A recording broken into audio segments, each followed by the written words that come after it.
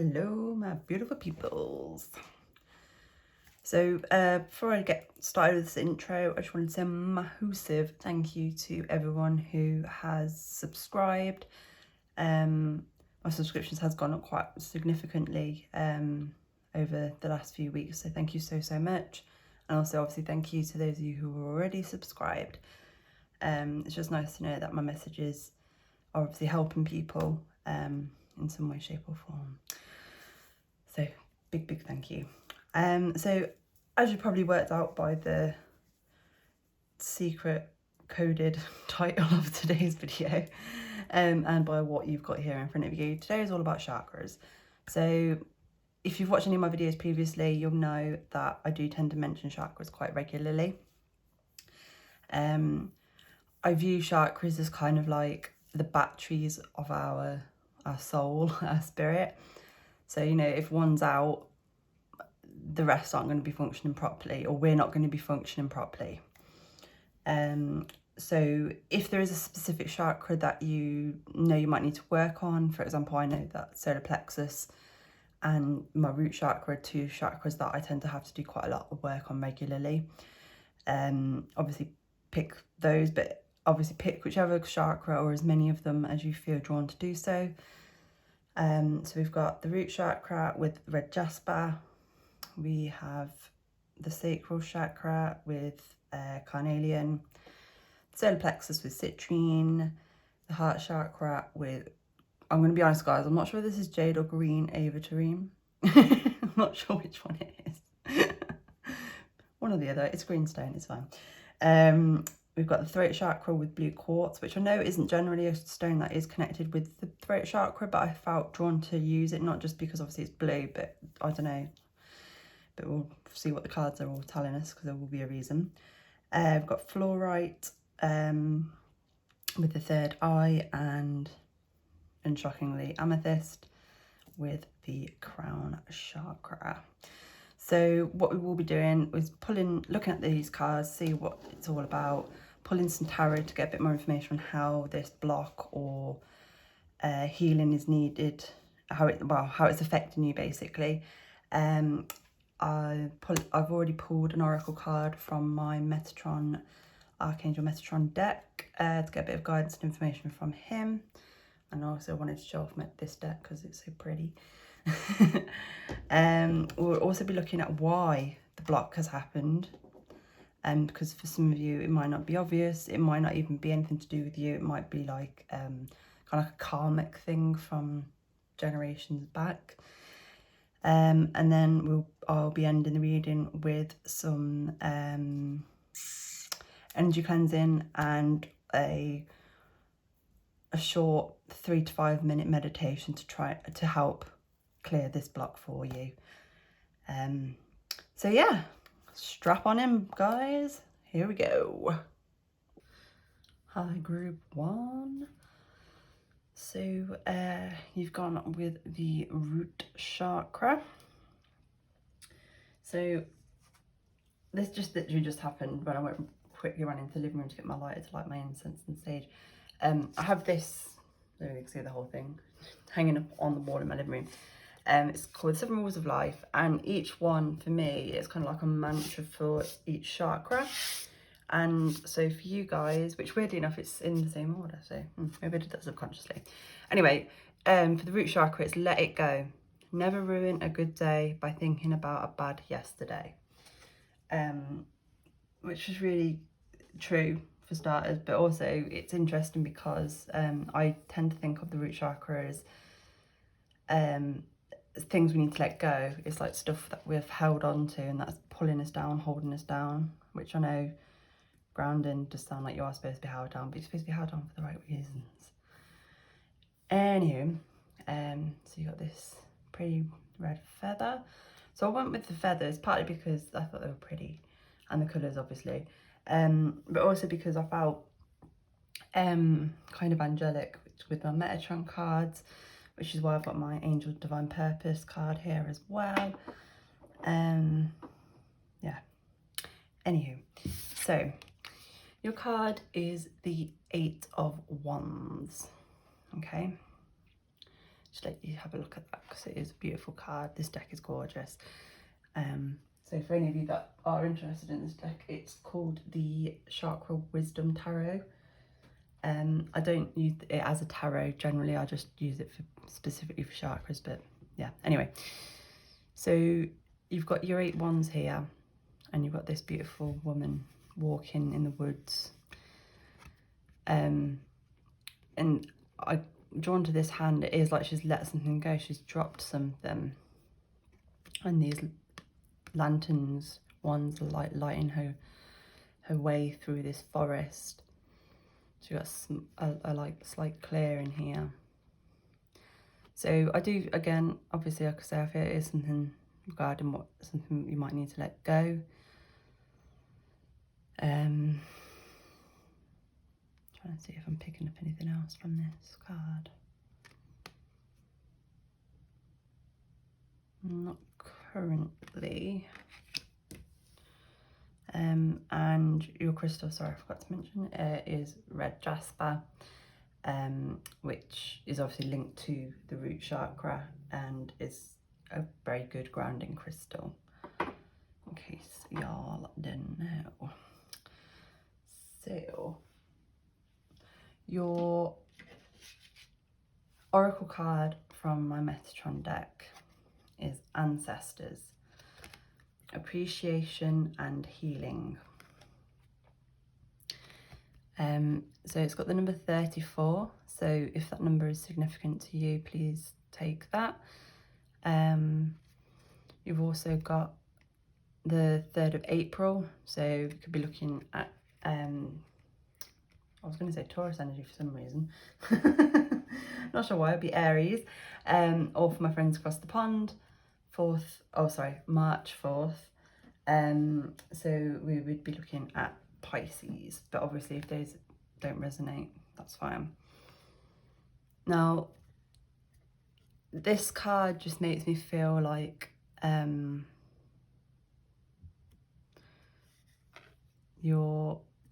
it's like your ancestors are trying to help heal you, help heal this block. It does make me feel that maybe this is something that goes back a long way, which is why they're all helping, and maybe they've all been impacted by it in one way or another. I'm drawn to this mother, and obviously she's pregnant as well, and she's got a little girl here. I believe it's a little girl because I think she's got pigtails. And then you've got a father here with another baby. But I can't have noticed this person here who's a bit creepy, I'm not going to lie. They look a bit zombie-like, don't they? I have been watching a lot of The Walking Dead recently, so that could be why. But that might be giving us some indication as to what is going on. So perhaps this is something that maybe an ancestor did. But we'll find out. So we're going to try and get a bit of information on how this block is impacting you guys. I'm just going to push these out of the way, try and give me a bit more room. There we go. Fabulous. I'm also going to plop you over here a bit out of the way as well. Don't think is that something in shot? Just about. Whatever. Right. So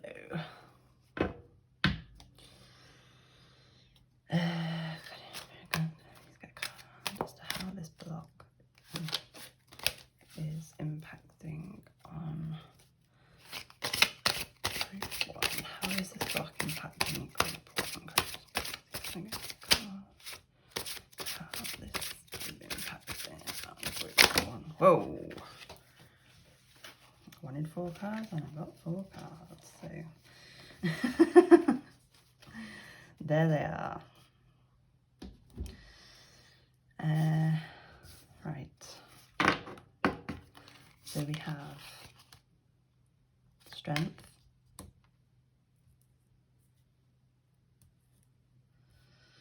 We have the 4 of Swords. The 2 of Wands. And the Emperor. And then your back of the deck energy energy is Justice.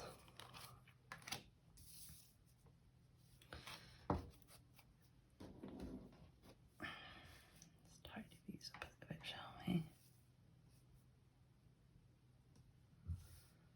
Okie pokey.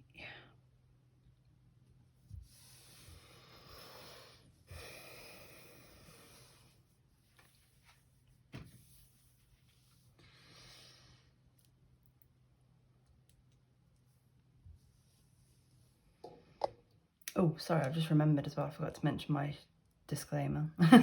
I don't tend to read reversals unless I feel called to do so. None of these cards came out actually in reverse, so I just realised I need to pull these down a little bit so you can see them a bit more clearly. But yeah, I don't tend to read them, just so y'all know. Okay, pokey. So with this Strength card, the first thing I'm drawn to is the way that the lady's hand is with the line and how he got one of his teeth here. So Strength is usually about,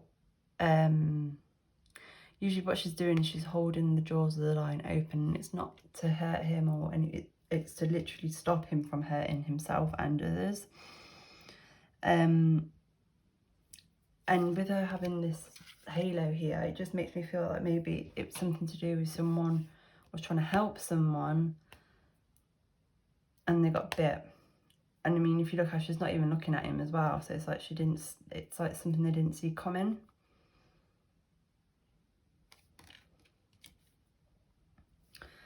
And the Four of Swords is all about it's like being trapped, but it's not as severe as the Eight of Swords. It's more like, okay, we've been trapped, now we're going to we need to move forward now.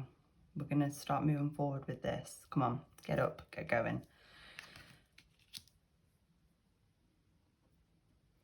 Two of Wands is generally kind of like,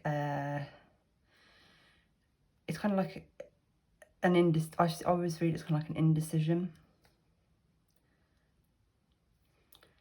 And with the Emperor as well.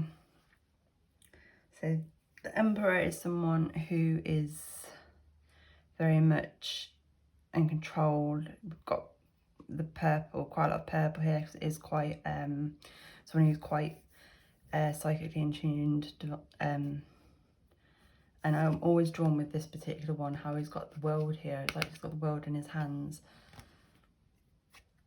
And then you've got the Justice on the back of the deck. Go over here. So obviously we've got the Libra energy here. And for me, it's like saying justice will be served, or justice has been served. So I'm trying to understand exactly what it is. I have an idea. I want to say to a point, it's maybe you're a person who's too trusting. That's kind of what's coming through initially. But I want to get some clarification cards to try and see if we can get a bit more information so I can understand exactly what this is all about. I am going to do it over here because otherwise I'm going to keep knocking the cards all over the place, because if you watched my videos before, it gets a bit chaotic. Can I please get a clarification card for this Strength card? Can I please get a clarification?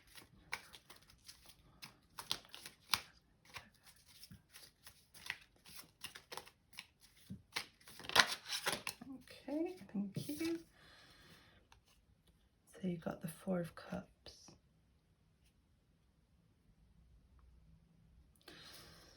Clarification card for this Four of Swords.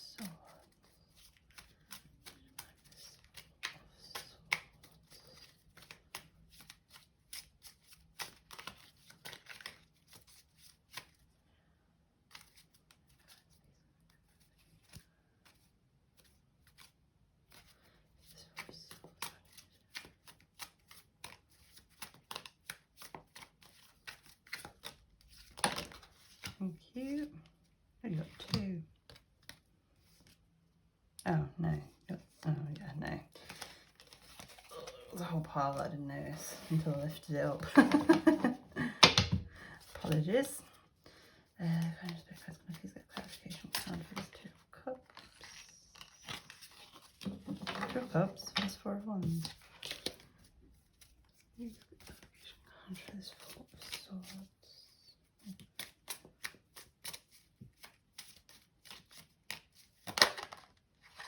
Okay, you're the one.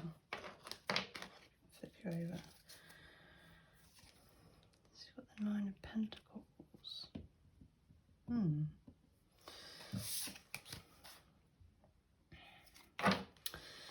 Goodness, Spirit, guys, can I please get clarification card? It's Two of Wands.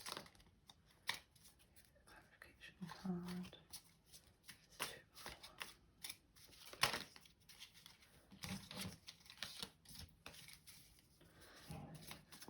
One clarification card. It's Two of Wands. Thank you. Ace of Cups. Oh, straight away. Straight away. Can I also get a clarification card for this Justice card?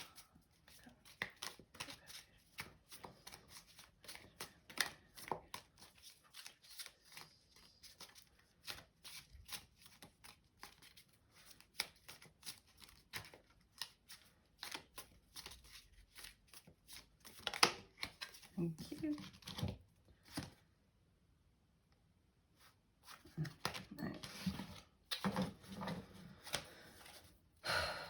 Sorry guys.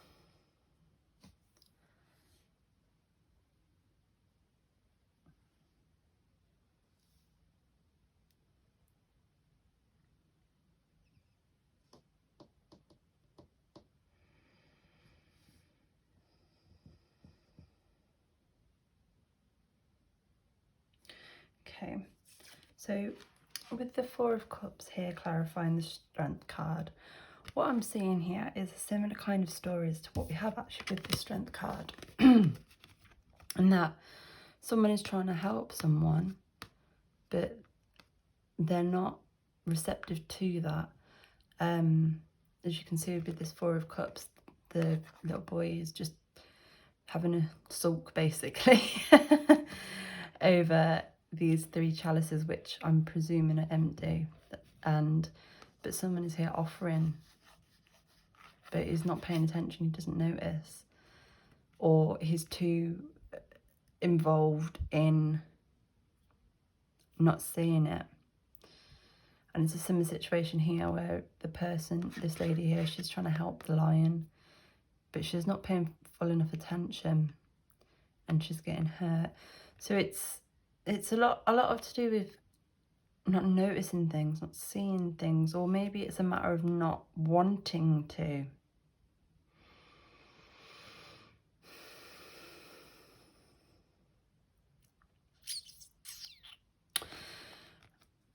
Let's see what else we get with this, because I'm undecided whether you guys are in which energy you're in, whether you're in the helping but not able to help, or being helped but not wanting to be helped. I'm not sure which energy you are in, although actually yes I am. Yes, okay, I take what resonates. Obviously if you feel you're the other one, then please take that, but for the majority of you, I'm seeing this as the other way around. It's like you've been hurt many times in the past by people trying to help you, or said they were going to help you, or making you think that they cared or were interested, and now you're quite apathic about it, and you don't want help from the people. You you're like this Emperor here.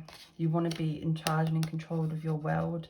You don't want or need other people, because you've been burnt too many times before.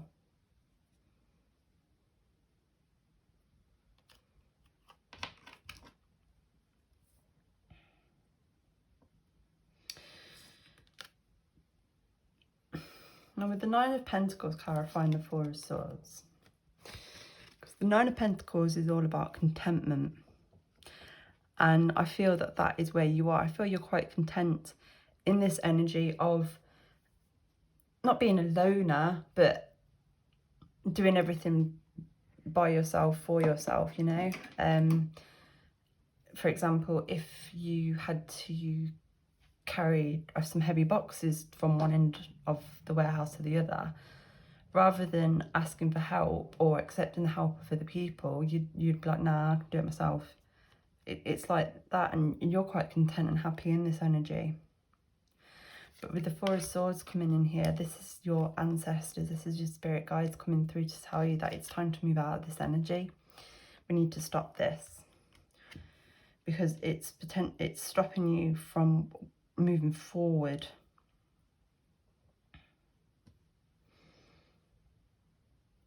And whether that's with relationships, promotion, it could be a whole manner of things. You will know what it is. There is something that you want or are trying to manifest, and it is not happening.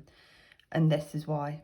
Because sometimes you have to have the help from other people. And that's why the Fool is here with Justice.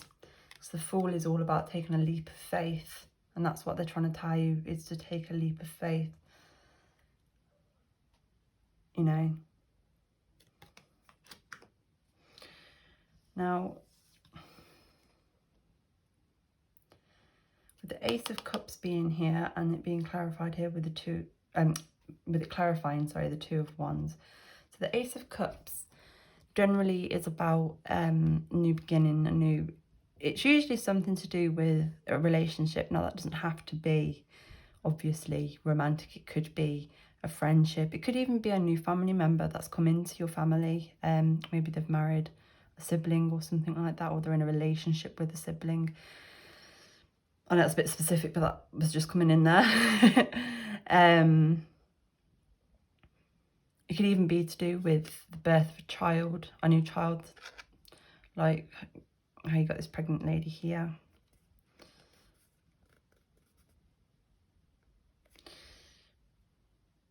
And you're at the crossroads here with the Two of Wands, whether you want to make that, you're kind of like, you want to make that effort with that person because, you know, they've never done anything to you and they seem perfectly nice, but you don't trust them. You don't trust them.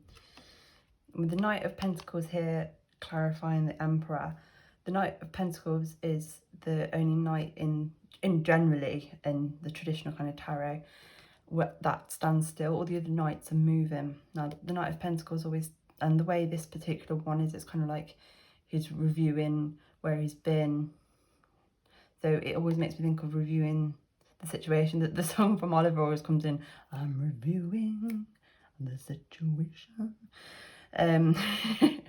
So I feel that's what they're saying, is that, you know, have a think about it, try and maybe see about this person. You know, what is other than this gut instinct you have, other than this natural, it's not even gut instinct per se, it's this natural taught embodied behavior, feeling, action that you have, of not wanting to make an effort, not make an effort, but, you know, offer the hand of friendship, so to speak. See what they've done, see where they've been, analyse it. Don't just go with your gut instinct on that. See, have a look. Is there have they done anything or said anything? Is there a specific reason why?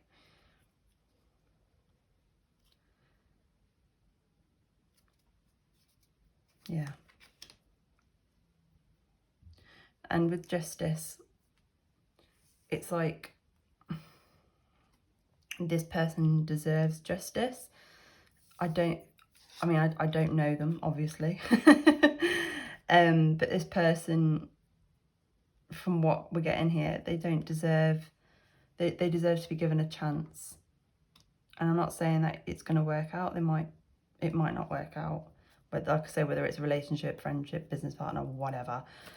But you need to take that leap of faith. You need to take that chance. You need to break this cycle. By you taking that leap of faith, whether it works out or not, you're going to be breaking that energy, is what I'm seeing. Yeah. So I'm going to now get another deck out and have a look at how this has come about, where it's come from, why it's here. So let me just put people over here.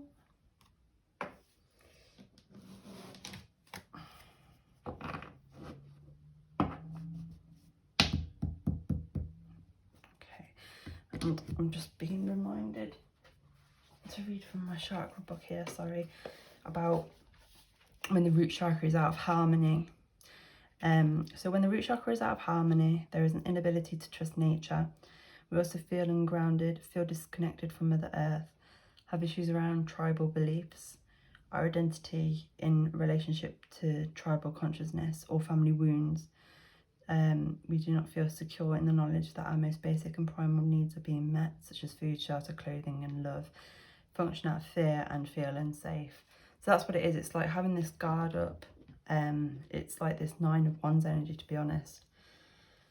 And it can also, because it might be something you're not aware of. So just so you know, the physical kind of manifestations of when your root chakra is out of balance or blocked are obviously medical conditions are medical conditions regardless, but just, you know, these things are maybe things that have recently come out of nowhere, or maybe it's a hereditary thing. It might be something to do with this.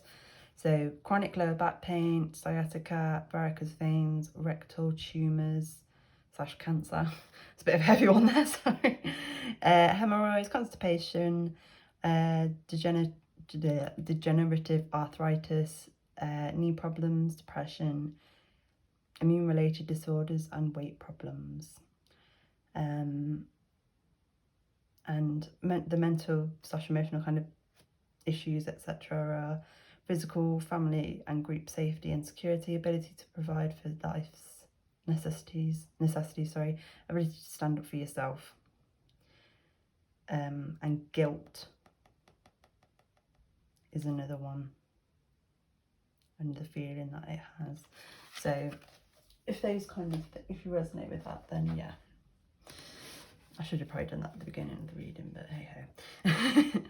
Right, so we're going to find out why this is here. So guys, can you please get some clarification cards on why group 1's root chakra is blocked, what it is that's caused this. Can you please get in a card so explain why this is happening.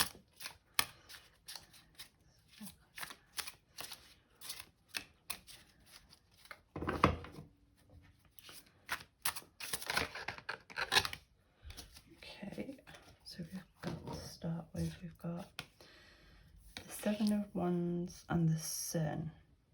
And on time it's this way around, which is really odd, but we'll have a look what else we've got. I'm just going to get cards on why.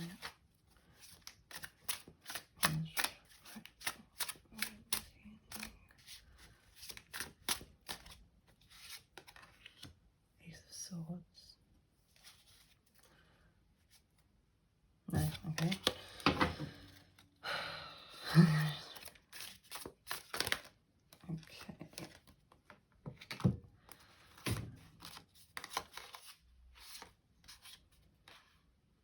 You've got the 8 of Wands again.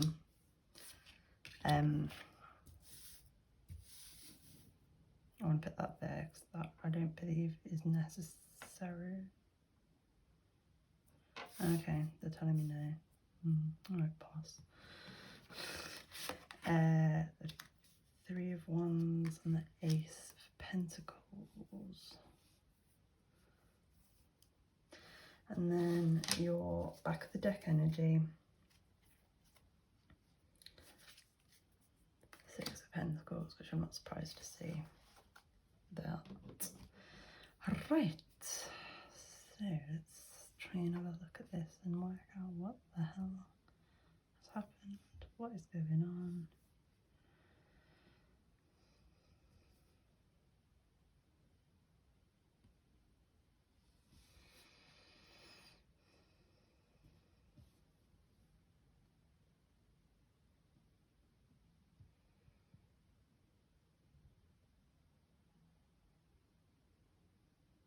I think I have an idea, but I'm going to ask for a clarification card for this Sun. But I think I know what it is, but I'm just going to ask anyway, just to be sure.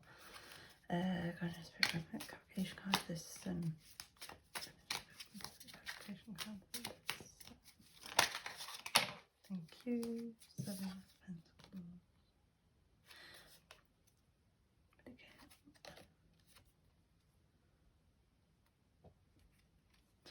And weirdly enough, on the back, you got Strength again.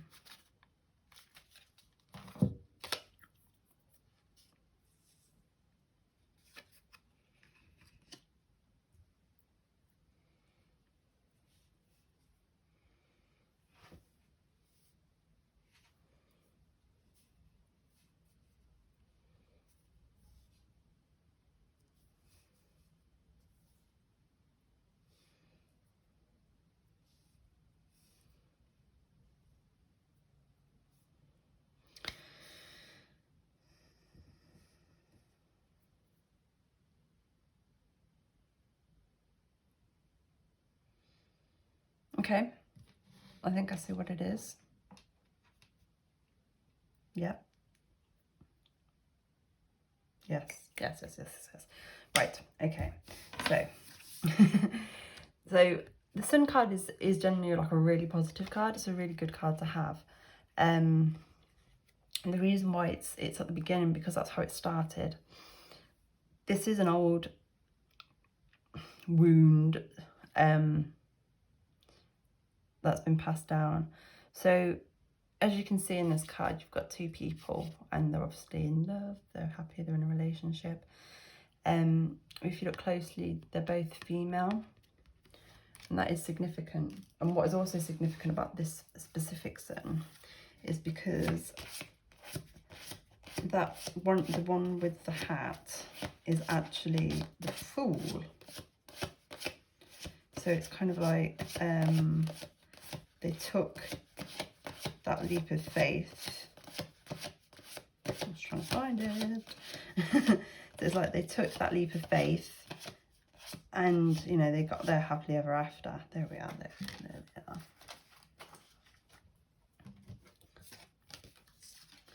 So if you, as you can see with this deck, it's the Fool here. They took that leap of faith, which is what your spirit guides were saying that you need to do as well, and had the happily ever after. And you know, the Seven of Pentacles, it's something that they worked for. It's something that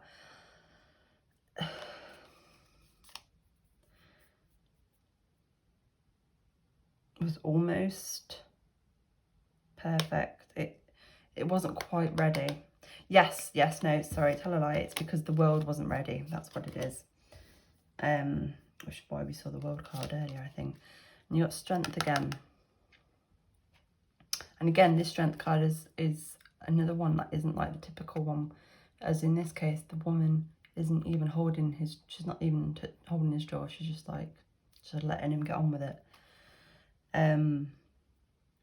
But what it is that these two people had the strength to be together regardless, because obviously, as we know, back in the day, well, up until quite recently, to be fair, and even still now, there are issues. Same-sex relationships were, and like I say, in some cases still, unfortunately, are a no-no. But they persevered anyway. They had the strength, and they were just like, you know what, fuck it, we don't care. We want to be together.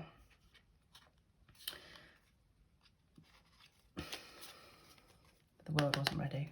The world was not ready. And that's why we've got the Seven of Wands here. They had to fight. I'm getting the vibe that maybe this isn't going back as far as I initially thought it might be. I want to say 60s, because I'm getting kind of like a lot of female empowerment here. I'm not saying they were both female. It could have quite easily have been two males, but you know, look at the way the cards are. But in this, all of this bitch here, she's just like, yes, bring it on, motherfuckers. They've had to fight, you know, and I know a lot of you still are, unfortunately, you know. We will get there. Because I mean, this Eight of Wands, I mean, well, you got the Eight of Wands again, but this particular Eight of Wands, as you can see, they're being fired. It's again a lot of fighting is what I'm getting. So the Eight of Wands is generally about moving forward, and usually about moving forward quite quickly, as the Wands is the fastest moving suit, that's the right word we're looking for, within tarot. And obviously them being propelled by this thing, you can see that they would be moving exceedingly fast, but I don't feel that's what the message is with this per se. I think it's more to do with this fighting energy. It all happened quite quickly, I think is what they're saying. That's why it's here.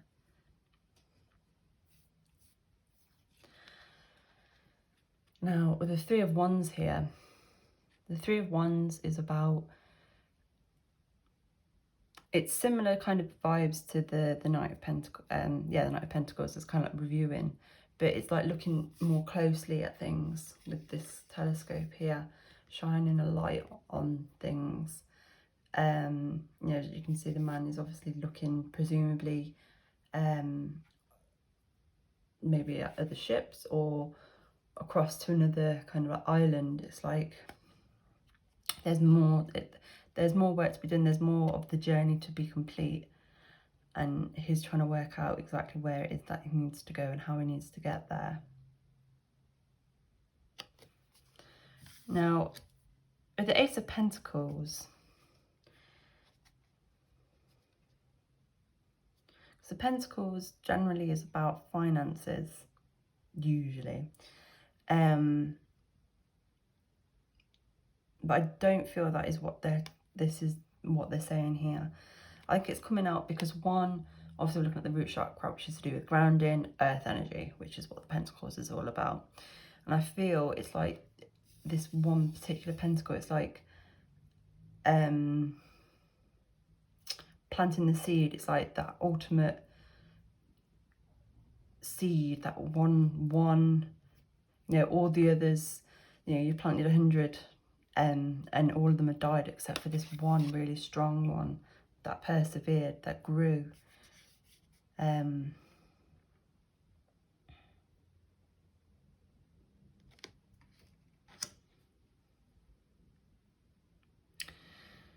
with the Six of Pentacles here, this is taking us into the energy of where we were at the beginning of giving. The Six of Pentacles, I mean, that's the way I always view the Six of Pentacles, because it's often depicted by a person giving a pentacle or two to usually beggars. Obviously, this is a slightly different depiction here, because obviously, presumably this is probably the mother and you've got the two children here. I mean, as you can see, they're not probably begging, starving or anything like that. But what's interesting as well is that you've got two women again. So obviously take what resonates, leave what doesn't, but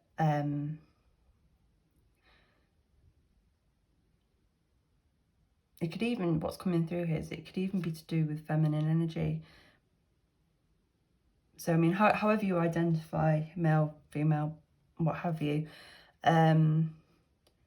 we all have masculine and feminine energies within us, and it's almost like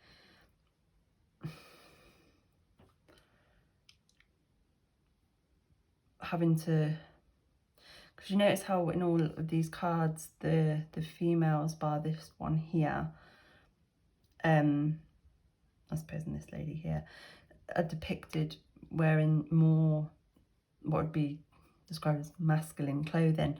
So it's kind of like balancing out the feminine energy is where I'm kind of looking at this as well. So it's almost like, you know, like the term metrosexual comes out. It's like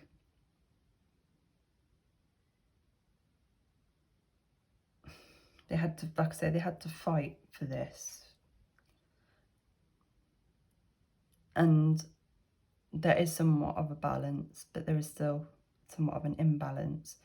Because if you notice on the scales here, again, Libra energy, we've got a lot of Libra energy actually, haven't we?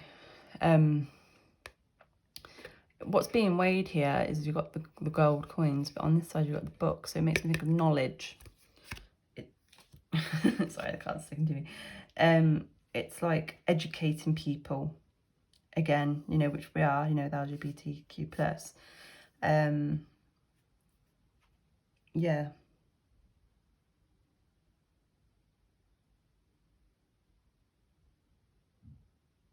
But she's not wanting to share her gold with them.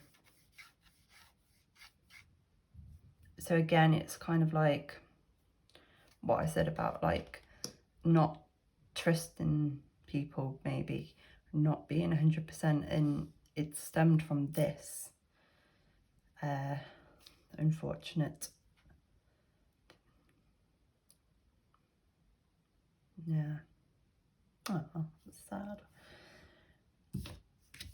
So I'm going to clear these away now, and what we are going to do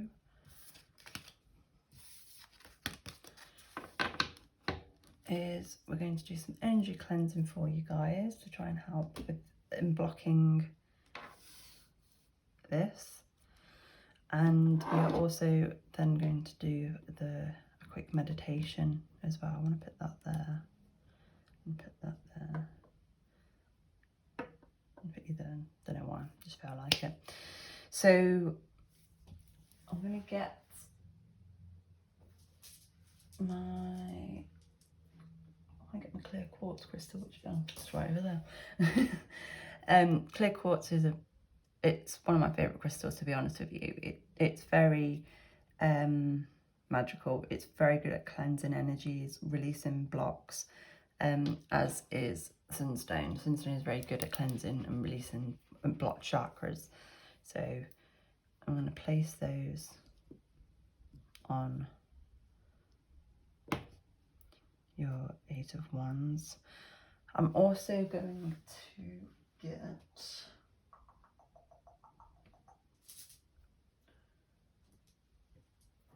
sorry, I'm trying to find my crystals, they're all over the bloody place.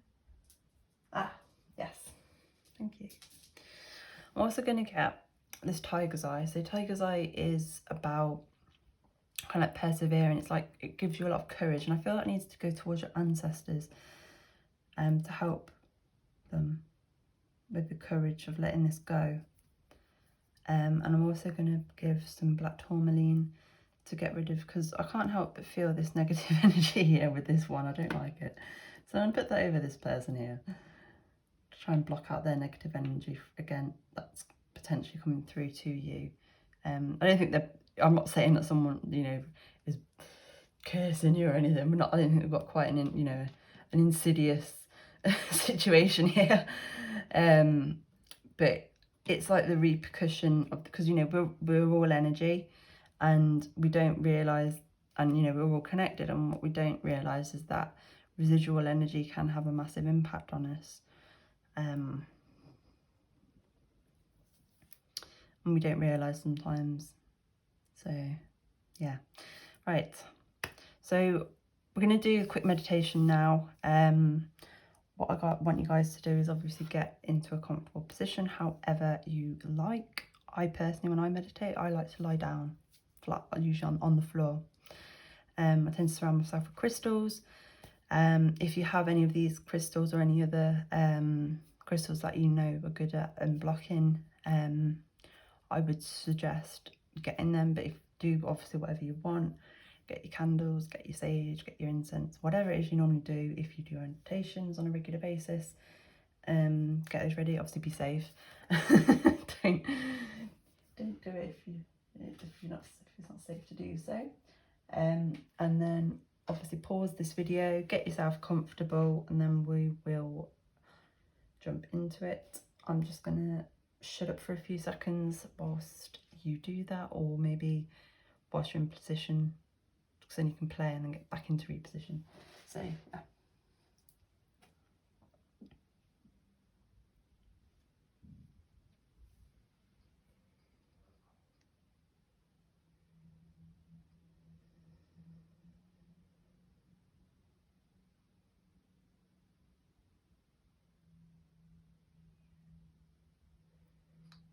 okay, so we're going to start off. I was going to start off with my singing bowl, but I'm not. I've changed my mind. I'm going to start off by cleansing the energy that surrounds you. So this is like a smudge stick. I've got normal sage, but I really love this. Partly due to the fact that I think I just really like the way it smells, if I'm honest. But it does the same thing. So guiding your spirit guides, please protect group 1 from their negative energies, the residual energy that is blocking their root chakra.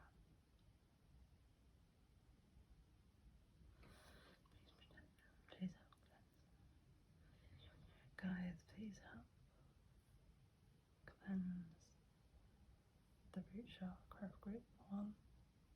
Please protect them from any negative energy that is causing blocks towards their root chakra.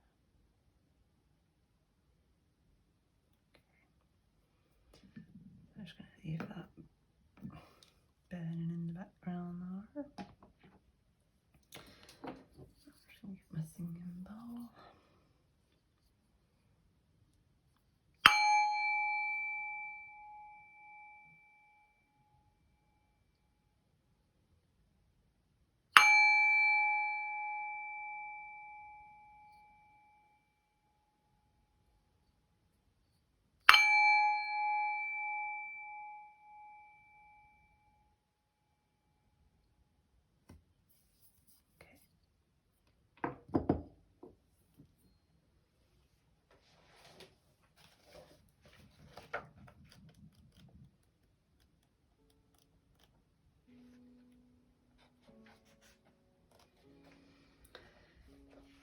So, while sitting or lying comfortably, take 3 slow, deep breaths. Each time you inhale, imagine the breath energizing your perineum, which is the area between the genitals and the anus / lower spine. Okay. Each time you exhale, release anything you may be holding in that area. This might be fears, pain, or even expectations of how you're supposed to feel while doing this meditation. Okay, so here we go.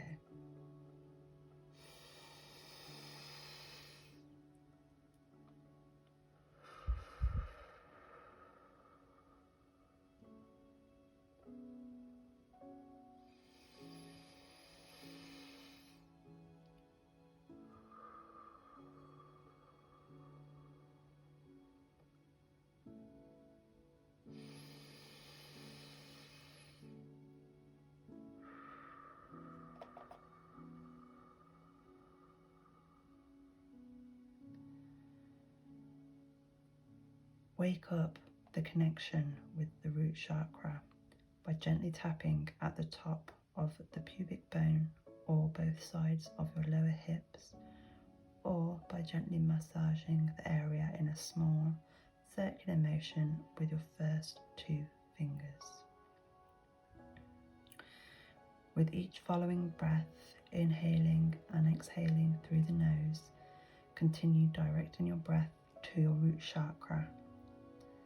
Imagine a red sphere of light in that area, pulsing and growing larger and larger. Those who identify most with male energy should whirl the sphere clockwise. And those who identify most with female energy should whirl the sphere counterclockwise.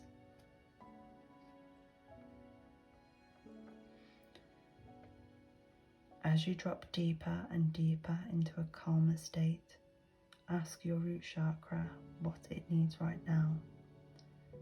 Allow yourself a few more breaths to see if you receive any feedback. It could be in the form of a word, sound, song, image, colour, feeling, or intuition. Then act on the feedback you get. If you don't have any yet, please don't worry. It will come as you continue practicing.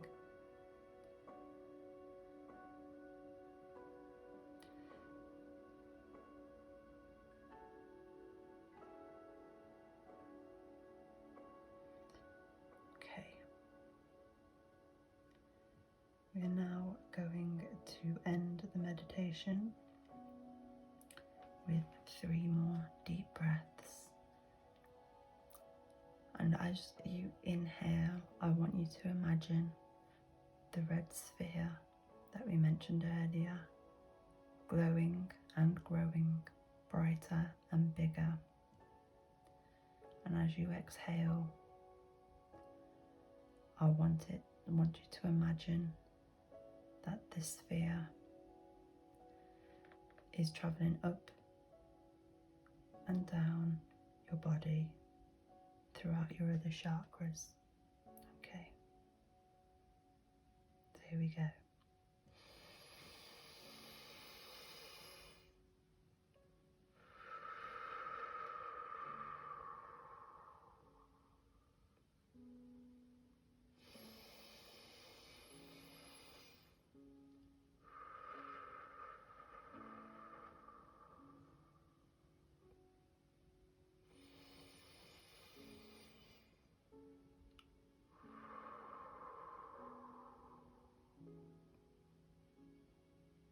Okay, thank you group 1.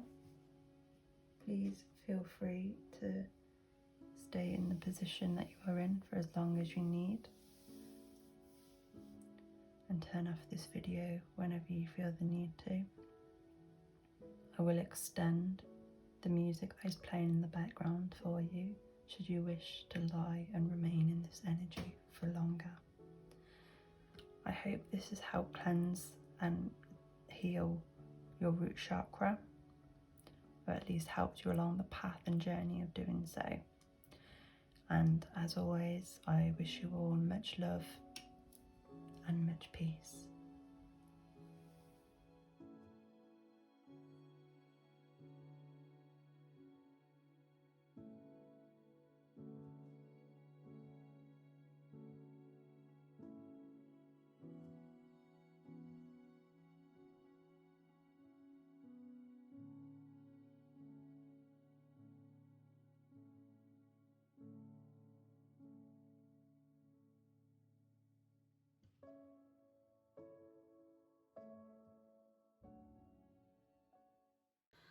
Hello, groupus tupus. So you guys have gone with the sacral chakra, or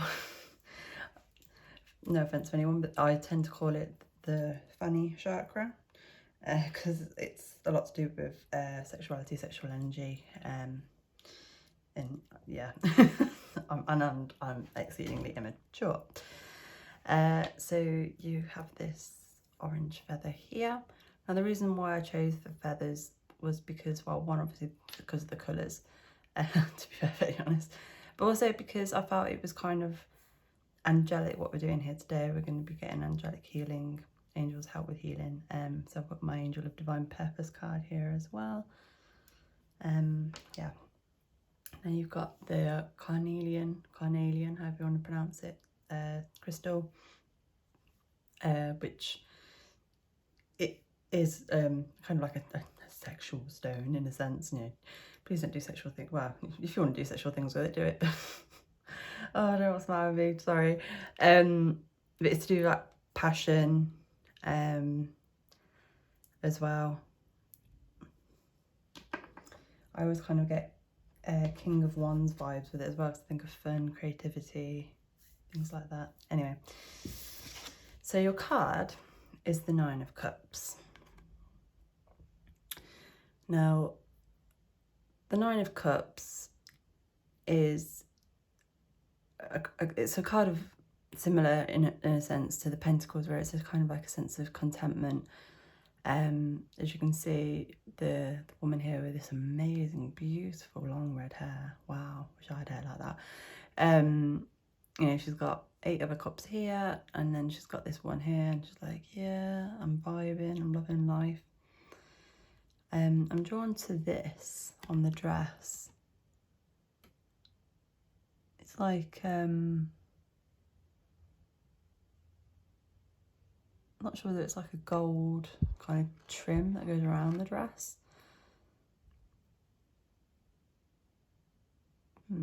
Interesting. Yeah, I mean, look at her. She is feeling herself. But what I feel with you guys, with it being, this being obviously about the sacral chakra, is that it's,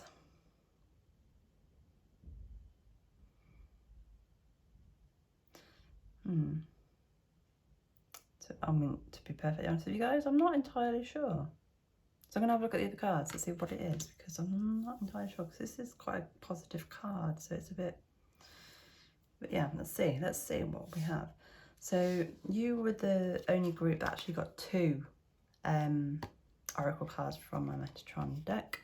So you've got family, circles of life, and with that we have the number 49.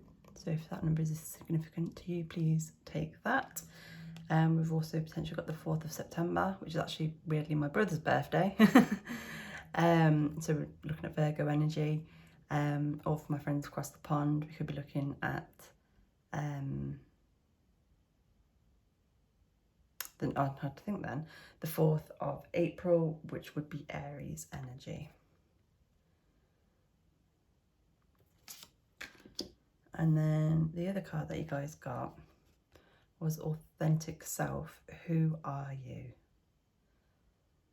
Ah, that's a very powerful card, isn't it? It's a very powerful image right there. And with that, you've got the number 46. So first of all, I want to say how obviously 4 and 6 together makes 10, which would then go down to 1. So we're looking at new beginnings. And then also we're looking at the 4th of June, which would be Gemini energy, or the 6th of April, which again would be more Aries. But obviously take what resonates, leave the rest please. And I want to do this. Don't know why, just do. Okay. So with Authentic Self coming out, I am seeing a little bit more about what this is. And with this actually, it's like you're maybe spending a lot of time with friends, a lot of partying, going out, having fun. Obviously that's not a bad thing. But I think what the message is here is kind of like connecting with your roots. Are you being your authentic self? Are you lost with who you are at the moment? You're not sure.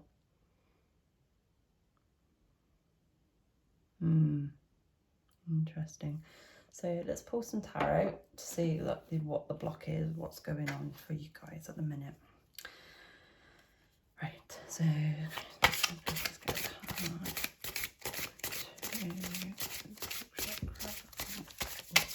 What's full up? You want to come out? So the first card we have is the 2 of Wands. Okay.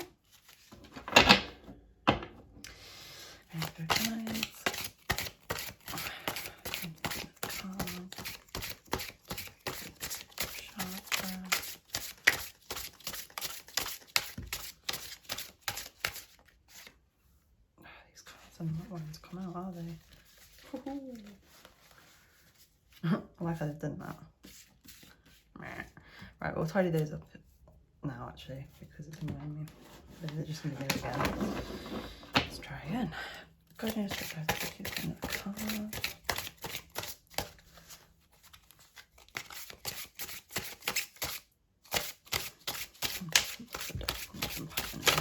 There we go, thank you.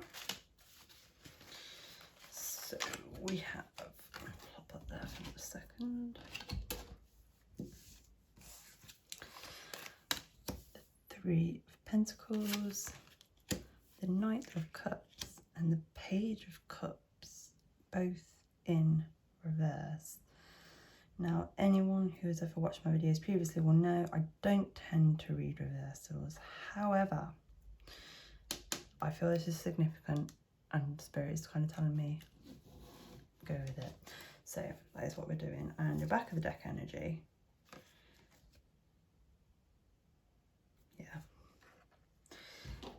is the Page of Pentacles in the upright position, and I was also drawn to pull this Ten of Swords because this makes total sense. So just double check you can see all of that, which I believe you can. Yes, you can. Woohoo! What about when a plan comes together? Right. So group 2, Sacral Chakra. Unsurprisingly, with you having the Nine of Cups, and you've got quite a bit of cups here, this chakra being a lot to do with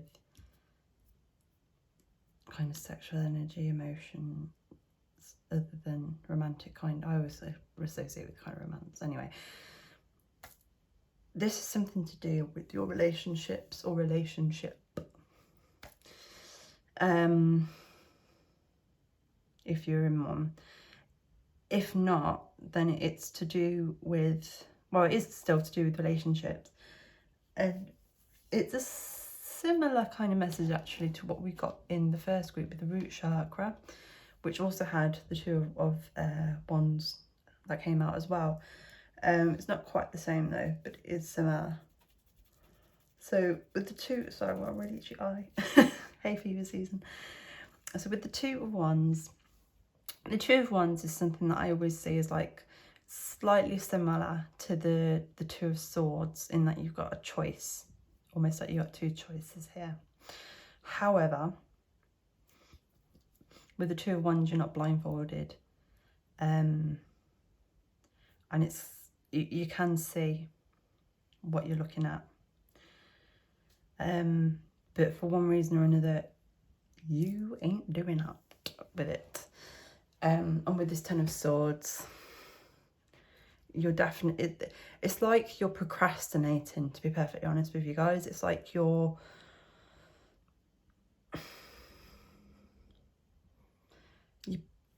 I'm trying to think, it's like you're in this bubble and you're not wanting to come out of the bubble. It is kind of, is what I'm getting here. With the Three of Pentacles, the Three of Pentacles is generally about initial completion, that the foundation has been done. So it's like, it's almost like you have been doing some kind of manifestation, some kind of healing, something along those lines. And perhaps it was specifically to do with relationships, be it romantic or family, or maybe a relationship with yourself or with spirit, God, universe, whichever you relate to. But you gave up. I think, I don't mean to call you out, it's kind of like, you were like, I can't be asked with this, I'm not getting the results I want now, so is what I'm getting, to be completely honest. Now, the Knight of Cups is generally usually about someone coming forward with an offer of some description. It's usually a relationship. It, again, doesn't have to be romantic. And with the family card here,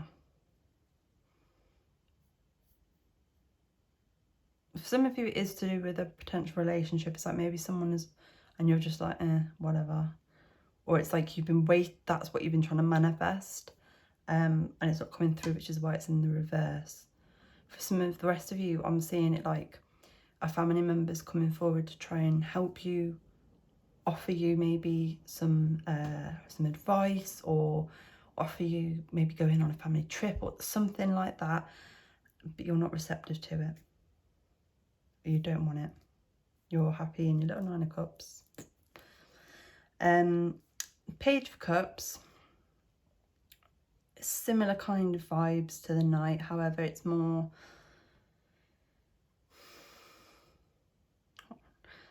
small. That's terrible English, I know, but that's what it is. It's not as powerful.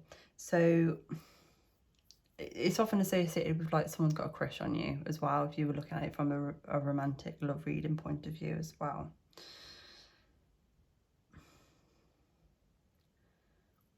I'm not 100% on this page, but I am going to get some clarification cards, so I'm going to have to come back to the page if I'm honest with you guys. This 10 of Swords, straight away I can see exactly what this is. This is to do with the fact that, like I say, you were stuck in this energy. You're not being true to yourself at the moment.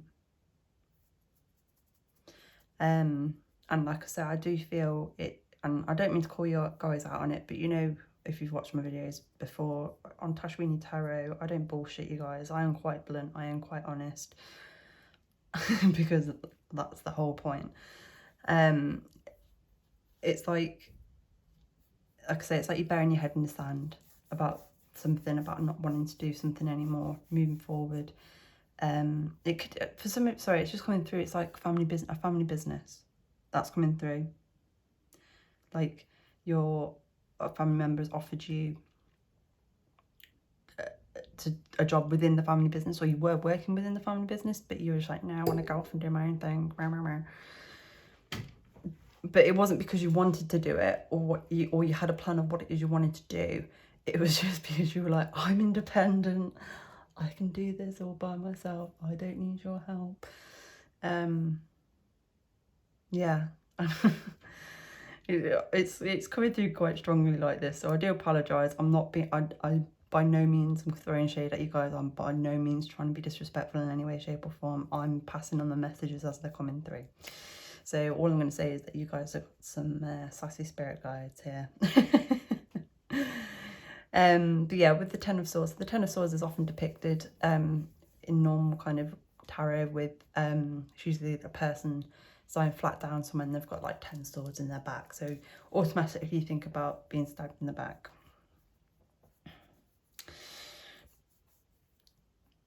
Now, I don't know whether it's to do with the fact that you have been stabbed in the back, and that's why you're not wanting to be receptive to a relationship with someone, or to, whether, like I say, whether it's romantic or family, or whether it's that I'm not saying you stabbed someone in the back, but maybe you did something that you're maybe feeling a bit guilty about, that you probably have no reason to feel guilty about, but the human mind is a wonderful thing, and our shadows love to make us feel bad about ourselves. It could be something like that. But this Page of Pentacles,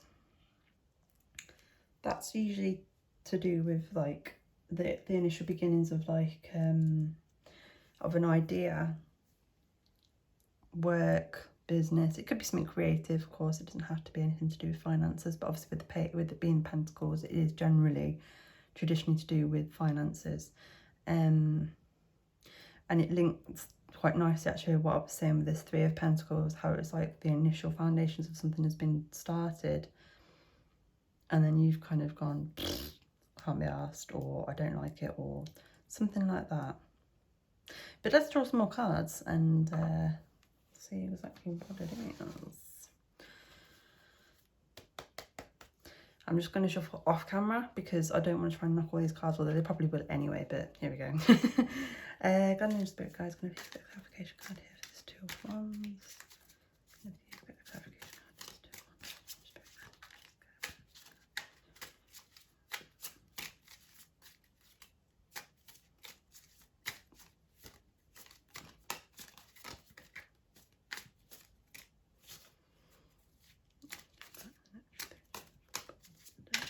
Oh, that's just me.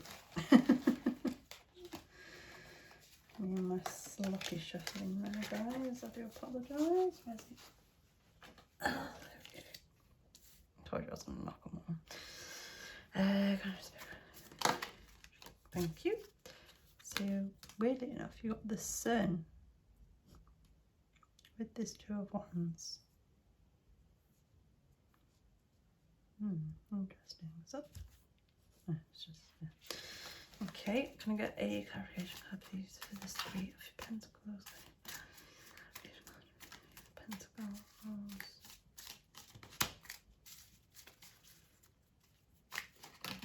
Thank you. Two of Swords. Which is interesting because I was saying how the Two of Wands has similar energy for me anyway as the Two of Swords. Clarification idea for this Knight of Wands. Sorry, Knight of Cups.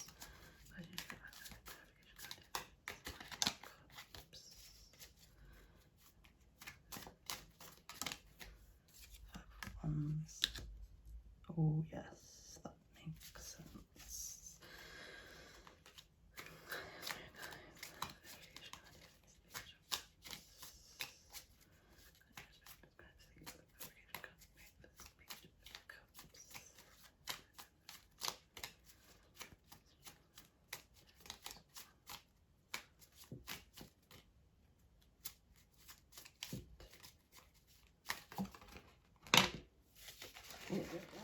Again, that's just me being clumsy.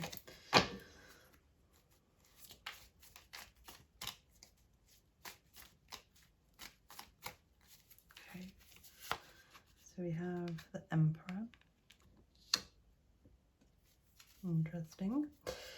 Clarification card for the Page of Pentacles.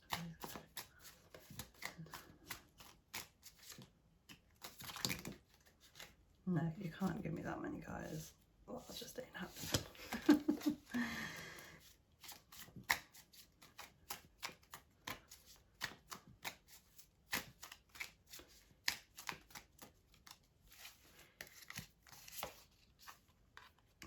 Temperance. Oh, they're really telling me you need to put it in reverse because it did come out in reverse, but I flipped it. But they're like, they've been really arsey recently with my reversals, I have to say, guys. I'm not gonna lie. Can I just pick, guys? Can I get a clarification card here for this Ten of Swords? Thank you. And you give me two. Which one is it? Both. Okay. Of course it has to be both. You know, why wouldn't it be? God. Right. It's not like we've got limited space in or anything, is it?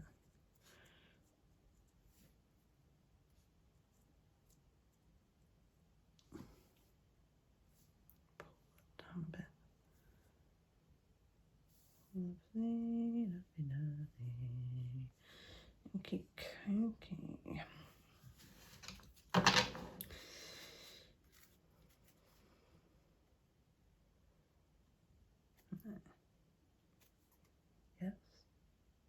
No.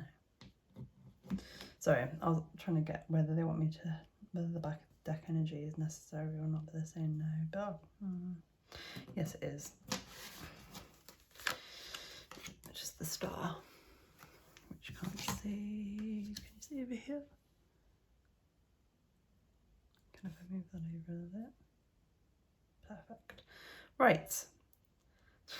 Can we fit any more cards on this table? No. So, it's quite clear now.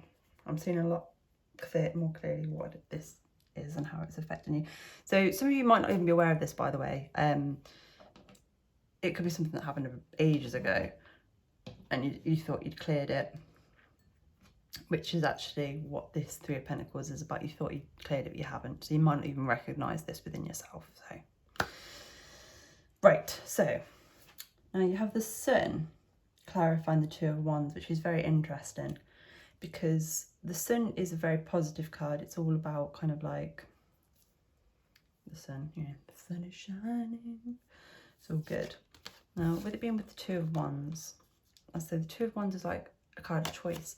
So I feel like initially this was like a choice and you were happy about it. It was great. It was exactly what you wanted. But you know, hindsight's a bitch. And then you did the initial completion, and this Two of Wands progressed into the Two of Swords, and it wasn't so clear what to do. You were blindfolded.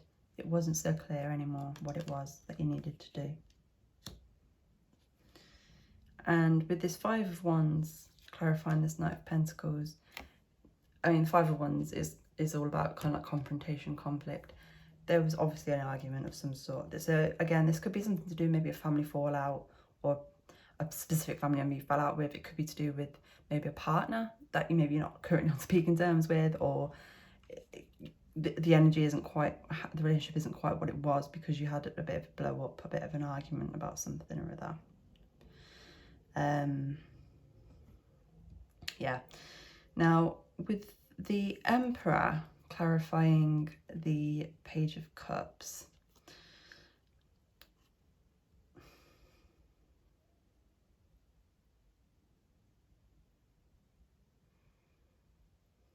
so I just want to sit on the energy for a little bit.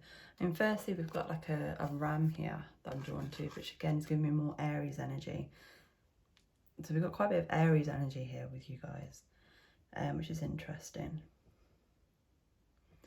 Now, the Emperor is someone who is quite spiritual, quite connected, but I always feel he's someone that can be quite stubborn, quite, I don't want to use the word controlling because that's not a very nice word to say, but it is. It's just the vibe I get with the Emperor, I'm not going to lie, guys. And this is the card actually that came out in, I was saying, the last group with the root chakra. It's kind of like just general stubbornness is what I'm getting, to be perfectly honest with you. Now, I don't know what this fallout was about, what this argument was about, whatever. But you is not letting it go. And oh, I forgot to mention, sorry. This is relevant. So I have this is on my living room wall, and I felt inclined to bring it in to show you guys the messages on here because, you know, you've got 7 rules with the colours. It's all to do with your chakra. So the rule regarding your sacral chakra is ignore them. Don't listen to other people. Live a life that's empowering to you, which is what you are doing. However, this is still affecting you. I think for a lot of you, like I say, I think you thought you'd cleared it, but you hadn't. You haven't. You might not be aware of that, but now you are. Now, get rid of that. So with the Ten of Swords, interestingly, you've got the Two of Cups and the Four of Wands. Now, the Two of Cups, quite obviously, is a lot to do with relationships. Again, it doesn't have to be romantic, but I feel it is for a lot of you, especially as well with having the Four of Wands. Again, you've got a couple here. So the Four of Wands is generally kind of like about celebration. So I feel like this relationship was all fine and hunky-dory, and you feel they stabbed you in the back. That's what I'm getting. That's what's happened. You feel they've let you down, they've stabbed you in the back, they've betrayed you, whatever. It could be a whole manner of things. It could be that they didn't stick up for you and you wanted them to. They didn't agree with a choice you wanted to make. You know, if you wanted to maybe go to start a new business or go on holiday to a specific place. I don't know why it's coming through, but hey ho. And you feel that they've stabbed you in the back. This person, whoever this person is. It could be persons, but I feel it's one specific person.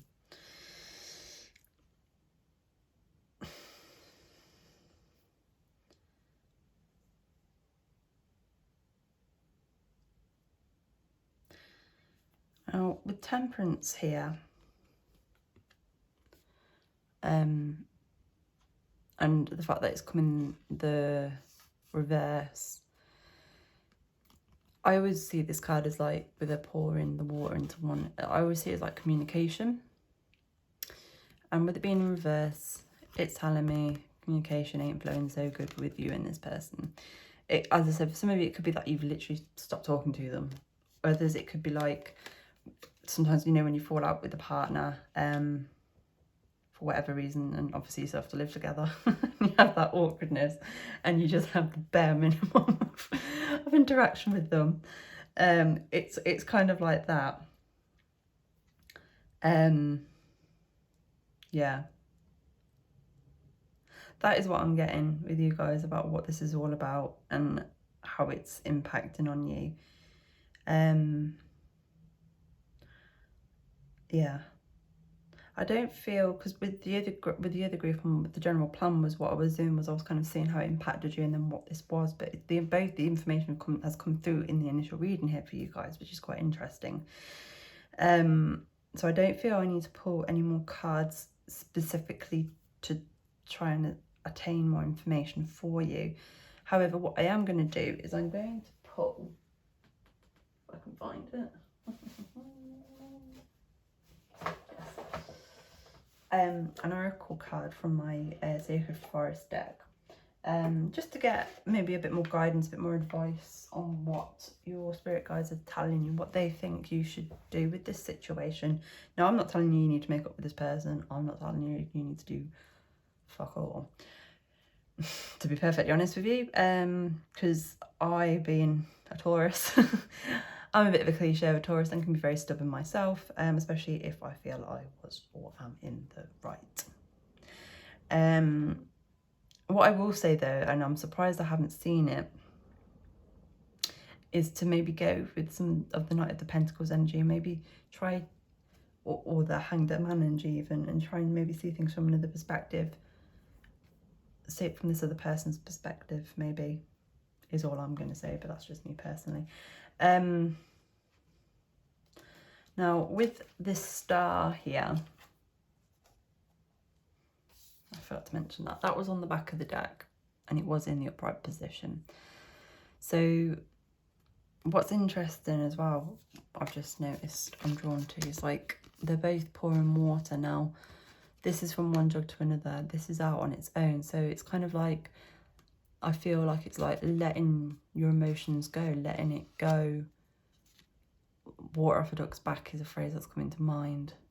This is a very tranquil card, and it's almost like, it always gives me kind of like a wish come true card. So I mean, if this relationship is something you want to fix, you want things to be sorted, I think this is a nod from your guides saying it will be. But you need to be true to yourself. You need to be true to yourself. So if you need, because sometimes we have these things or our partner's done something that's pissed us off and we haven't fully told them that because we don't want to have an argument, in a lot of cases. And maybe what they're saying is that, you know, you don't have an argument, but you might need to tell them truly how you feel, how this has made you feel. Okay, so I'm gonna, as I say, I'm gonna pull an oracle card here to get a bit more advice for you guys. So straight away you wanted to come up. So you've got, oh, look how pretty. So you got the unicorn here with purity, and the number 45, which is really weird as well because you guys have all 40s. You got 45, 46 and 49. So you're missing 47 and 48. I don't know whether any of these things mean anything to you. So again, if we take that number if it means anything to you, and we'll be looking at the 4th of May. May the 4th be with you. So we would be looking at Taurus energy, or the 5th of April. And again, we've got that damn Aries energy, guys. This card is so pretty. So yeah, I mean, I just feel with this one, it's reaffirming this, in that you need to be true to yourself. You need to, that's, I think, what might be blocking you, is that you are ignoring this situation. You are not dealing with it because obviously you probably don't want to upset someone. You don't want the conflict, but that's what's causing the block. And as I mentioned at the beginning, if you're blocked in one area, it affects all the others. It's not got a flow. It hasn't got a clean, clear flow. There's blocks, and we don't want that. We want pure beautifulness like this unicorn. Now, I don't know where I'm going to put your unicorn. I think what we're going to do is we're going to move. I want to keep you about just because it's nice. And I'm going to clear these guys out.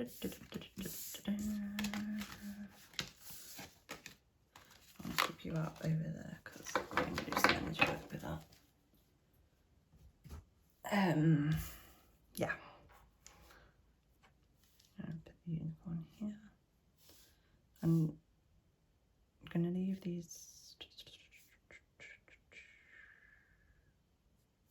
I'll put you there for now. Okay, lovely. So, yeah, let me give you the full message with that card. Where's my book? There you are. Sacred Forest, Purity number 45.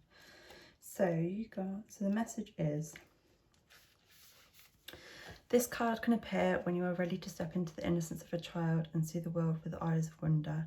Traditionally, unicorns represent purity, innocence, hope, faith, high ideals. I thought I said high heels for a minute then. And miracles. When you stop looking at the world through the lens of your past, you'll find how fresh and wondrous the universe truly is. The past doesn't need to define you. Know that life can begin fresh and new. This card can also appear when there is the need for inner purification and renewal. Take time to release what doesn't serve and support you in life, and watch the miracles unfold.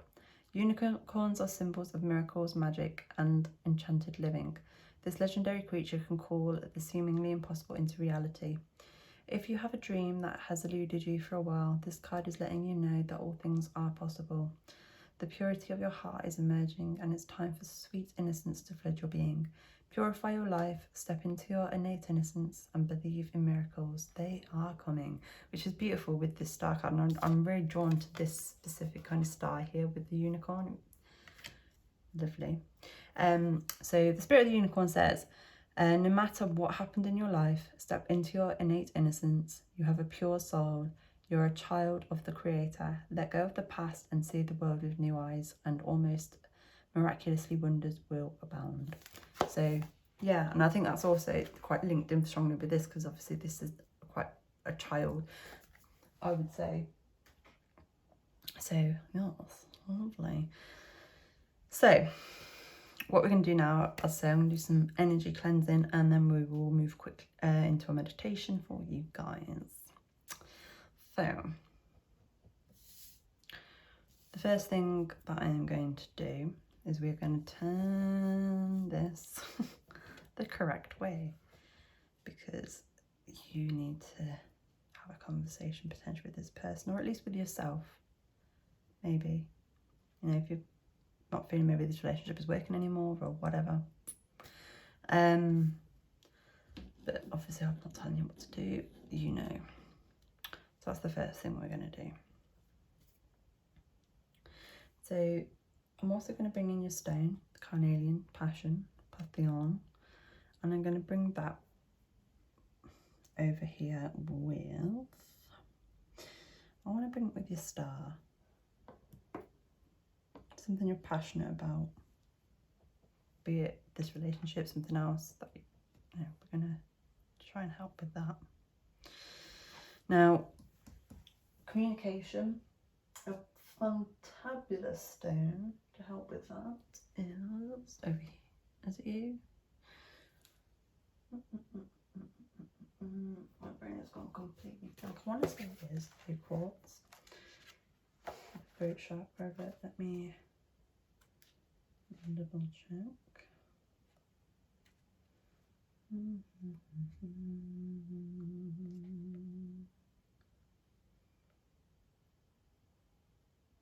Yes. Where's it gone? There it is. So yeah, it is. Yeah, so this helps with your throat chakra, enhances creativity, communication, and self-expression. So I'm not saying go in with this conversation with this person all guns blazing. You're a bastard, you've done this.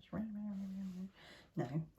Come at it please from a calm energy, but you should still do that.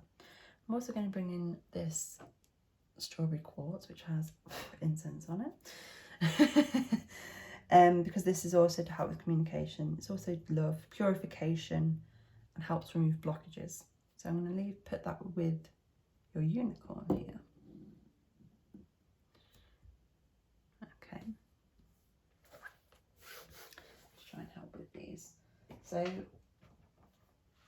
I'm just going to give you guys a bit more information because I forgot to do it at the beginning here with regarding your sacral chakra. So when the sacral plexus chakra is out of harmony, we have difficulty expressing our feelings or are cut off from them, are out of touch with pleasure and hold unprocessed anger. We feel stifled in our creativity and resentful for not being able to birth our ideas into the world. We also have relationship issues, both platonic and or romantic, reproductive issues, or feel unstable or unhealthy around aspects of our sexuality. There will also be feelings of shame. We also have we may have issues around money and abundance, either placing an overemphasis on obtaining material goods or not owning our abundance at all. And that, I kind of feel, it might be partly what this Nine of Cups is about. You're focusing on these things rather than these things. You're focusing more on the material things, the external things rather than the internal, because you don't want to have this conversation with this person, which I totally understand.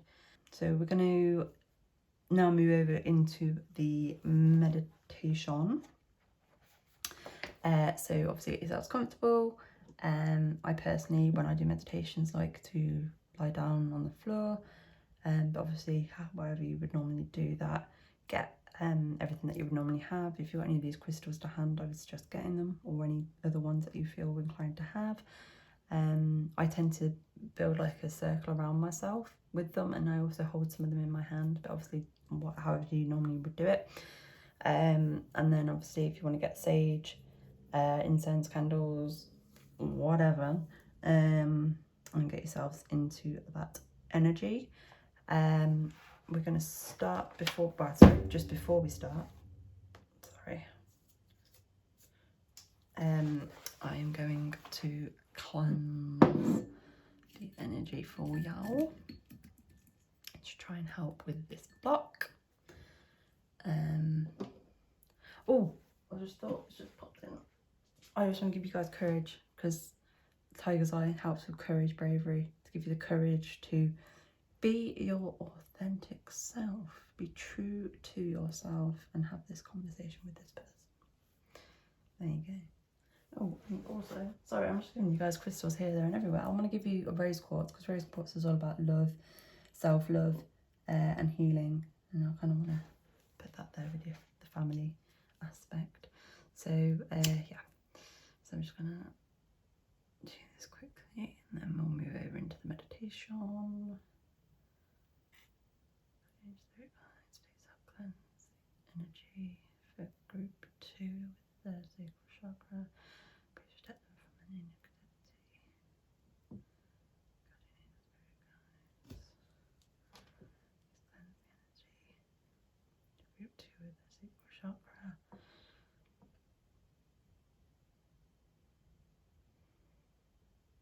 protect them from any negative energy.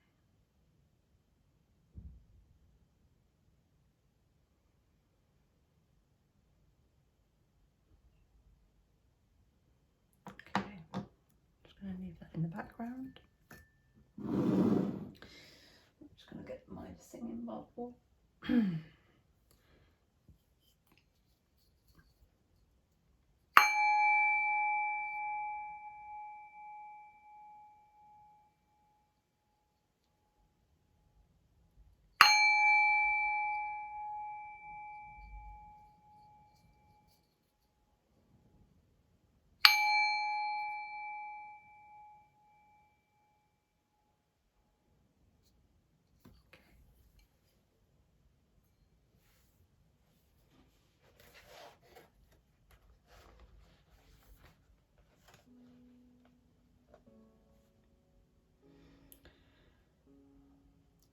While sitting or lying comfortably, take 3 slow, deep breaths. Each time you inhale, imagine the breath energizing the area 2 inches below your navel. Each time you exhale, release anything you may be holding in that area, which could be any fears, pains, or even expectations of how you're supposed to feel while doing this meditation.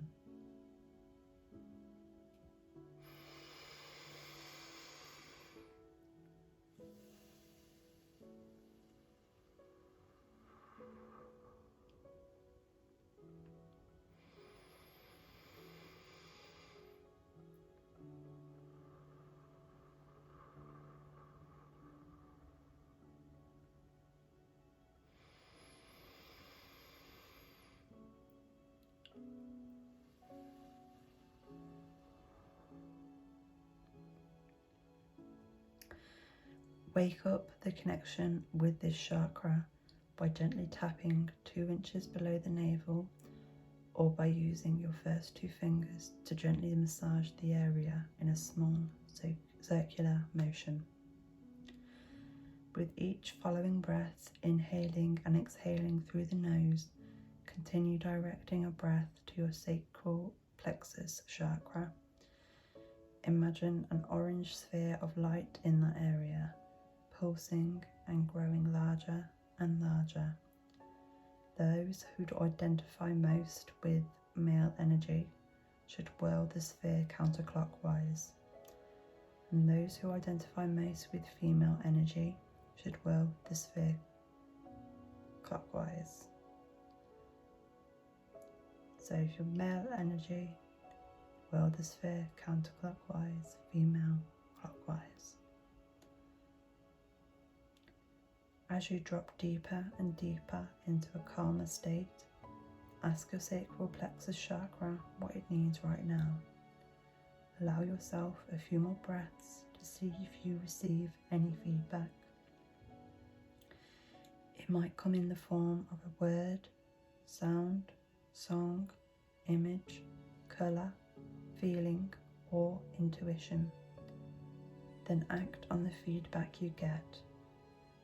If you don't have any yet, please don't worry. It will come as you continue practicing.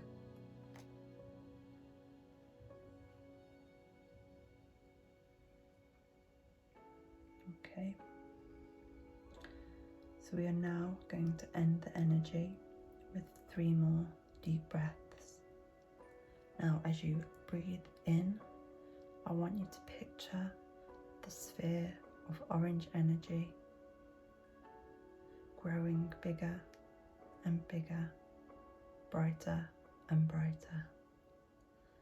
And as you exhale, I want you to picture this energy moving up and down your body through all of your other chakras.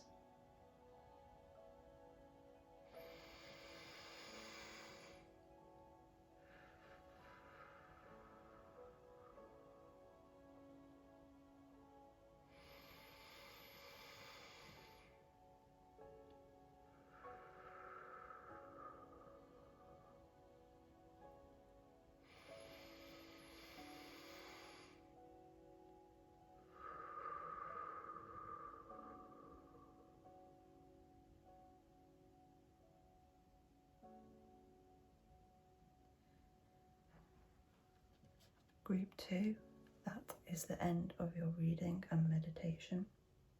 I hope this has helped clear and or heal the block within your sacral chakra, or at least helped you along the journey of doing so. I'm going to extend this video with the music playing in the background for anyone who wishes to remain in this energy before closing the meditation. I wish you all the best and all the luck with this, and as always, I send you much love and much peace.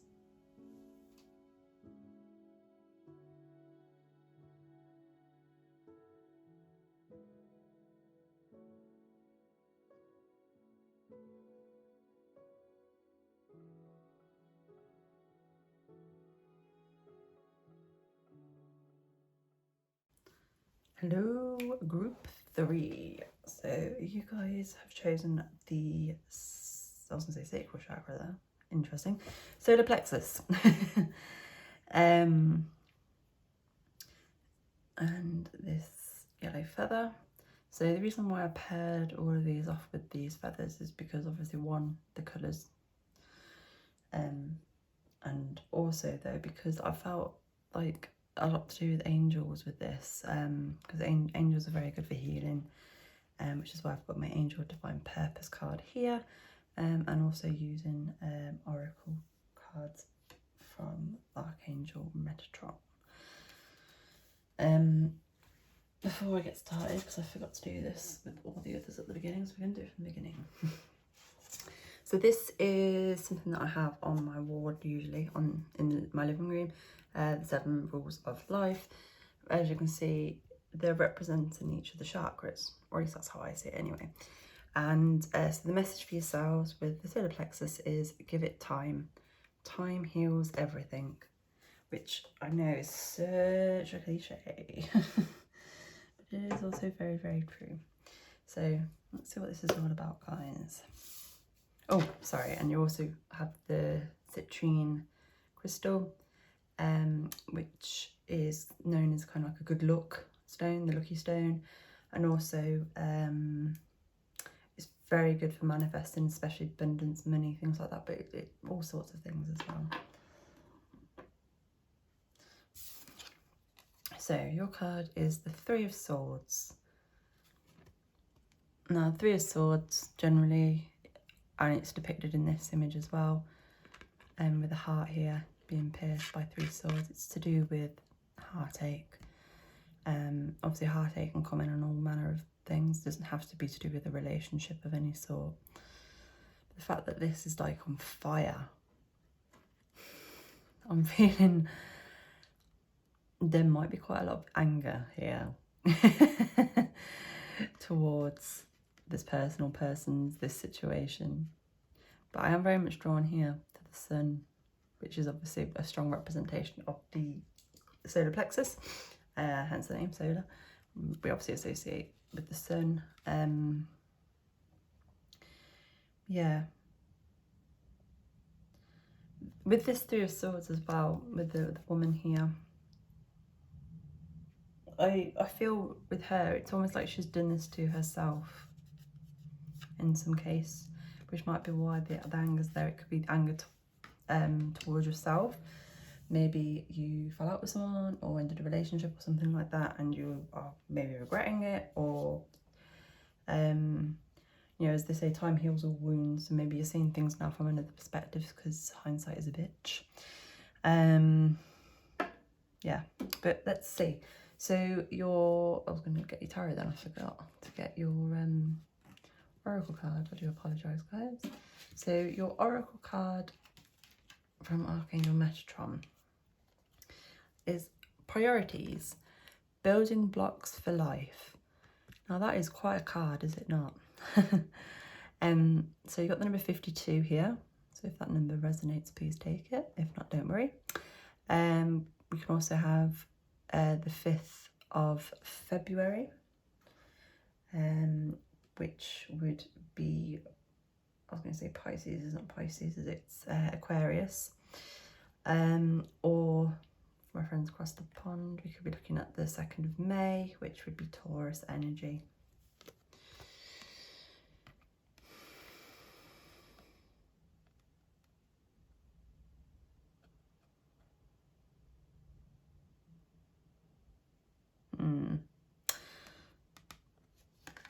Let's get some more information on this.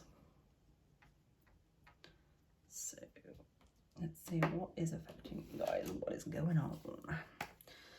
Can I pick 4 cards? Oh, what's going on here? Number 3. Block.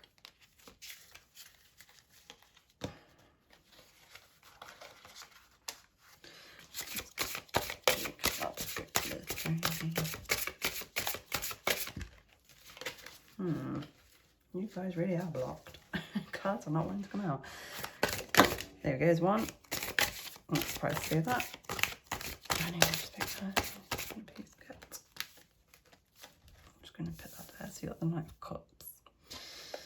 And you've also got these two cards that I want to come out here. So we have the Five of Wands, the King of Cups in reverse, which is kind of making sense. I can see that. Going to Spirit Guides. Can I get one more card? And there you are. And you've got the Fool. And your back of the deck energy is Justice, but it was in reverse. No, okay. So yeah, anyone who knows me knows I don't tend to read reversals unless I feel called to do so. That one not so much. King of Cups, definitely.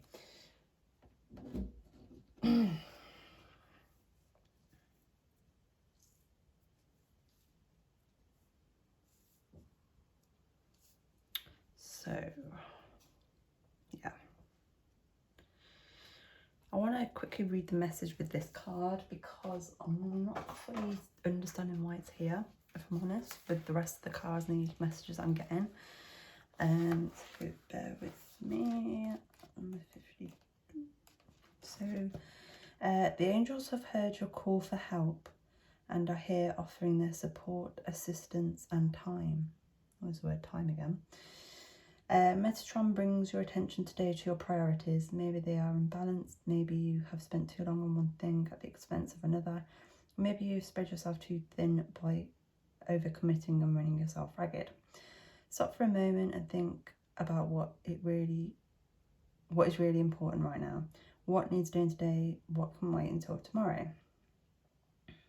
Just as Archangel Metatron has many angelic helpers, you are reminded to allow those around you to help you build whatever you wish for.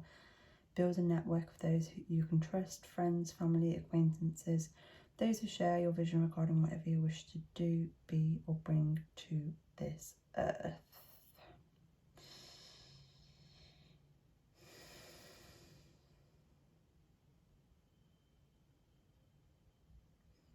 Sorry, it's really long, so I'm just quickly skimming through the rest of it to see what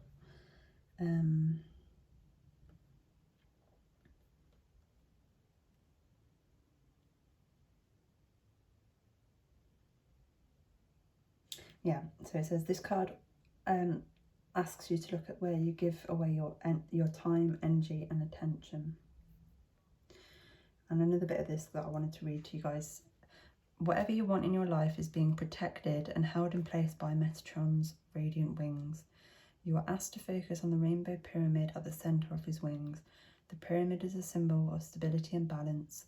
You need a strong foundation underneath you in terms of people, resources and energy to facilitate the growth in your life that you seek right now.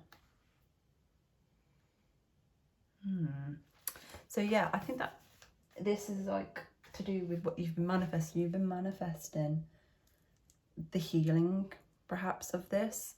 So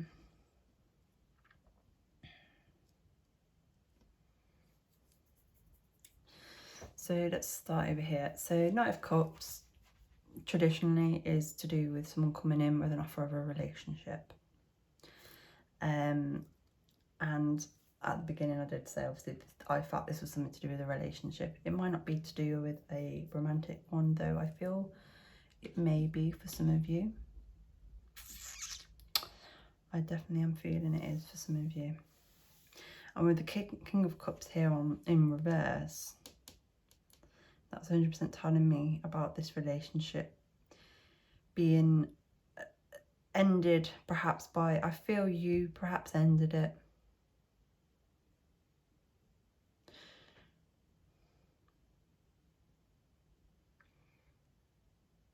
I feel maybe you took a leap of faith with this relationship and it did not go the way you thought it would.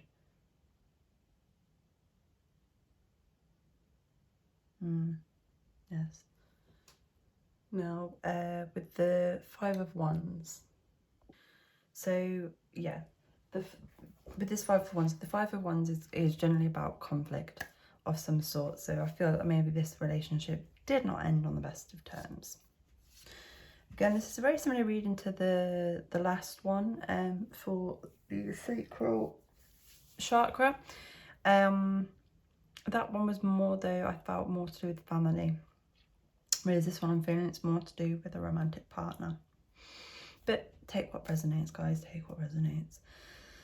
So yeah, I feel there was definitely an argument or a disagreement, a conflict, whatever, of some sort within this relationship, which is ultimately why you walked away. You ended it. You did this to yourself, that's what I said at the beginning. And you're kind of regretting it, is what I'm feeling. Or you regret, or you're holding on to the anger, but I feel the anger is directed more towards yourself than it is towards this person, because you're annoyed at yourself for taking that leap of faith and it all went tits up. But yeah, so the King of Cups is about emotions, but he's someone who isn't the best with, even though it is he represents the sign of Cancer. I always get kind of Scorpio vibes, because I always, and again, I'm not calling out anyone who's a Scorpio, but I always feel with Scorpio energy for myself, the way I get that, it's like they are very emotional people, very sensitive, but like the Scorpion and the Crab, they have a hard exterior shell armor. They don't want people to see that, so they can come across sometimes as not cold, but not overly emotional or sensitive. And I'm not sure whether it was you who came across like that or whether it was them. I think it was probably them, which probably may have been what led you to end this relationship. But yeah, you feel like a fool. That is clear with this. Now, with Justice in this coming out in the back of the deck, obviously we have Libra energy here, and with the scales, it's all about balance. And that's the message that's coming through here, is that you need to rebalance yourself. I think you need to balance the scales. You need to stop blaming yourself and for this. You should be proud of yourself for taking that leap of faith, for giving it a go, because a lot of people won't do that. And yeah, it didn't go quite the way as planned and as you'd hoped, but as harsh as it sounds, guys, that's fucking life. But you will have learnt something from it. If you haven't already, you will. And Metatron is helping you with this. He's helping to heal you with this. He's helping you heal this, but you need to help yourself, is what I'm getting with this. You need to let go of this anger. Definitely. So I'm going to pull some more cards, though I think I've got quite a clear picture of what we've got here, but let's see what else we get. So I am shuffling these off camera because I don't want to knock all these over, but I inevitably will, because you guys all know by now I'm a sloppy shuffler. Guidance Spirit, guys, got a clarification card here for this Knight of Cups. Clarification card. Ooh, what two? Are they both with? No, they're not, but oh, yes. Okay. It's not so much clarification cup, but it's kind of like further information towards the story is what we're getting here. So I'm going to, can you see all those cards still? So I'm going to put them here. In fact, actually, no, I'm going to move you over here. Hopefully you can still see all that. Yes, you can. Perfect. Lovely. Wonderful. Good stuff. Okay. Guardian Angel Spirit Guides. A bit of application card here for the 5 wands. I'm getting the phrase knight, because this person was like, your knight in shining armor, or so you thought, and it's like they weren't your knight in shining armor so much as they were your knight in tinfoil. That's a phrase I'm getting that's come through here. Yeah. Can you speak, guys? Please get clarification on here for this 5 of Wands. Thank you. So we've got Pen of Pentacles in reverse. Sense again. Can you speak, guys? Please get clarification on here for this King of Cups. Clarification on here for this King of Cups.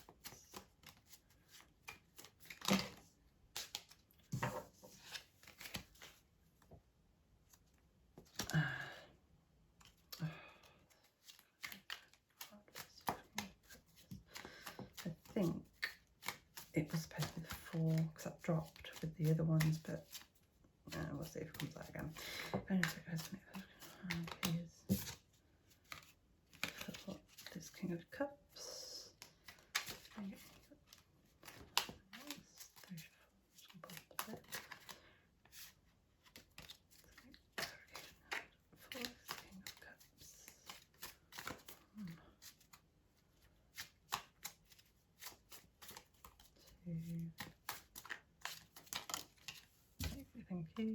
Hermit.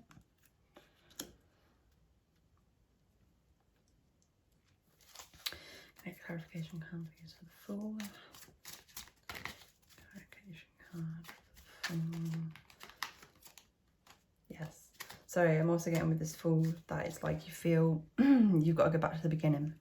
Perhaps this was a long-term relationship and it was like you maybe thought it was going to be a long-term, it was your happy ever after, which actually I think it was, which is why you've got the 10 of Pentacles here in reverse. But yeah, because the Fool is 0 in the major arcana. It's not even number 1. It's literally very, gotta start again. It's kind of like that. Card for the 4. Clarification card for the 4. Just going to pop a little bit because that's 1, 2, 3.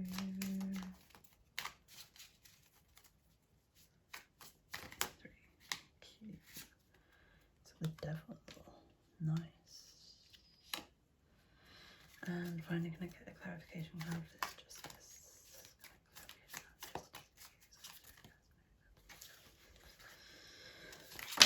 Whoa! Where'd that go?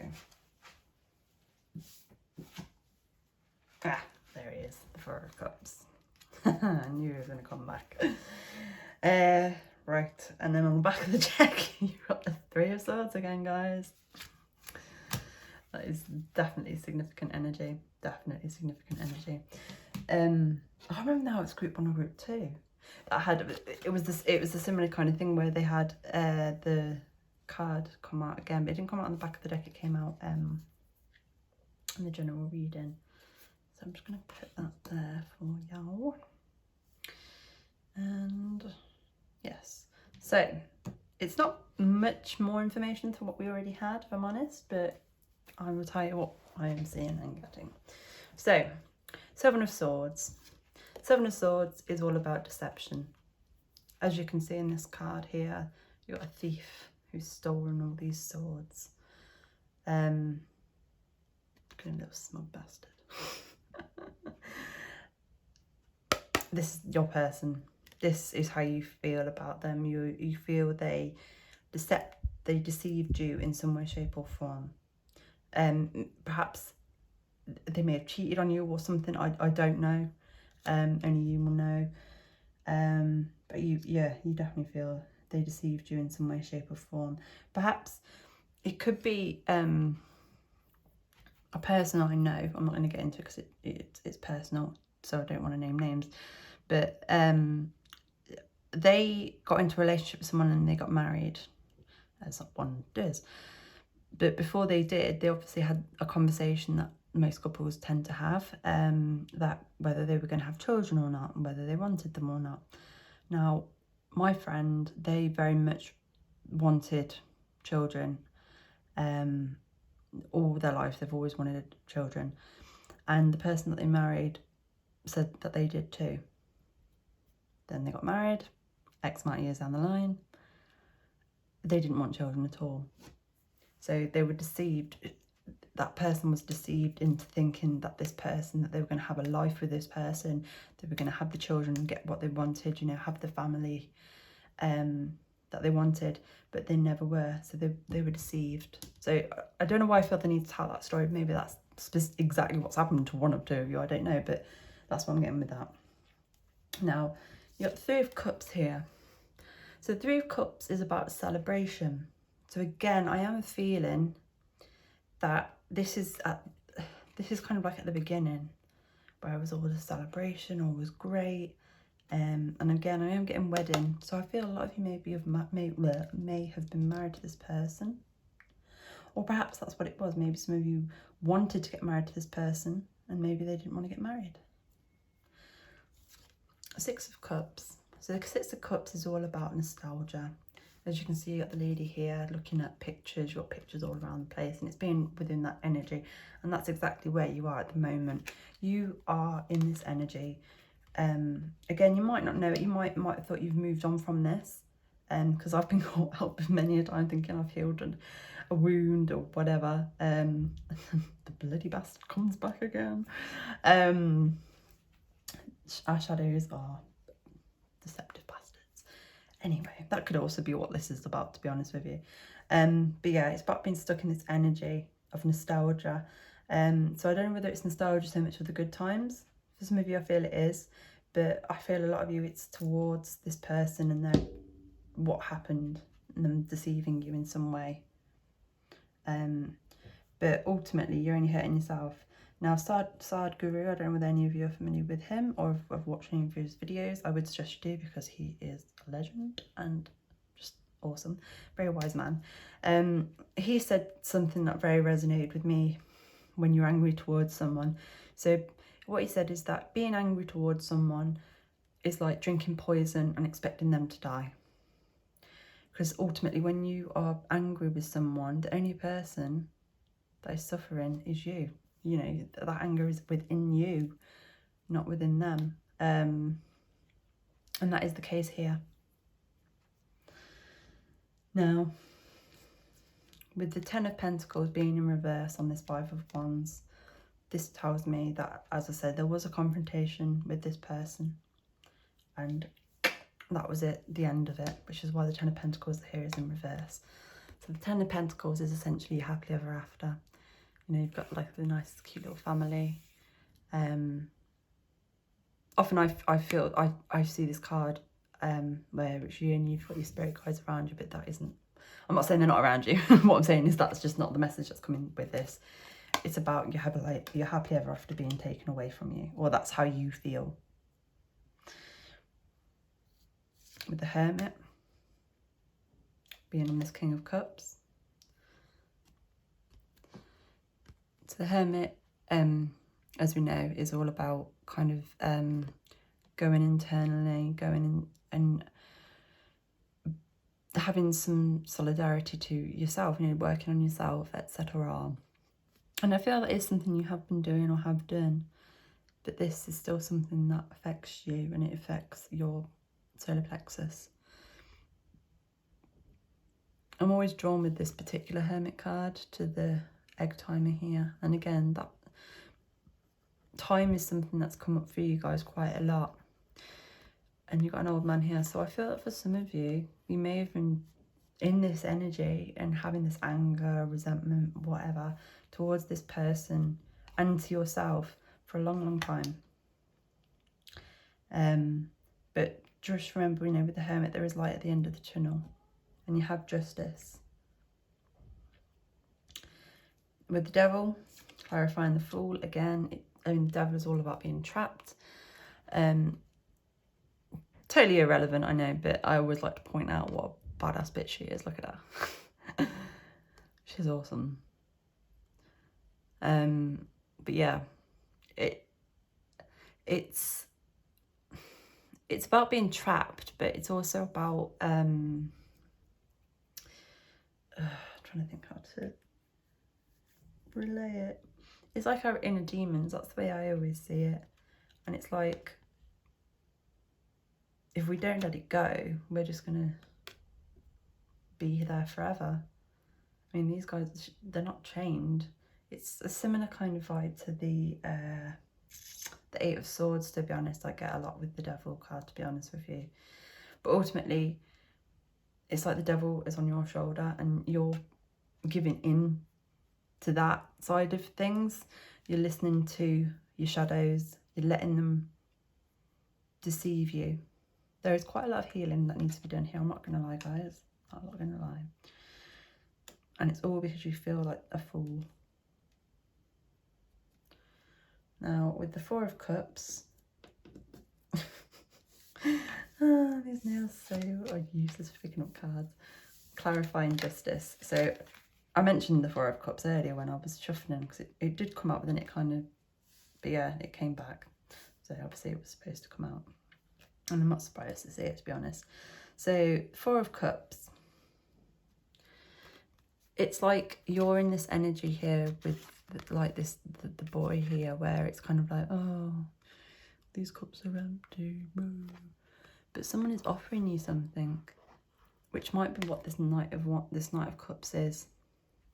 There may potentially be someone who is offering you a relationship, might have asked you out on a date, or that there's something, but either you're not seeing it, or you just don't want to see it, or you are just like, no, I'm never going to love again. Yeah. And again, it's about balance with this clarifying justice. It's like, I'm surprised this card didn't come out in reverse, if I'm honest with you. Because there is a lot of imbalance within yourself. Because it's like, I say, it's like anger and annoyance, I don't want to use the word depression, but sadness, a lot of anger, to be honest, specifically directed towards yourself, but also towards this person. Yeah, we need to balance that. And with the Three of Swords coming out again, it's just telling me again about it. So this Three of Swords, I always find really interesting. It's such a weird Three of Swords. You've got the traditional heart here with the 3 swords piercing it, but it's a locket, and in the locket is a lock of hair, which is a bit weird and a bit creepy, not gonna lie. I'm not calling you guys weird or creepy, I'm just saying. But if you are, I think we probably would be good friends, because I'm a bit weird and creepy myself. So it again is telling me that this is something that you are holding on to. It's something you need to let go.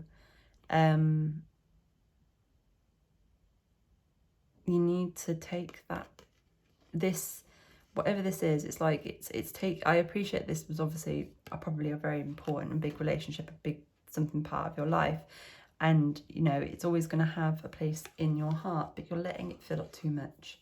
You need to keep a little bit of the braid if you so wish, and let it, you know, just tuck away in the corner up there or whatever. But you need to, I mean, I would suggest, to be honest with you, you might want to look into watching my heart chakra video, which is the next one coming up, because I feel you might need to do some heart chakra cleansing here as well. But yeah, it's all about letting go, to be honest. Group 3. So that is what I see. That is what I see is happening to you guys. That is why I see it's happening. So let's get our cleanse on. Now we're a couple of cards. I want to keep out.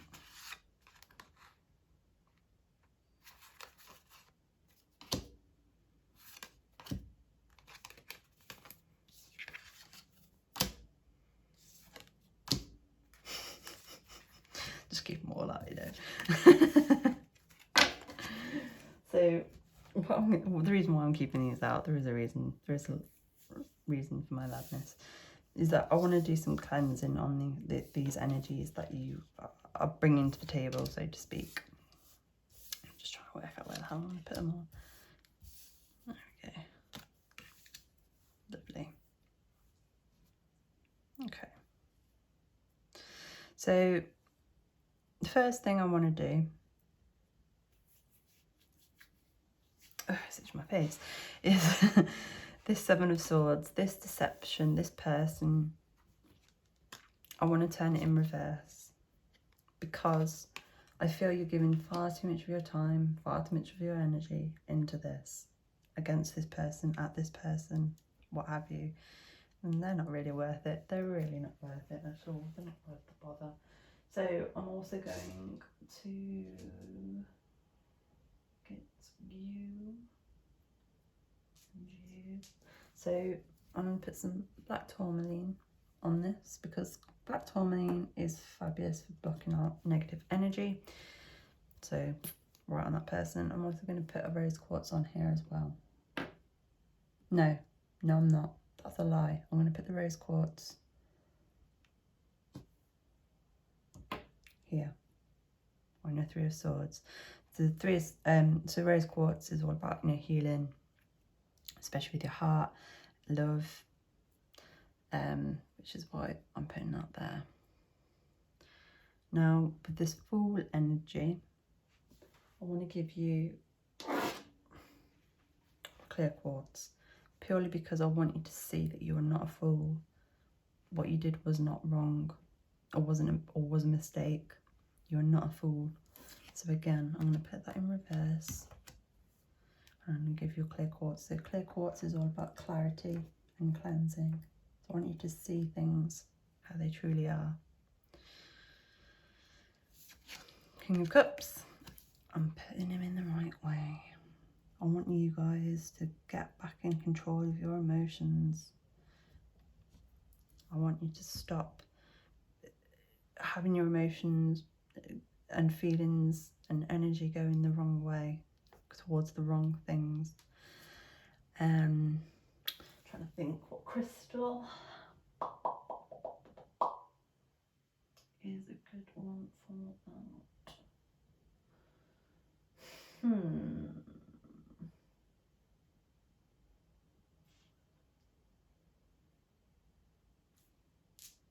Yes. Sunstone. Sunstone is very good at unblocking and opening chakras.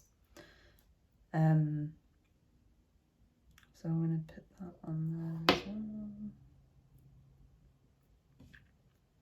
Six of Cups. Need to get out of this energy. So that's going in reverse. And I'm going to give you...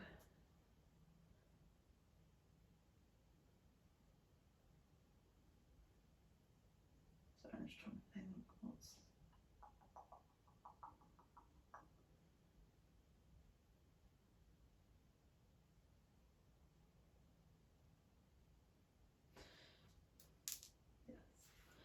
Give you the red jasper. The red jasper is about grounding, it's about moving forward, it's that fiery energy that you need to take you out of this. And finally, this Ten of Pentacles. No, you will get your happily ever after. It is attainable. It wasn't with that person for whatever reason. We're letting that go. And we're going to part that with... Oh, my other citrine, which I know doesn't... That's why I chose the citrine, because this one's so much better than that one, I have to say, no offence to the citrine. But because that's all about manifestations, abundance, etc. And that's what I want for you guys. And I'm going to put your crystal in the middle and your feather. I'm going to put with Metatron over here because I want him to help you with this. So there you go. That is what we are doing. Oh, forgot. I'm going to flip that as well. So we don't want you in that energy anymore, do we?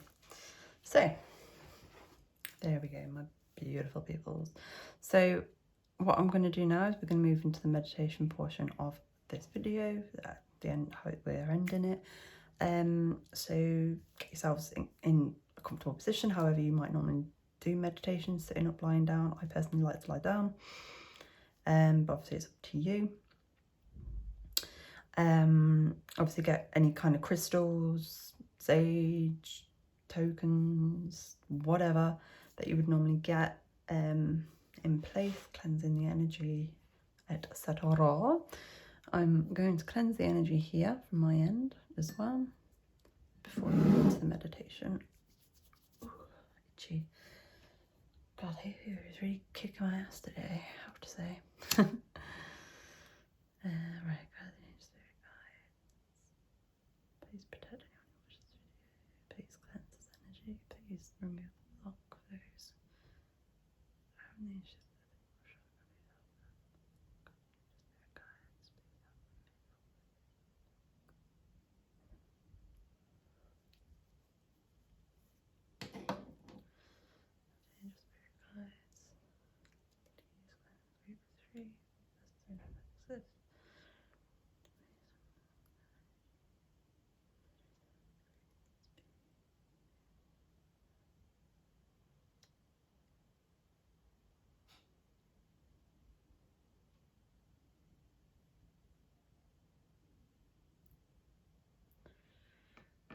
Okay, just want to leave that burn in the background there.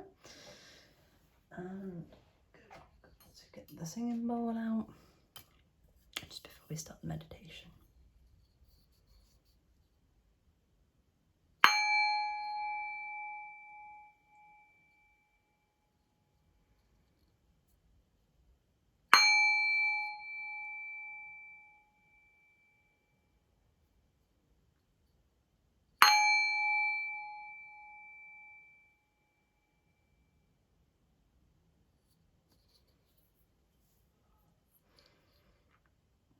Very quickly, sorry guys, before I start the meditation, I finally got the message too as to why this card is here, exactly why.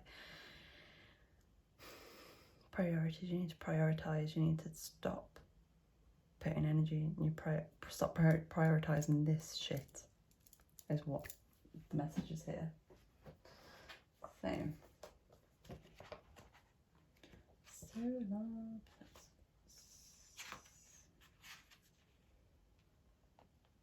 Oh, I do apologise as well, guys. I'm going to have to redo this meditation. It's gone terribly wrong, hasn't it?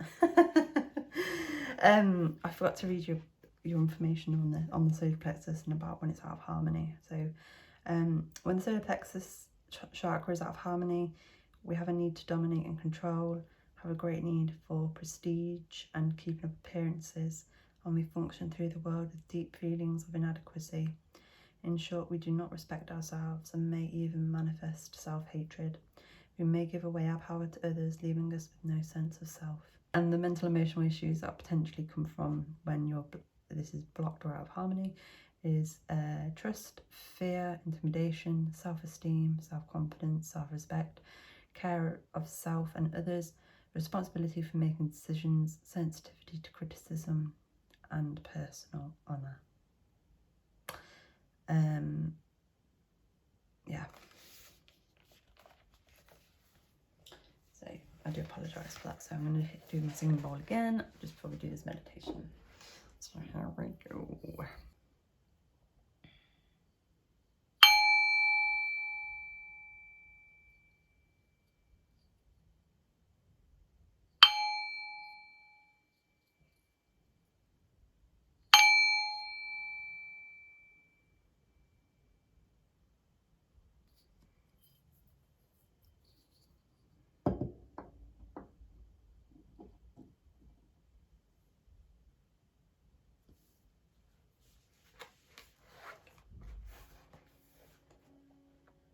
While sitting or lying comfortably, take 3 slow, deep breaths.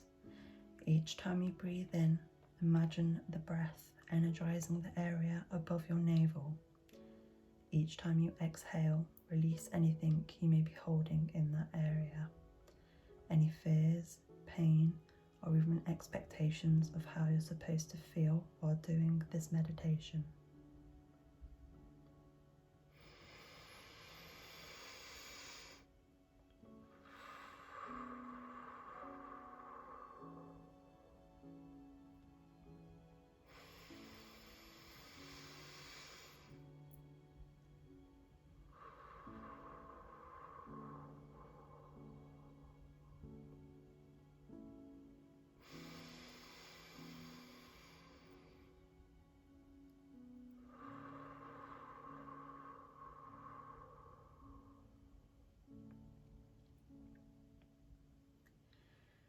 Wake up the connection with this chakra by gently tapping 2 inches above the navel, or by gently massaging the area in a small circular motion with your first 2 fingers. With each following breath, inhaling and exhaling through the nose, continue directing your breath to your solar plexus chakra. Imagine a yellow sphere of light in that area, pulsing and growing larger and larger. Those who identify most with male energy should whirl the sphere clockwise, and those who identify most with female energy should whirl the sphere counterclockwise. As you drop deeper and deeper into a calmer state, ask your solar plexus chakra what it needs right now. Allow yourself a few more breaths to see if you receive any feedback. It could be in the form of a word, sound, song, image, colour, feeling, or intuition. Then act on the feedback you get. If you don't have any yet, please don't worry. It will come as you continue practicing.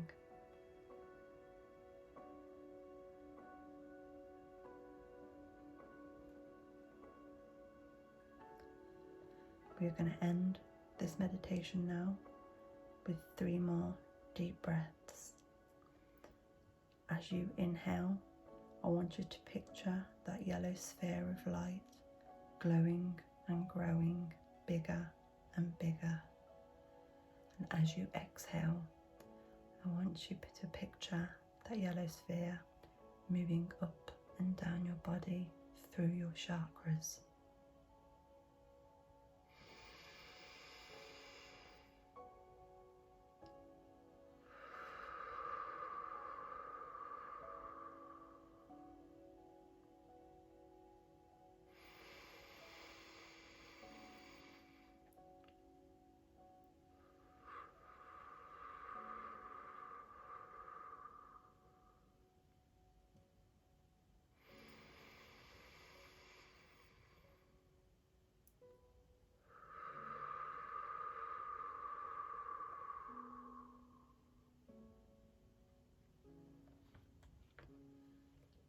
Group 3, that is the end of your reading.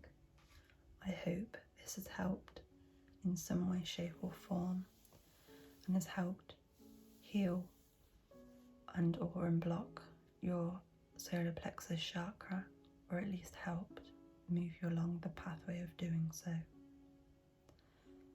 I will leave the background music playing for a few further seconds for those of you who wish to remain in this energy. As always, I wish you all the best with this and send you all much love and much peace.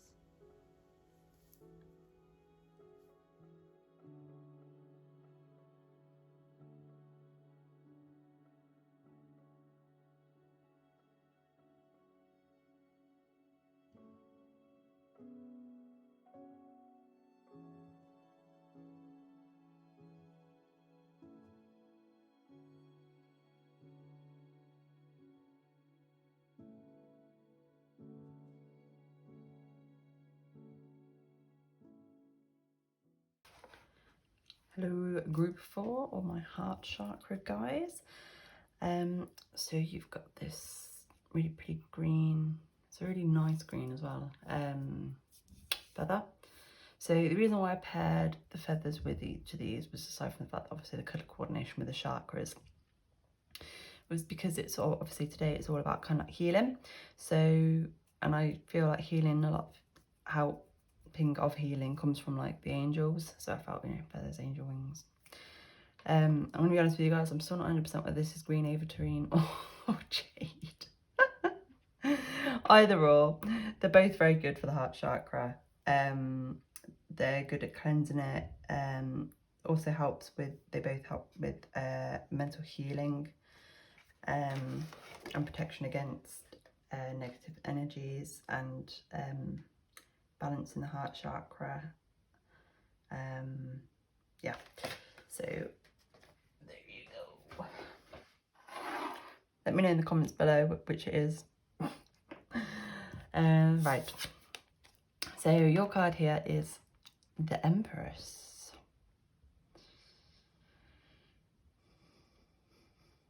Okay, so I've already got an idea of what we're getting here, because as you can see, this Empress, because the Empress is a lot to do with like family, fertility, things like that.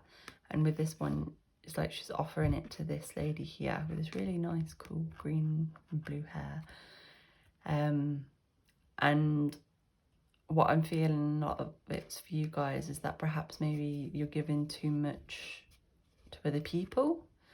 Is initially what I'm getting here, but we will have a look at the rest of your cards. So your oracle card from Archangel Metatron is Silver, Warrior of Light. Look at that. Wow. I like how you got the correspondence here, because you got this chalice like with all this white light shining, like, and you've got the same with the sword.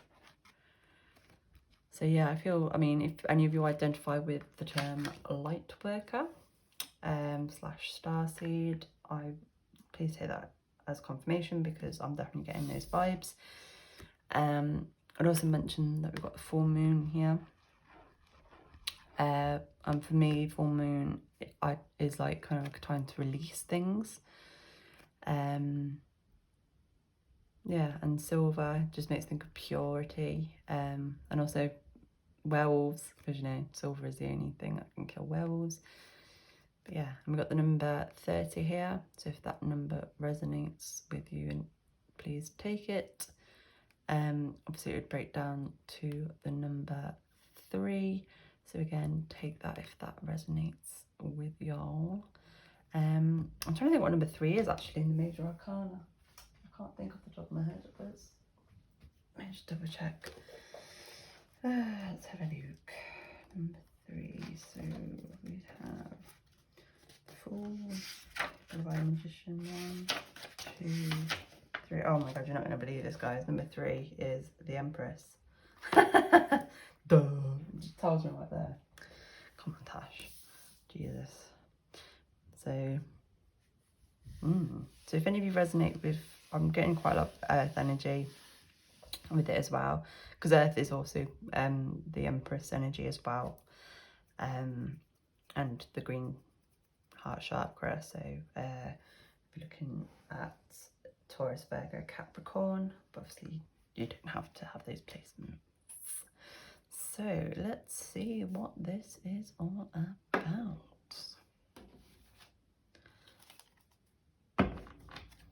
So we're going to try and find out how you're being affected slash why you're being affected, because it's kind of going different ways in different groups. So we're just going to see what happens. So four, you want to come out, and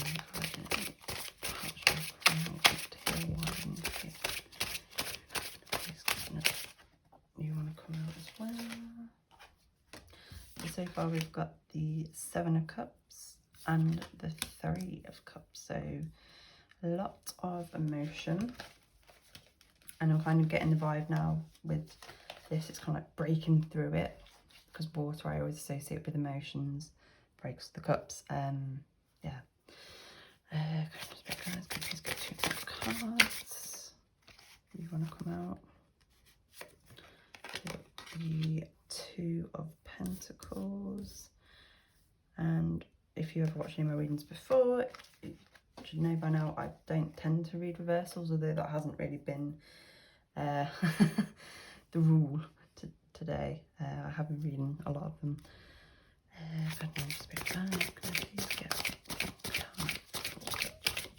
What's going on? Thank you. And you have the Queen of Wands. Interesting. So you only have 1 court card.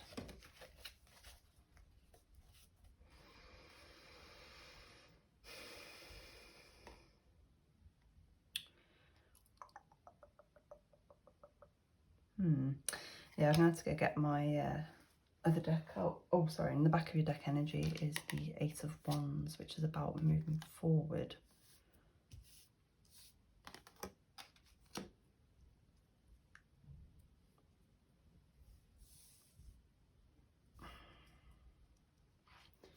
See all those still, yes you can.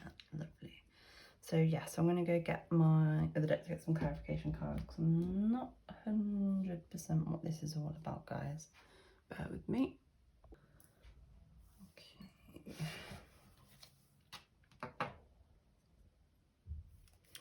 So I'm just going to shuffle these off camera, because they'll go flying. Well, they'll probably go flying anyway, but we'll see. Let's get clarification card for this Seven of Cups. Please get clarification card. Seven of Cups, thank you. So we have the Emperor. So you got the Empress and the Emperor. Interesting. So clarification card for this Three of Cups. And you've got the Three of Pentacles. You've got 3 and 3, which is interesting. It's going to be clarification card for this 2 of Pentacles. Ooh, it's just nice sloppy shuffling. And it's going to be clarification card for this 2 of Pentacles. Thank you. So we have the 10 of Pentacles. It's going to be the clarification card for this Queen of Wands.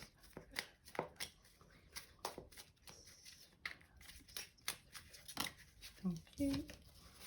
It's got the 2 of Wands.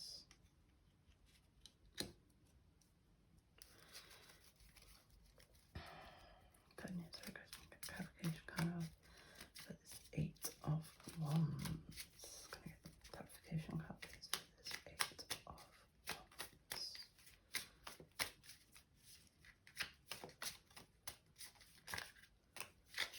Ooh.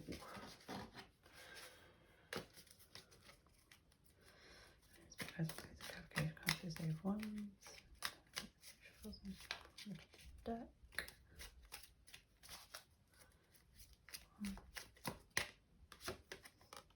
Page Swords, and the back of the deck energy is the Magician in reverse. Okay, so let's see, what on earth is this all about? So what I'm getting here generally is a lot of indecision from you guys. That is what is affecting you. Indecision with things. Because the Seven of Cups is all about making a choice. It's depicted differently in different decks, but it's always, you got like usually 7 chalices or cups or whatever. And there's a person usually pondering on which one.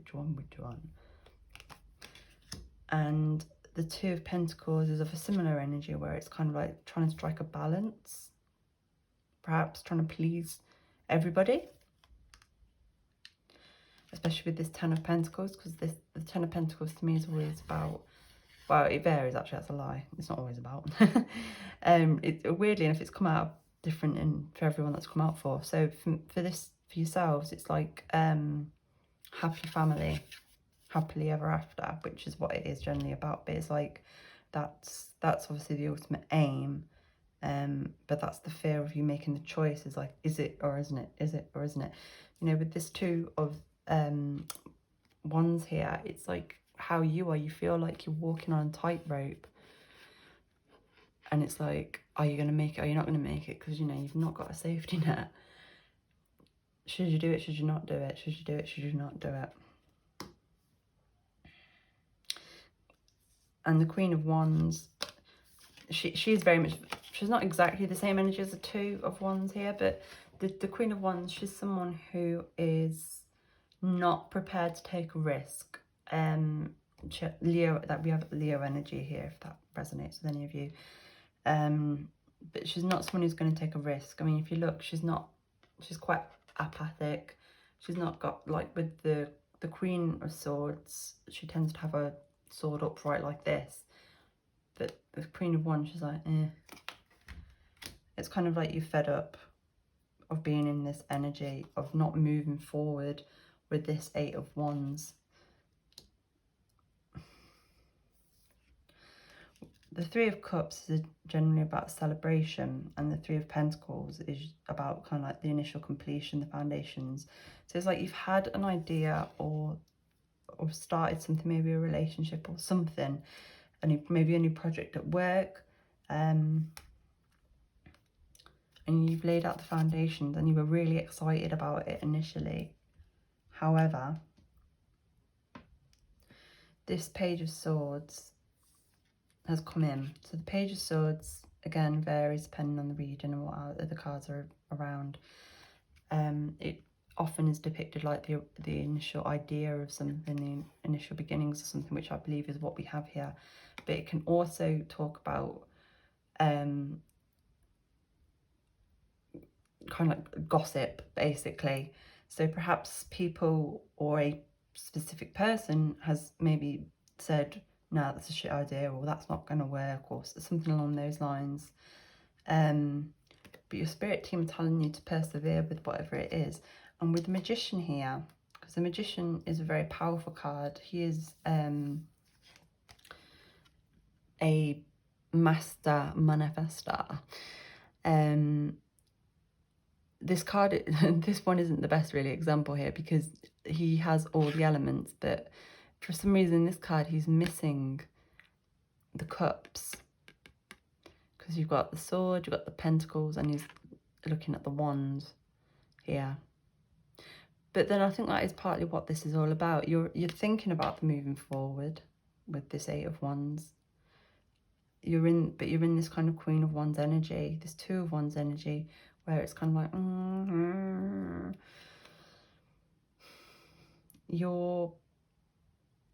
because the Cups are all about emotions, following your heart, going with your heart. A lot of the time is what I'm getting, but you're not in that place. You're at that indecision, which is why the Magician is in reverse. But what they're saying with that being there is that you do have the ability to make this decision. You do have the ability to make this work.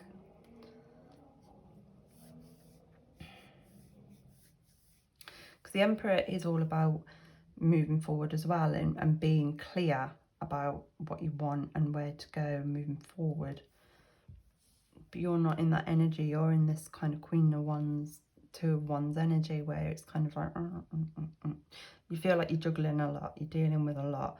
And I feel with the Empress here, especially this particular one, I mean, look how glam she is. I feel like on the outside to everybody else, you look like, you know, everything's fine, you're happy, blah blah blah, but internally you're not at all.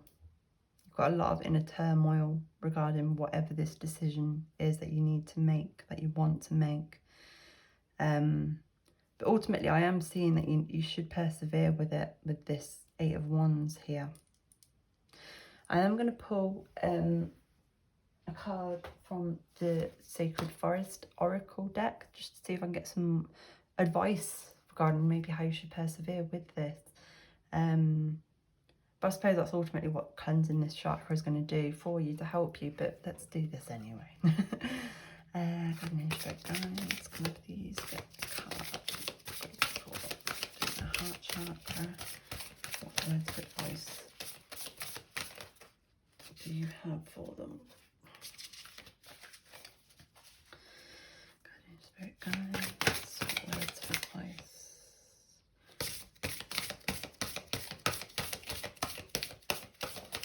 There it is.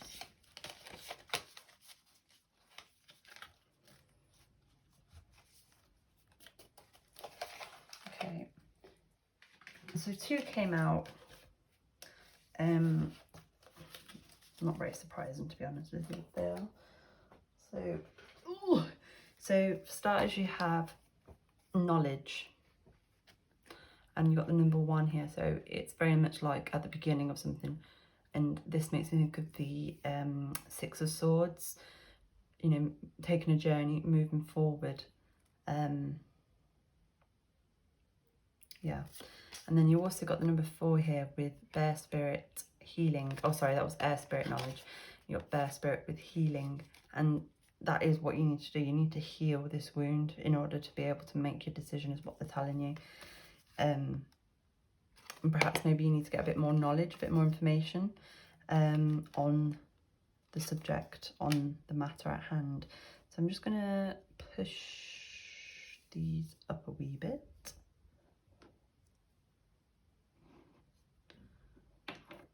Right, made a right mess of that, didn't I?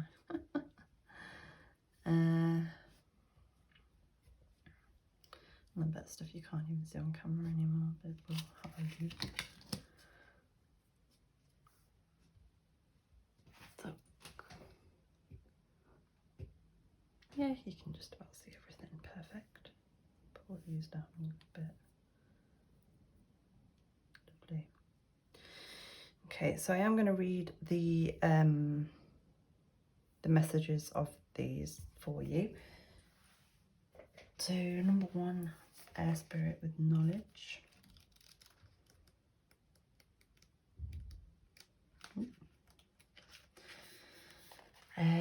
You receive this card when you need to think things through. This is not the time to be impulsive. Do not react instinctively to situations and people. Take into consideration all points of view. Do your research. Listen to others and speak your truth. Take time to weigh the pros and cons of a situation. It is an excellent time to begin a new venture or project. It will succeed as long as you are thoughtful, organised and focused. There is a remarkable wellspring of wisdom within you. Take a breath slow and deep and delve into your inner knowledge. It will guide you in the right direction. Air represents wisdom, our mental activity and our ability to reason. It's also associated with thoughts, intellect, communication and comprehension. Through our breath, we can speak and express ourselves. Our lives begin with our first breath, so air is connected with new beginnings. The spirit of air oversees friendship, clarity and positive focus in life. So very quickly before I read the last little bit, the Swords is air, the element of air. So it's like you're going to get out from under the water and be like, you are going to persevere, is what I am seeing here. So the spirit of air says, inhale, take a moment to think things through. Think as well as feel the right direction. Get clarity and become focused before stepping forth. Take care to have thoughtful communication with others. So I don't feel you are too much. You need, this is why we need to cleanse the heart chakra, so you can listen to your heart as well. Because that will ultimately tell you what you want to do, what your soul wants. So Bear Healing Spirit. This card will appear to let you know that healing on all levels is occurring and it can come in many forms. Be ready to accept it. Yeah, guys, accept my healing and meditation that we're going to do at the end. Know as well that you are a healing force for others. You may not even be aware that you are a conduit for healing energy, but when others thank you, simply say you're welcome, even if you don't know how it happened, which is what I was getting with this.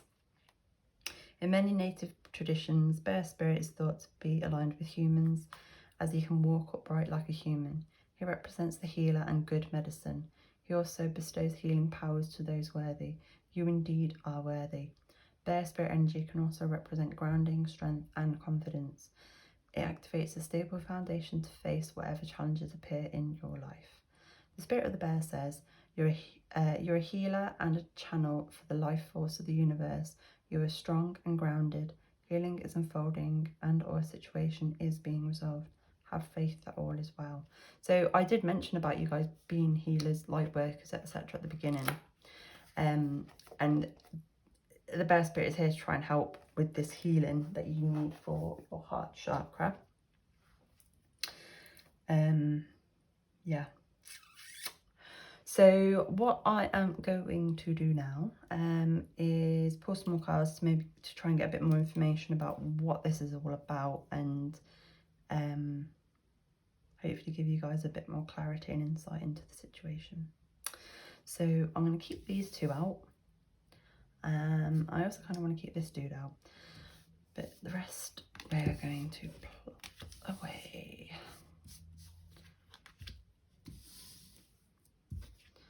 I'm going to keep you out for later, because this Page of Swords, it might even be yourself, it might even be your inner ego, shadow, being like, you can't do this, you shouldn't do this. You know how they like to do that.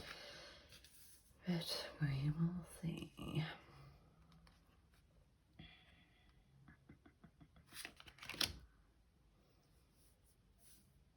Put those two.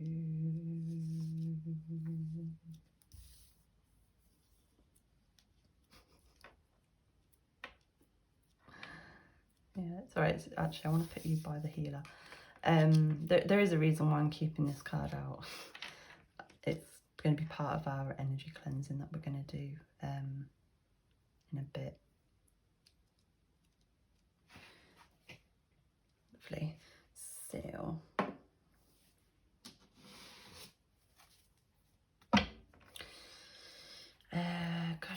guys, please get some more information on why this has happened for group 4. I'm just getting here, that's just coming through, about protecting your energy. This is partly due to energy from other people that you've taken on, potentially.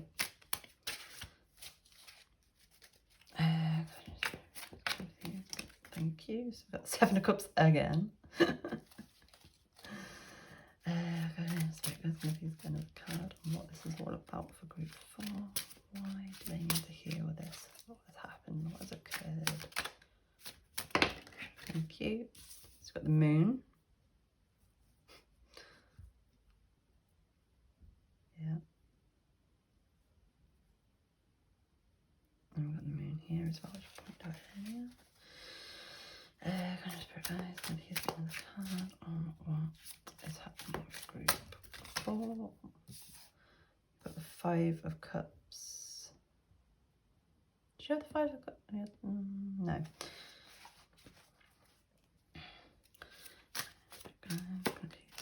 One more card on what this is all about for group. Whoa. That is just my sloppy shuffling eyes. I know it. I'm going to move these along because I want more. I'm greedy, what can I say? Guys, please get 2 more cards. And what this is all about for group 1. Why has this happened for group 1?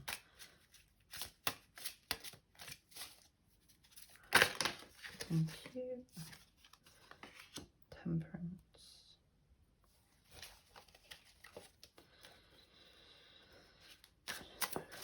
One more card, thank you. So not shy. And then you've got the Emperor again. Wow. And your back of the deck energy is the Devil. This is a similar kind of message from the last group, actually, for the solar plexus, as to why, because the Devil came out on the back, I think it was on the back of the deck actually again, for them. The reason why is because it's like you're listening to the devil on your shoulders. It's to do with this little bastard here.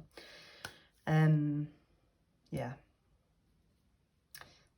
So, just trying to make room so we can see as much as we can. Lovely.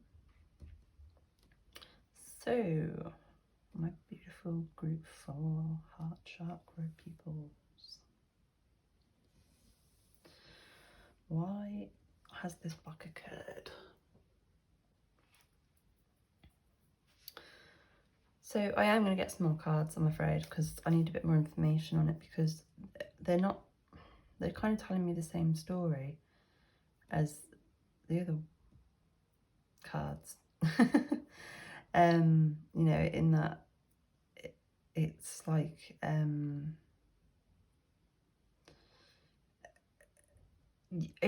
for you guys, it's like you're repeating a pattern that has happened previously.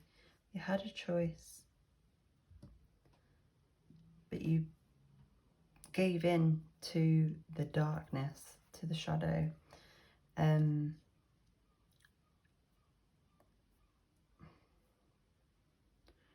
Because I feel you were being perhaps too cerebral, or you didn't have because temperance is always, usually for me anyway, it's about communication, it's about flow. It did come out in reverse and I did turn it, but now I can see why it was in reverse. It's because when this happened before, the communication wasn't there, or you weren't being 100% true to yourself. I feel this Emperor is almost like father energy, maybe.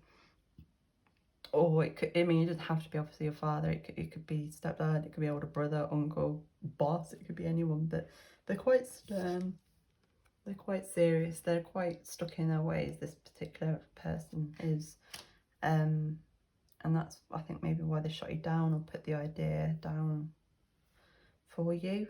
And yeah, that's what this is all about. It's to do with a repeated cycle that you've done before, and you've given into this shadow too many times, basically, is what they're saying. That's what we need to heal for, you guys. Yeah, so I'm going to get some more information though to see if we can get a little bit more detail. So God knows Spirit guys, can you please get a clarification card here for this Seven of Cups? Can I please get a clarification card here for this Seven of Cups? That's not helpful. Please get a clarification card for this Seven of Cups. So you got the Five of Pentacles. Can I get a clarification card for the Moon, please? Oh no, Spirit guys, can I please get a clarification for the Moon?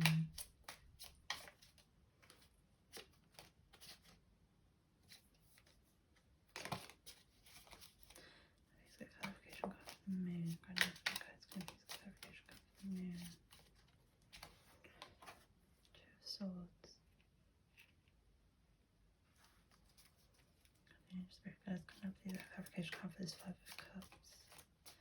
Can I please get a clarification card for this Five of Cups?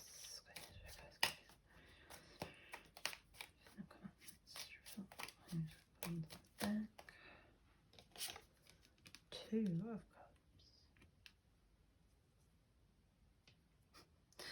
Oh, this message is getting more confusing now. It's going to please get a clarification card for this Temperance, please. Can I please get a clarification card for Temperance?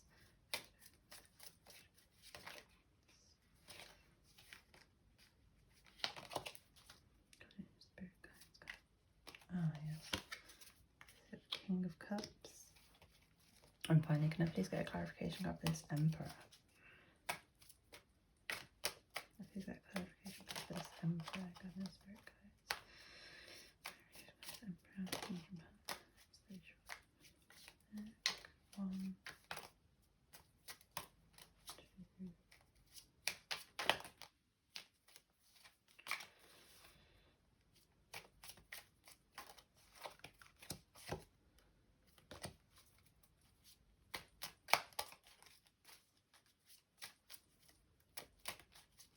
Doesn't want to come out.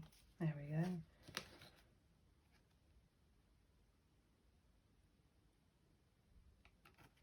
Yes, that's why. Yes. So you got the Queen of Wands again. So we're getting so many repeated cards here because this is a repeated pattern for you. I don't know whether this is a cycle you've been through many times, that's been with you for a long time or not. Bear me 2 seconds, guys. I just got to have a quick drink.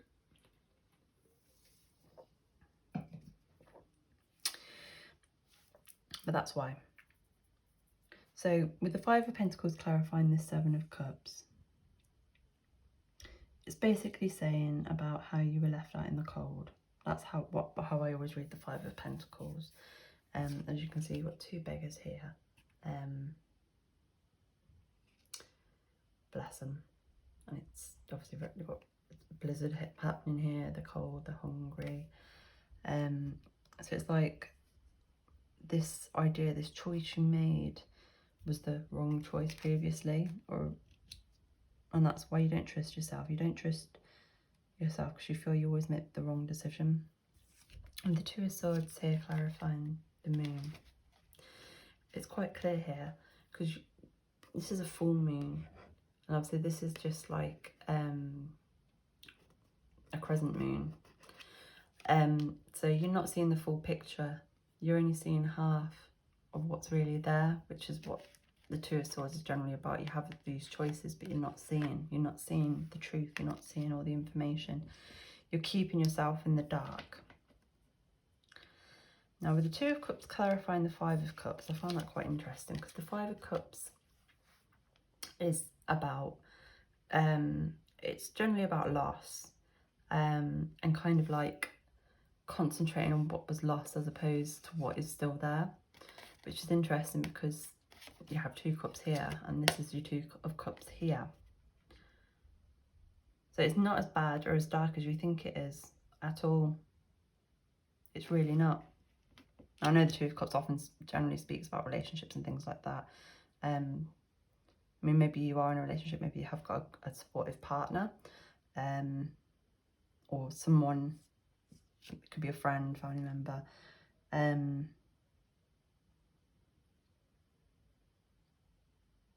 But yeah, it's like they're saying, you're not on your own, you have got this, you were right, you need to persevere. Now with the King of Cups clarifying Temperance in reverse. So the King of Cups is Cancer energy, and Cancer is obviously a crab, and it's like the crab neither belongs in or out of the water, and that's kind of like how you feel. It's like you almost feel like you don't fully belong anywhere, but you do. And Temperance is, I mean, you've got the wings here with Temperance. I just wanted to point that out because, you know, angels.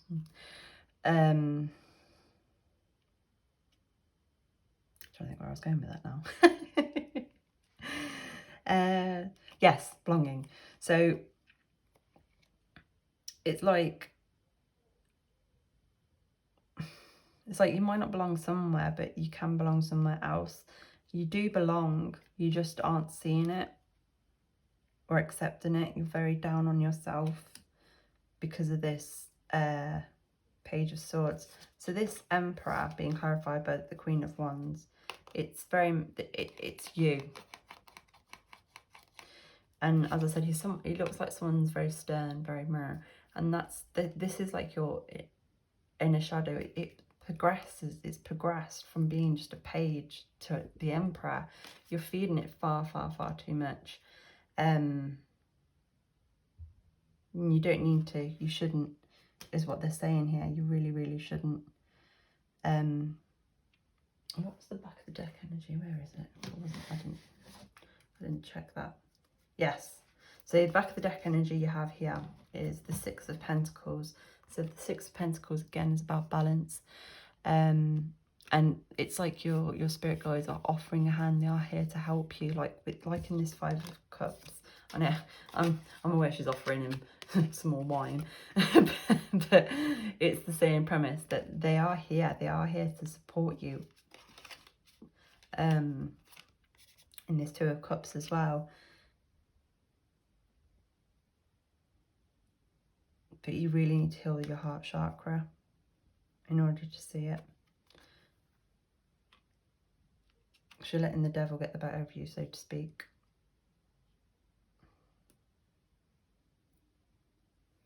You are much stronger than you think you are. But yeah, it might be worth potentially looking at, I'm trying to think, the third eye chakra video that I've done as well, or will be doing, because I'm doing these in order, because I think that will help you with your intuition and seeing things as they truly are. Because I feel that is another block you may have in conjunction with this heart chakra, but the heart chakra needs healing first for you guys, because I feel like it's like self-love, lack thereof, and things. It's quite sad, and I feel really bad for you guys, because you shouldn't feel like that. No. So as mentioned, we will be doing some energy shifting here. So first thing I want to do is shift this Page of Swords in the reverse, because we don't want this Page of Swords. You can sod off. Where's the Emperor gone?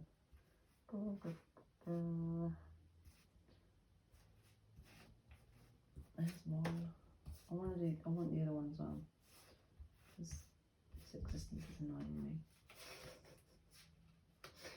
I don't like how it's affecting my heart chakra. Where is he? Oh, there he is. So I'm also going to put them in the reverse as well. I'm going to put them all together because it's the same old, isn't it? So our shadows do get the better of us sometimes. You might want to look into shadow work and things. Obviously, I'm not a psychiatrist or a counsellor or anything like that. You may have an idea of what this is all about. You may not. I found with some of my shadows, I wasn't aware of why they were there, or that because sometimes you react in certain ways to things, and you're like, I don't understand why I do that. So it might be worth looking into some other videos on YouTube or something to see if you can work out why that's there, where this has come from exactly. Because there will be a root cause. Inner child is something that comes through, but that's just classic, isn't it? And then we're going to turn this Magician the right way around, because y'all are magic. So I'm going to shove you over here because we don't care about you. I'm going to put the Healing Bear Spirit. Actually, I'm going to put the spirit on top because I want him to cleanse them. And I'm going to put the Magician here in the centre here. Bring that over here. Yes, I like it. Lovely. So I'm also going to put a few crystals. You might also want to look into the moon and the moon's energy, because that might have a big impact on how you feel, because the moon has come through quite strongly here. So I'm going to put a moonstone, rainbow moonstone here, because moonstones are good for helping with clarity, etc. Magician, I'm going to give you guys malachite, because malachite's a very good stone for manifestations. I'm going to pop that there. I'm also going to give you guys lapis lazuli. Lapis lazuli is a very spiritual stone, and I'm sure it's linked with the third eye. Have a look. There's so much to remember with all this spiritual shizzle, I have to say.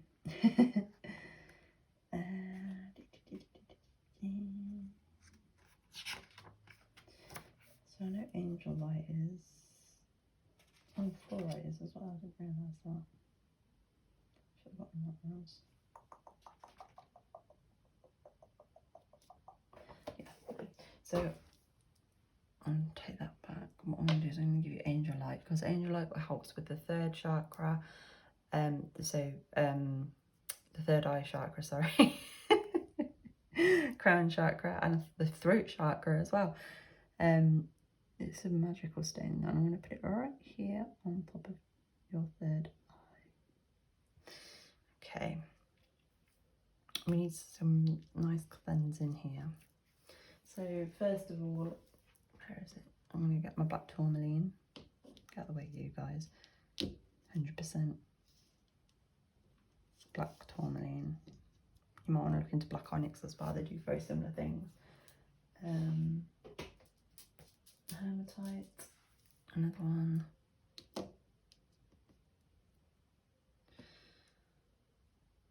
And I want to give you guys a grounding stone as well.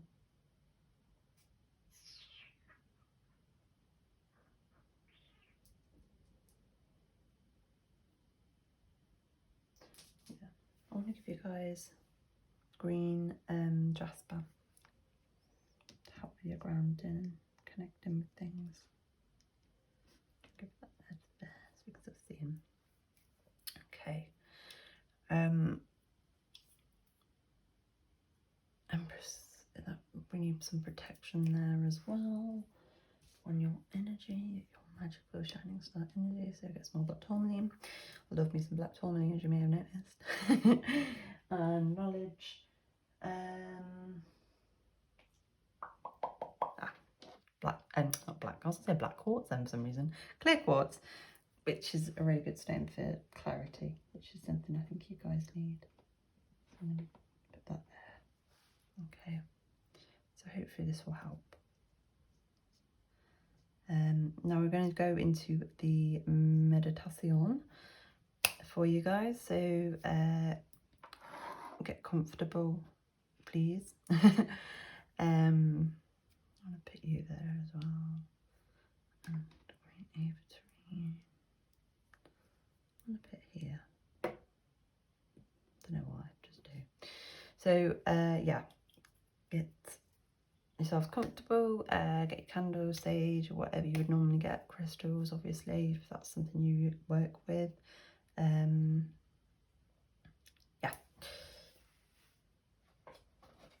Okay, put something. So I'm just gonna I've done this every time. I forget to cleanse the energy for you guys before I get started. Apologies. You can see I really need to get any one of these running low. Okay, guardian angel spirit guys, please protect group 4. Please cleanse that energy from any blocks. Please see truth.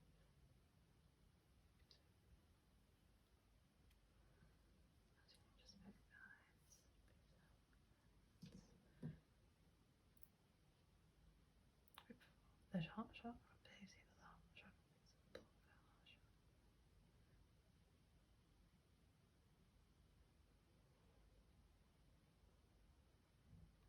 Shadows, remove that. Let the light shine. Okay.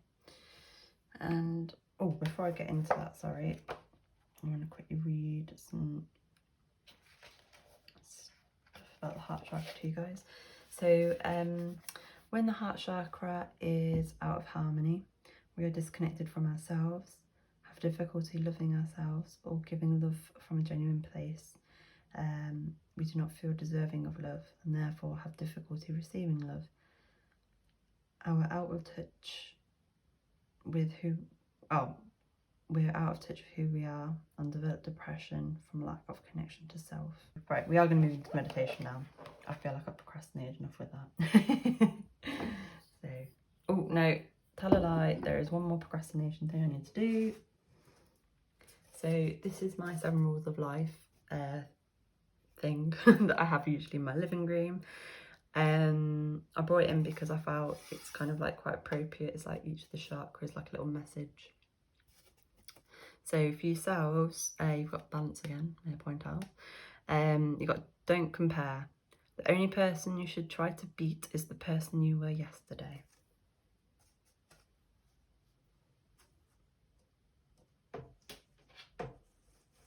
So there you go. Right, now I promise we are moving into the meditation, guys. So here we go.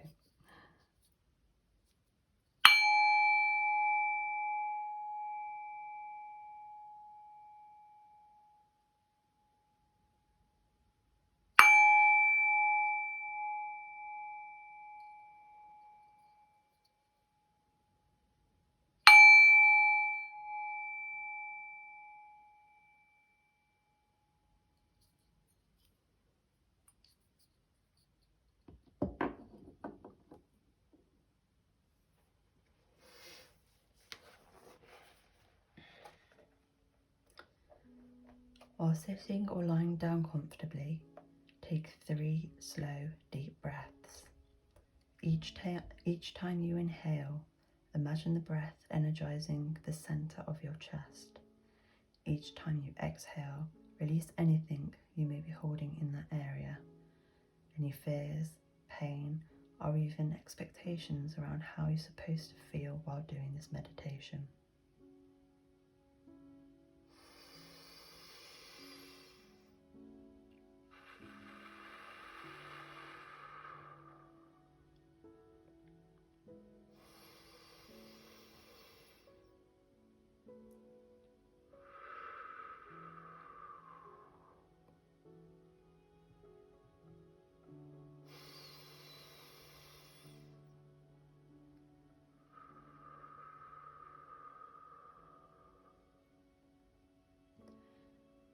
Wake up the connection with this chakra by gently tapping the center of the chest, or by gently massaging the area in a small circular motion with your first 2 fingers.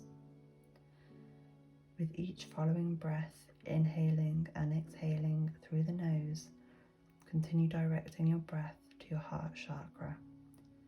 Imagine a green sphere of light in that area, pulsing and growing larger and larger. Those who identify most with male energy should whirl the sphere counterclockwise, and those who identify most with female energy should whirl the sphere clockwise. As you drop deeper and deeper into a calmer state, ask your heart chakra what it needs right now. Allow yourself a few more breaths to see if you receive any feedback. It could be in the form of a word, sound, song, image, colour, feeling, or intuition. Then act on the feedback you get. If you don't get any immediate feedback, don't worry. It will come as you continue practicing. We are now going to end this meditation with 3 final deep breaths. As you inhale, I want you to picture the green sphere growing and glowing, brighter and bigger. And as you exhale, I want you to picture the sphere moving up and down your body through each of your chakras.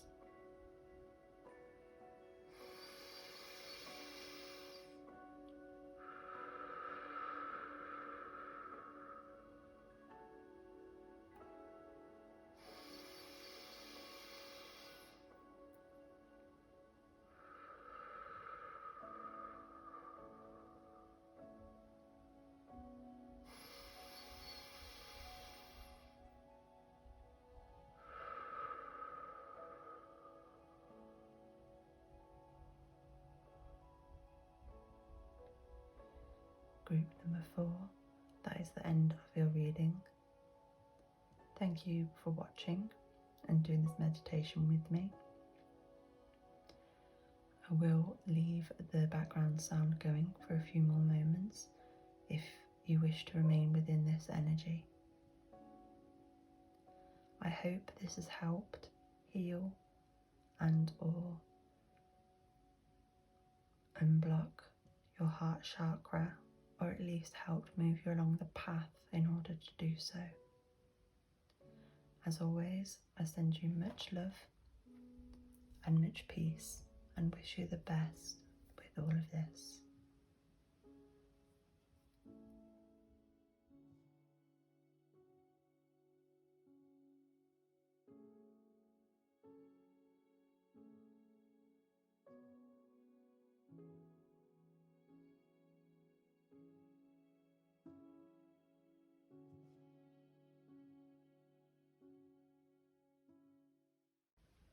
Hello, group number 5, aka my throat chakra group.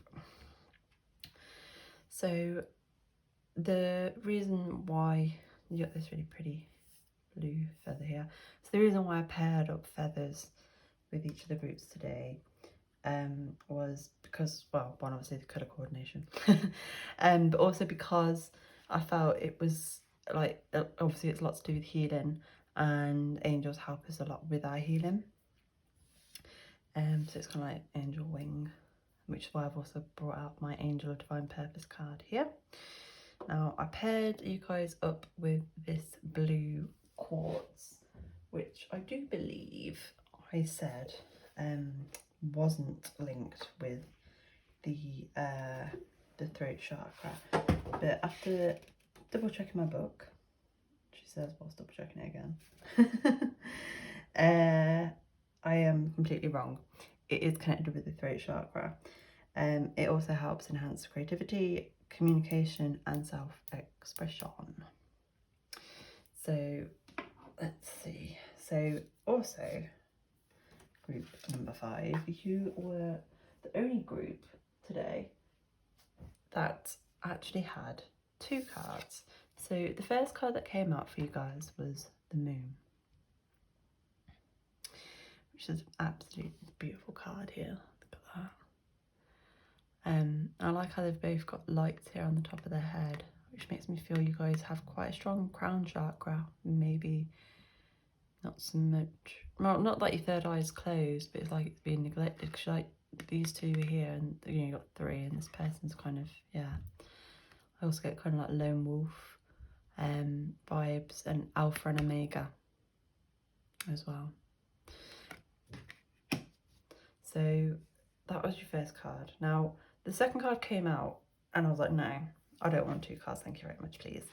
But Spirit was quite adamant you needed 2, so I shuffled again, and the same card came out twice.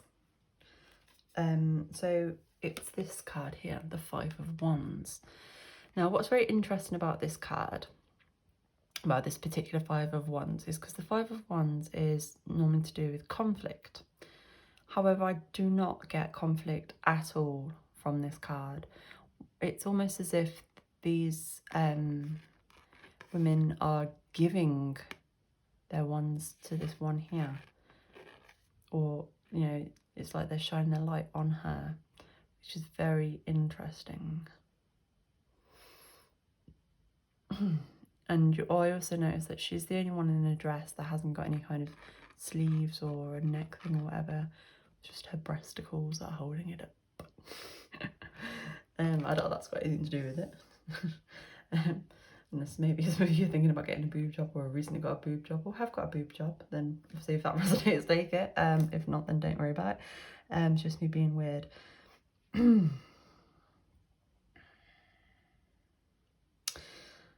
not 100% sure, guys, exactly what this is about, because obviously throat chakra is about talking, communication. Now, it may be to do with the fact that you would, I'm getting either maybe scared to speak in large groups, or that you're maybe told some fibs about yourself, in like, not that you've been, I'm not going to say that you were lying, but maybe along the lines of not slightly embellishing things, maybe to make yourself sound a bit better, you know, like how not that anyone has ever done this ever, might embellish on their CV, you know, say maybe they got B in English, but on their CV they've put an A, they got an A, that kind of thing. But yeah, but let's see. So your oracle card from Metatron is the Void, with retreat, rest, pause. Sorry, I got my greasy fingerprints all over that. Oh no, it's not, it's just the way the card is. Apologies. So which is interesting because you've got more blue.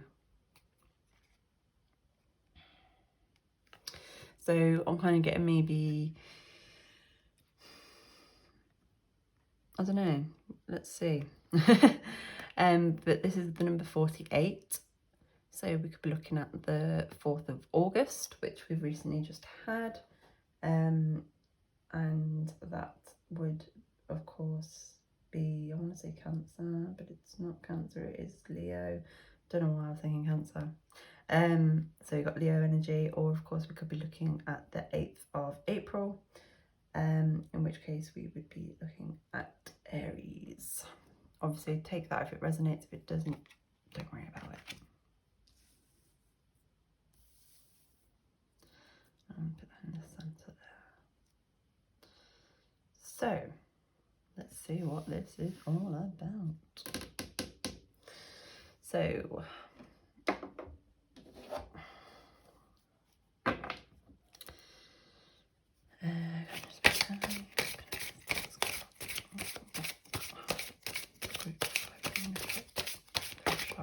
is affecting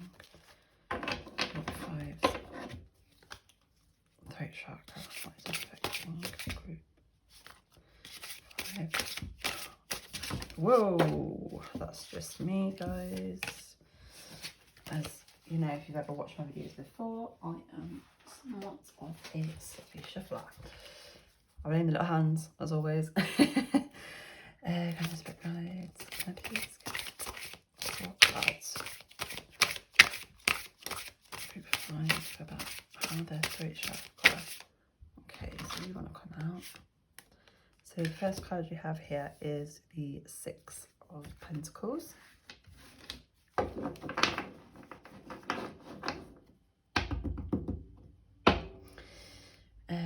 Spirit guides, step out.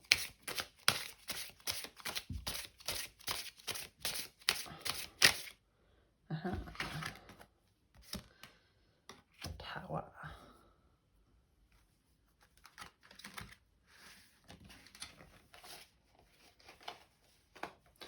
What's funny is how the cards just don't seem to want to come out.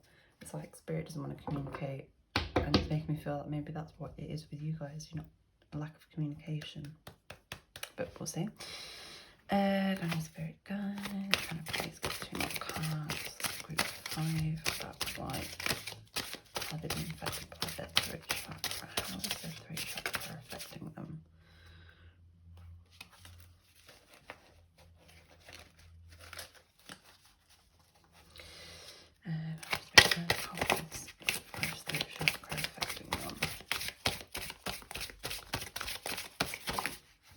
There's one. You have the 7 of Cups. And just want one more card, thank you, please. Kind of Spirit guys, can I please get one more card? Whoa, bent that one a bit, I. How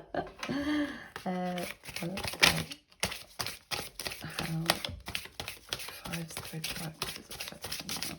How are they being blocked?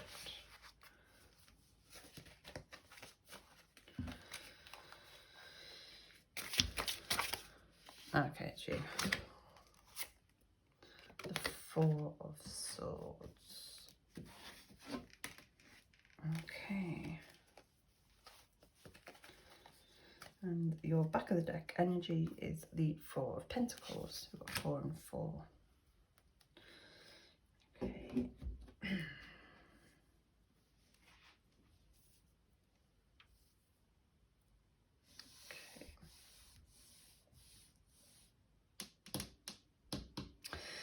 So the 6 of Pentacles is all about, tends to be about giving and balance. It's often depicted by a person like giving 1 or 2 of their pentacles to, it's usually like a beggar or something.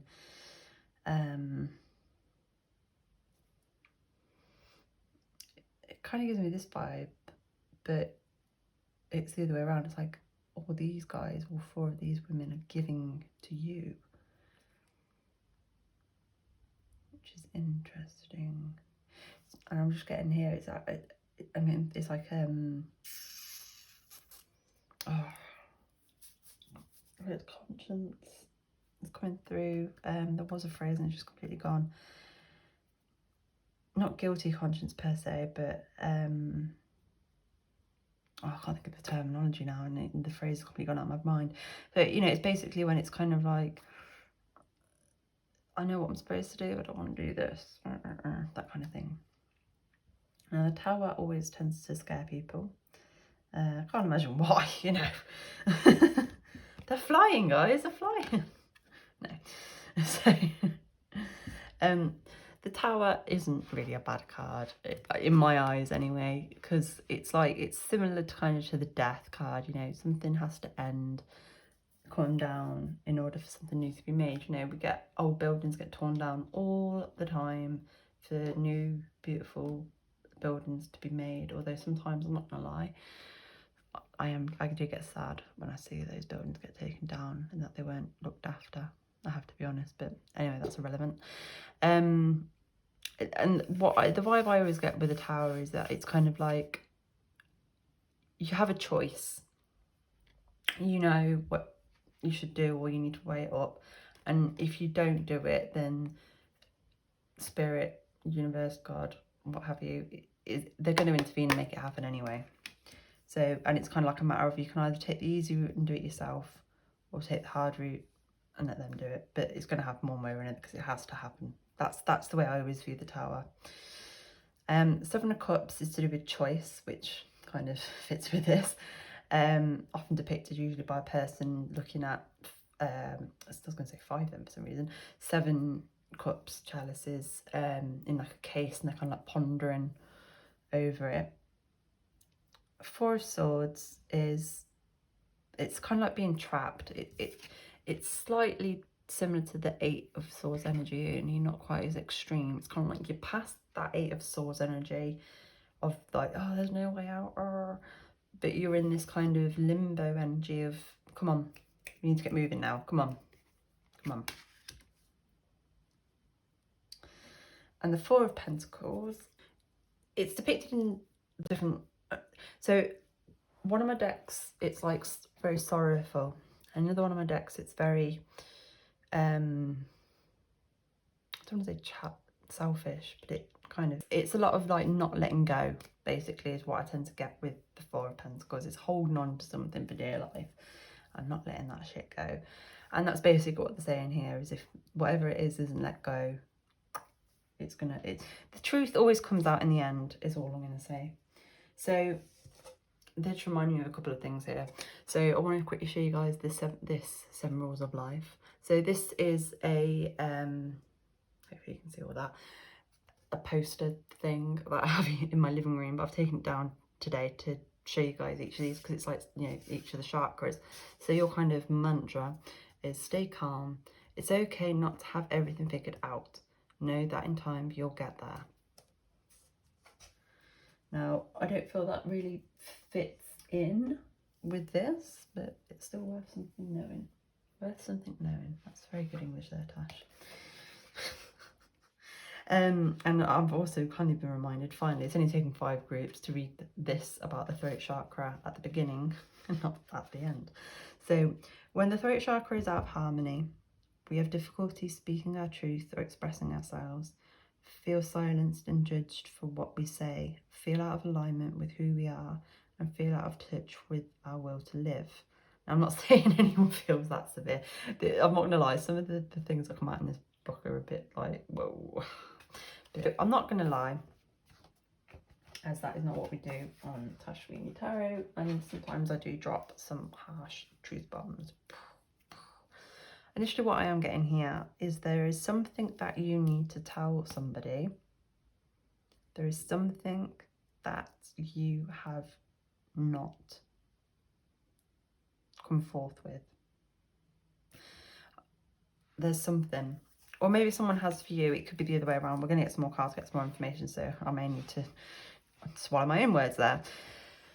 With the Void, it's kind of like the reason why that's here is because it may be a matter of you want to think before you speak. Yeah, basically hermit energy. But let's get some more information. But what I am getting though, like I say, is that there is something that you've shared or need to share with someone. You don't want to do it and you're holding on to it, you're putting it off. You have the choice to do it or not do it, basically. And if either way, Spirit will intervene. So just saying, that's what I'm getting initially, but let's have a look. So I'm going to get some clarification cards here. So I'm doing these off camera to try and not knock all the cards over, though that will probably happen anyway, because as we've already witnessed, I am a sloppy shuffler. So God knows, Spirit Guides, I'm going to get a clarification card here for the... There you go, there's a perfect example. Oh dear. The Six of Pentacles.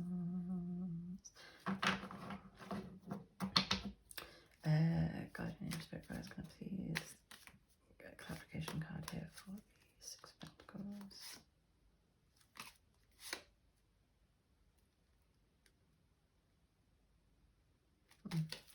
Comes out. Guardian Spirit Guides, can I please get a clarification card for the Six of Pentacles? Okay, so we've got the Nine of Wands.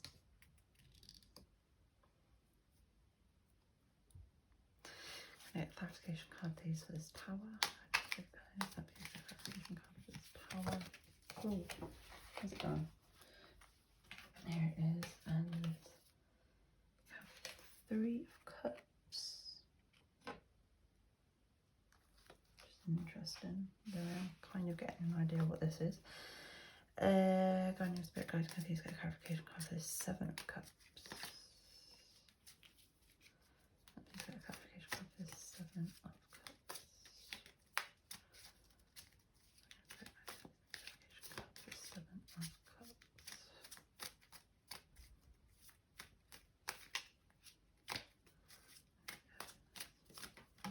Thank you. Right, Seven of Pentacles. That's 7 and 7, which is interesting. Oh, I just noticed you've got 4 and 4. Guardian Spirit Guides, can I please get a clarification card for the Four of Swords? Can I please get a clarification card for the Four of Swords?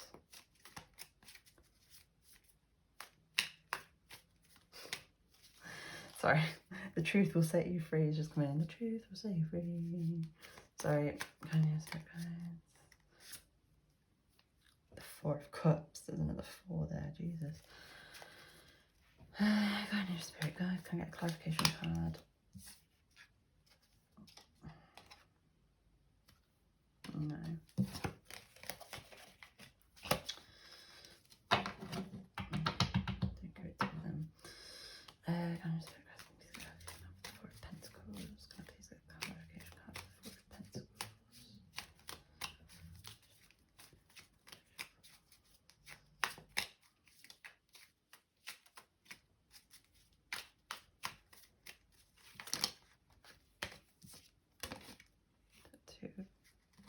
I'm going to take them both. The both came out quite strongly. So you have the 5 of Wands, and you also got the Chariot. So I'm just going to move these over slightly.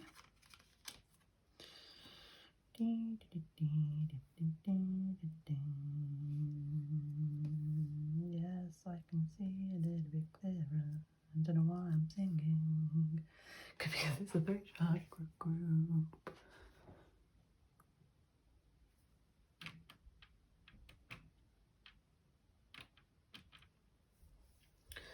And you've got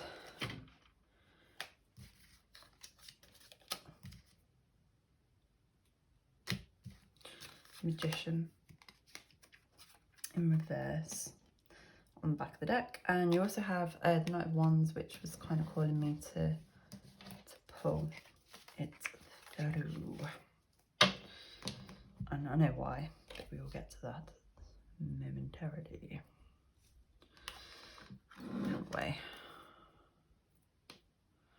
right, could we have any more cards, please?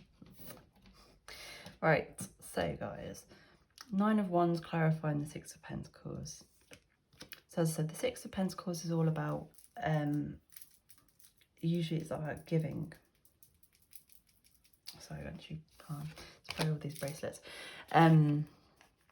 It's usually about offering, that's the way I see it, is balancing, you know, usually have like someone that's a bit more well off, giving money or something to some beggars. And with that being clarified by the Nine of Wands, and with the Four of Pentacles energy over here, it kind of feels like there was something. It's kind of like, I get with this and with it, what's going through, it's kind of like a stubborn child energy. It's like, no, it's mine. Kind of coming through with that. It's like you were given, I mean, I'm sure it wasn't something as minor as this. Although to me it's minor, maybe to you guys it's major, I don't know. But being given like a chocolate bar, a big chocolate bar, and they were like, give some to your little brother, some to your little sister, blah blah blah, and you're like, no, it's mine, and you didn't share it. It's kind of like that kind of thing. Now, Three of Cups is all about celebration. I feel you've done something, or there's something with whatever this is, and you've been celebrated for it. It's like you've taken recognition for something that not that you shouldn't have, but perhaps there was another one or two people or four that also helped you with it, that you've not made clear. So it's kind of like doing a project at work or something, or school, and you've all worked together, but you've taken all the credit for it, basically. Again, I'm not throwing any shade at you guys whatsoever. This is what I'm getting. Just saying. And they're saying basically that it's going to come tumbling down. It's like the Humpty Dumpty's coming through for some reason. It's like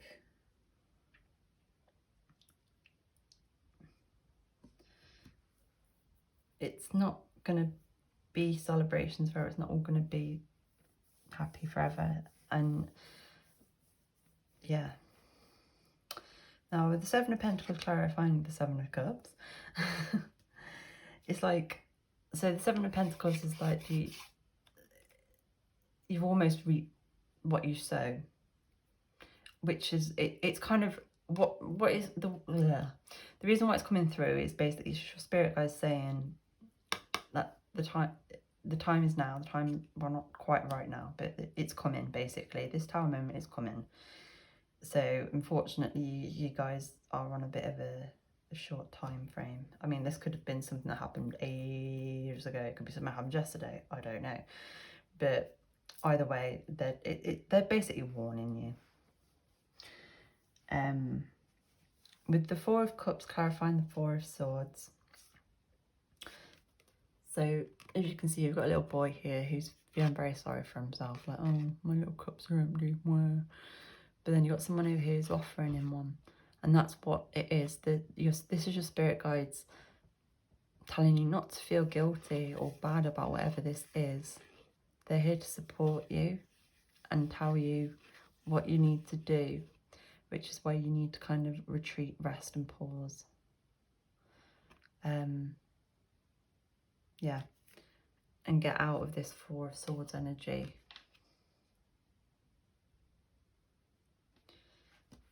Which is also why the Chariot's here, because the Chariot's all about moving forward. And it's moving forward quite rapidly.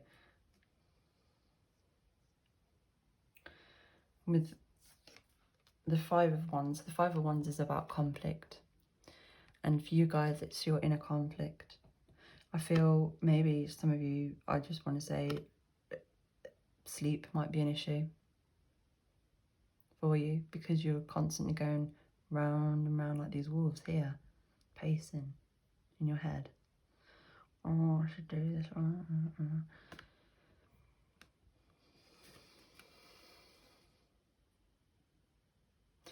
Yeah, you need to let this go.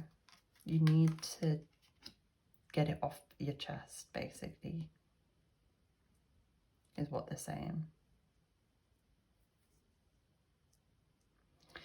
With the Magician here, so the Magician is very, come on nails, I'll do it this way. So the Magician is a very magical card. The Magician is basically a master manifestor, And weirdly enough, he came out in the last group and he was also in reverse, interestingly enough. This particular magician I find quite odd because usually he will have all of the elements there. So you'll have the swords, the pentacles, the wands and the cups. This one is missing the cups. Cups is about emotions. So I feel like because it's in the reverse as well, what they're saying is that you, whatever this is about, your emotions, you took your emotions out of it in order to succeed, progress, whatever it is. And you kind of need to bring them back in, to bring yourself back into balance. But also with the Magician is a very positive card. And I think what they're saying is it's not going to be as bad as you think it's going to be, ultimately, is what they're saying here. Because there was also the 10 of Pentacles, I think it was, or the 10 of Cups. 10 of Pentacles on the back of the deck. The 10 of Pentacles is like you have happily ever after. This 10 of Pentacles, I often see it as like, this is you. I'm not saying necessarily you're an old man, though. You might be. And then these are like your spirit guides surrounding you and telling you that, you know, it's okay, they are there for you. I also feel that it's the people that you're worried about maybe upsetting or pissing off or whatever when you do say, you know, oh, sorry guys, it wasn't just me, it was also blah blah blah blah blah. They're not going to be angry at you. They might have an initial but it's fine, they'll get over it. They'll still be your friends, don't worry. And then with this Knight of Wands here, so the Knight of Wands, as you can see, this dude's on a mission. This is your spirit guide, again, coming in with this Tower. So if you work with your spirit guides, if you know your spirit guides, your Knight of Wands spirit guide is coming in, is all I'm going to say, to bring about this Tower moment. And like I say, it's very fast. It's the fastest moving card element in tarot.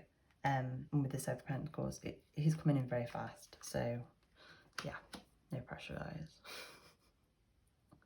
I feel like I've been really mean to you guys and I feel really bad, but it's not that bad. Things are never as bad as they seem. And, you know, I understand probably why you did or didn't do what you did, you know, but I think this is ultimately your conscience, to be honest. I mean, you guys do what you want to do, obviously, but I'm just telling you what I'm seeing here, and what I'm seeing, the messages I'm getting is you should own up to whatever this is, or at least maybe tell the people that helped you with this project or whatever it is, and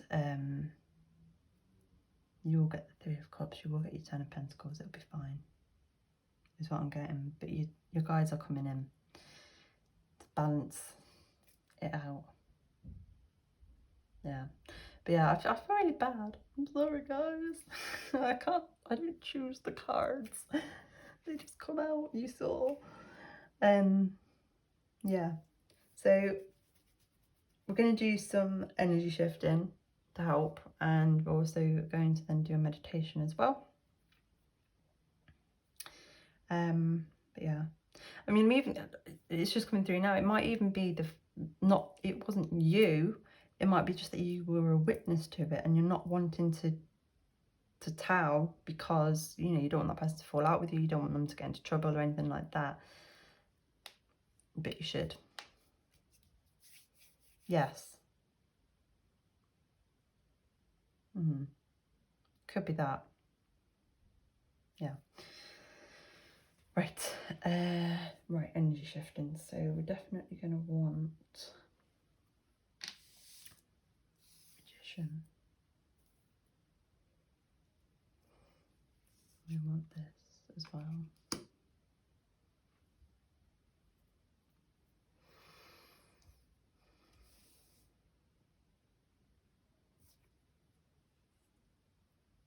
I'm also going to get pull out your Ten of Pentacles that was on the back of the deck here. And for underneath, they got the Four of Swords again. But it's in reverse, so that's a good thing. Yeah. Unfortunately, I can't do anything about the Tower. Because I ain't that good, guys. Unfortunately. What's going to happen is going to happen regardless. I'm not that magical, unfortunately. So, I'm trying to think where I'm going to do, how I'm going to do all this. Yes. Okay.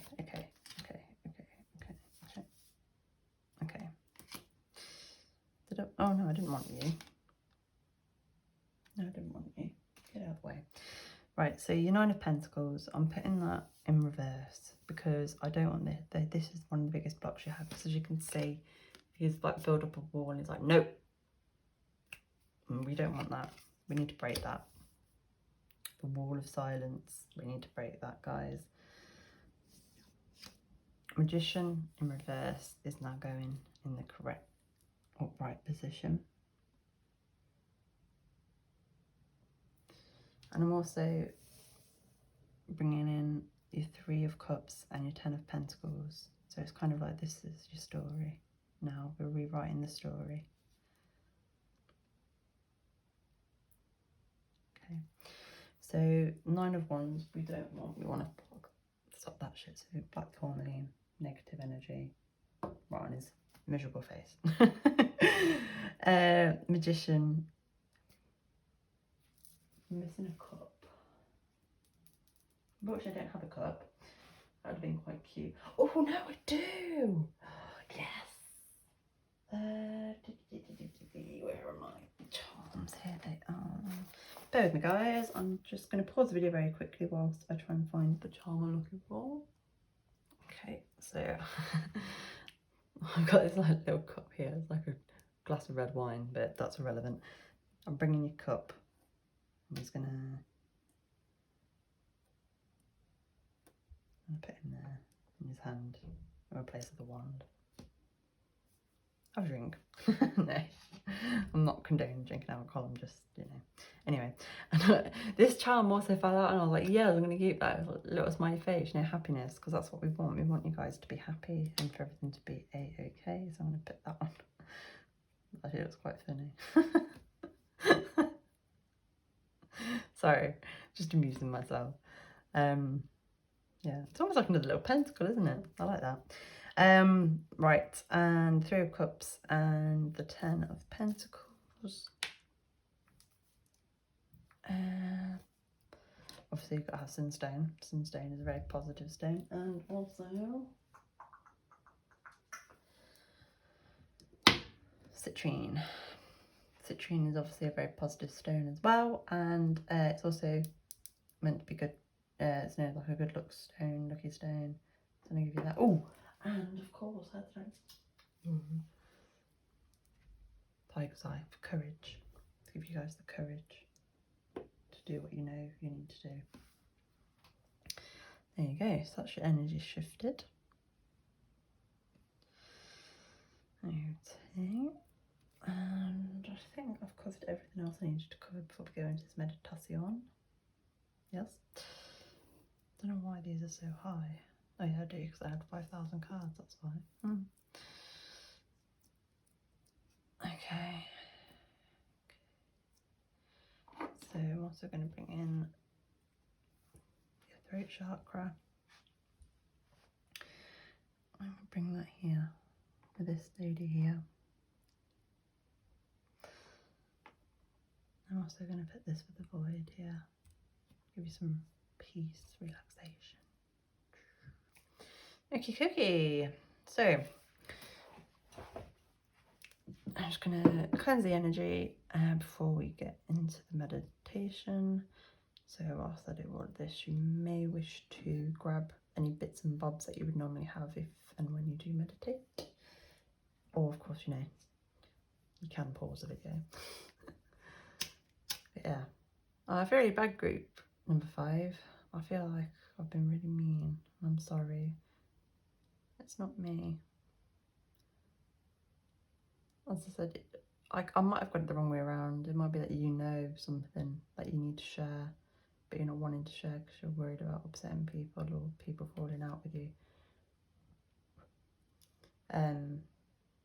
It might not be you that was naughty, because the Seven of Swords didn't come out, and that usually comes out as usually something about being deceptive. And I don't think it was deceptive. It wasn't malicious, whatever it is. But yeah. Anyway, moving on. Let's let it go. Let that shit go. Stay calm.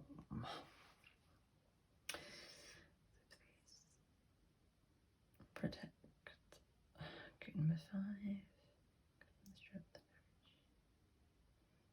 and help them be in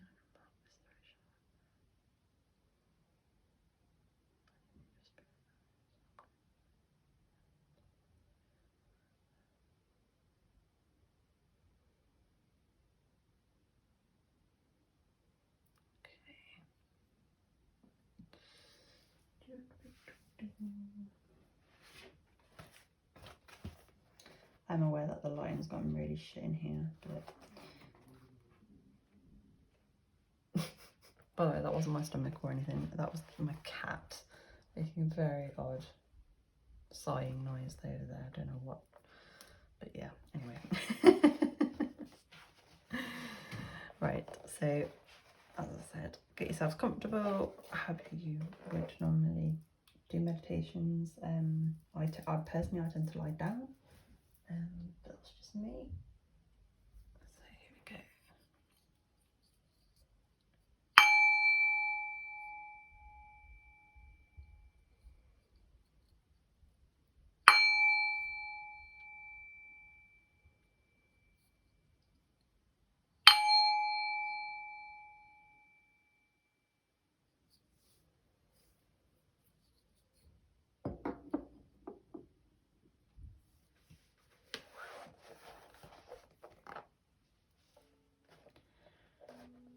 While sitting or lying down comfortably, take 3 slow, deep breaths.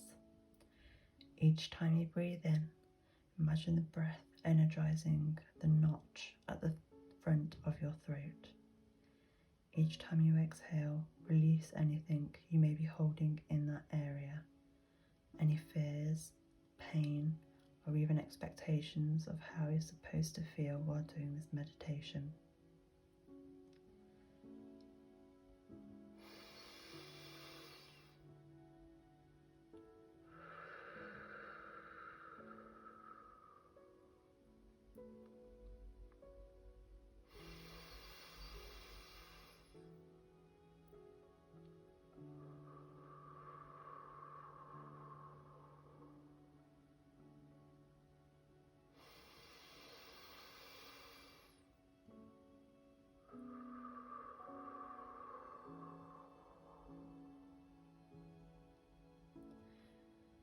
Wake up the connection with this chakra by gently tapping at the bone in front of the notch at the front of your throat, or by gently massaging the area in a small circular motion with your first 2 fingers.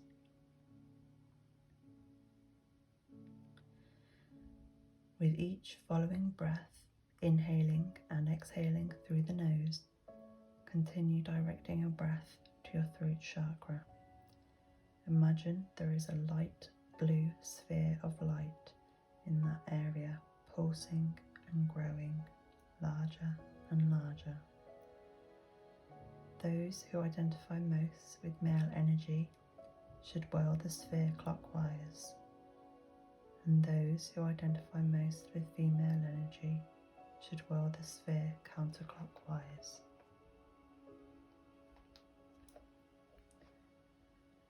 As you drop deeper and deeper into a calmer state, ask your throat chakra what it needs right now. Allow yourself a few more breaths to see if you receive any feedback. It could be in the form of a word, sound, song, image, colour, feeling, or intuition. Then act on the feedback you get. If you don't get any immediate feedback, please don't worry. It will come to you as you continue practicing.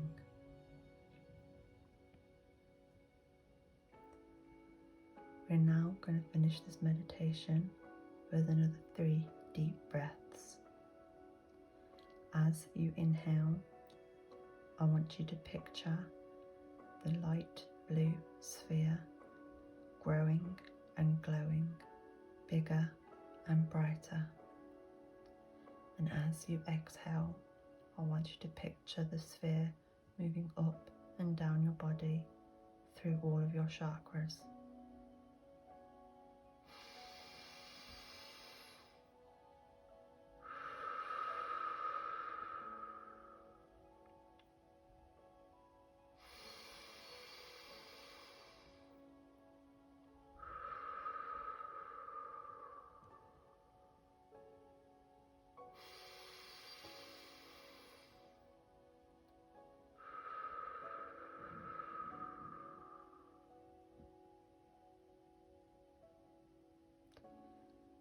Thank you for doing this meditation with me. If you wish to stay in this energy for a few moments longer, please do. I will extend the music that is playing in the background to allow you to do this.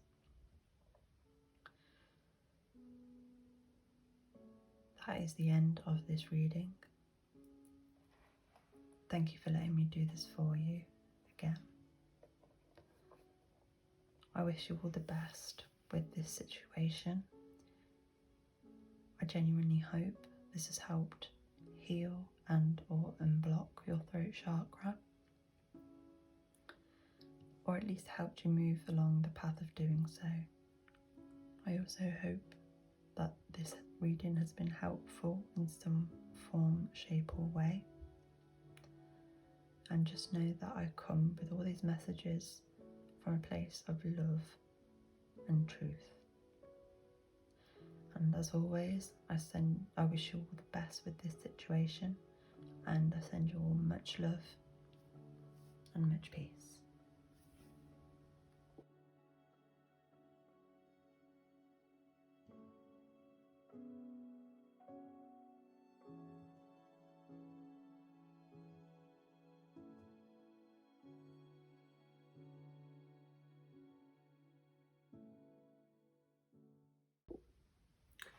Hi, group 6, aka my third eye group. So it's actually been about 3 weeks since I did the first lot of videos. Reason being, I was feeling very, very drained towards the end of the last one, and I was struggling to get messages, and I just thought, no, I need to stop, take a break, which is what I was going to do just for a day and come back to it. But then my mental health kind of went downhill a little bit, and I wasn't in a very good place mentally. Therefore, obviously, I wasn't in a very good place to be doing readings. So, yeah, so it's been about 3 weeks, if I'm honest. Now, you may have noticed here as well that originally you were paired with a fluorite crystal. However, now you have a lapis lazuli. I love lapis lazuli. Reason being is I went out a couple of weeks ago, and well, I don't know whether everyone does this that has crystals. I think most people do though. You know, you take a couple of crystals with you when you go out, and that was one of the crystals I took out with me, and it doesn't appear to have come back with me. So yeah, so I've paired you with lapis lazuli, which is another crystal linked with the third eye chakra.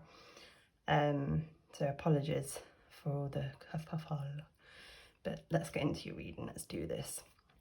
So you've got this really pretty navy blue, royal blue actually, I think it's probably more an accurate description, feather. So the reason why I chose feathers to be paired with each of the groups was because it's a lot to do with it's to do with healing your chakras and healing blocks and things. And healing, I always think angels, which is why I got my Angel Divine Purpose card here. And why also I'm using my Metatron Oracle deck. So that is why. Plus, you know, colour coordination. So, anywho, let me start off. Actually, there's a couple of things. So first of all, I took this down originally, and it's still here, so obviously. So each of these are, I see them as linked with the chakras, given that there's 7 of them and the colours, and yeah. So for yourselves, your kind of mantra is only you are in charge of your happiness. It's on you, which I don't know whether that's in relation to this reading or not, but that, you know, it's something really worth remembering. You know, you can't control what other people think, say or do. Only how you react and feel about it is basically how I interpret that message anyway. That's my book. There we go. So when the third eye chakra is out of harmony, we focus only on our intellect and reject all spiritual aspects of ourselves. We do not trust nor are aware of our intuition. We're only able to see the physical reality in life and carry a lot of fear in regard to our inner wisdom. So the card you guys have regarding your third eye is the 7 of Wands. Okay. And the oracle card paired with it is white, purity and innocence. So the first thing I want to say, because this is, well, to me anyway, I see this as a diamond. It makes me think of the birthstone for April, which is obviously a diamond. So please take that if that resonates. And you've got the number 51 here. So if that number resonates, again, take it. Could be looking at the 5th of January, in which case we would be looking at Capricorn. I have to think then. I haven't done this for a few weeks, guys, so you have to bear with me, I'm getting back into it. Or of course the 1st of May, which would be Taurus. But obviously just take what resonates.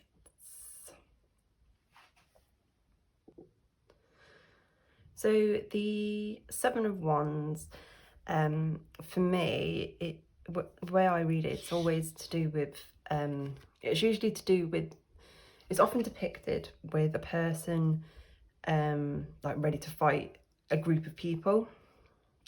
Obviously in this card it's depicted quite differently. But she does look like she could potentially be ready to fight, but she's quite calm about it. So it's more like, I get more almost 6 of Wands with this one slightly. So 6 of Wands is to do with kind of public acclaim. So it's like, and success. So it's like when you've done something well, or and or people are admiring you, those kinds of things. And that's what I kind of see here. And it's like kind of like she's like on the throne, and you know all her subjects are watching. She's like, yeah. But it's like she has to fight for it. It's like you have to fight for it and fight to keep it, because you know when you're doing well, as is often the case, there's always someone that is jealous or wants to take that away from you, and you know, because people are bastards anyway. And then with this white, purity and innocence, I think that's speaking towards your purity and innocence. So it's like I'm trying to get my words out, trying to explain it. So it's like you're having to face something, and I think what the message is, I mean, we'll find out more when we get the cards, but initially what I'm seeing and getting is that it's like you need to stay true to yourself, have pure intention, is what I'm getting when faced with adversity, is what I'm getting. So, but let's see what this is all about, shall we? So, God needs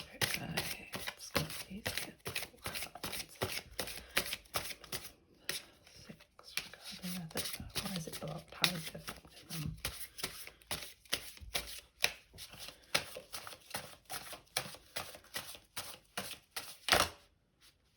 Okay, you want to come out. So you've got the Devil.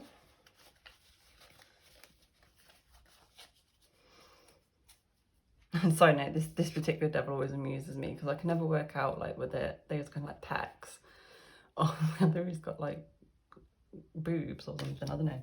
It amuses me. Anyway, not relevant, but it just amuses me. Right. What this is all about. Thank you.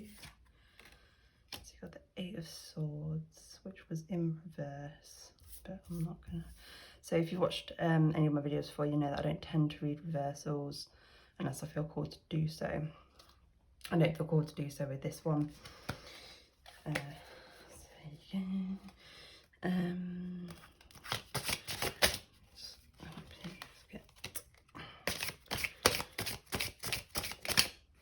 So you have the Six of Cups, which also came out in reverse, but I'm not putting it in reverse. And one more card. This is all about.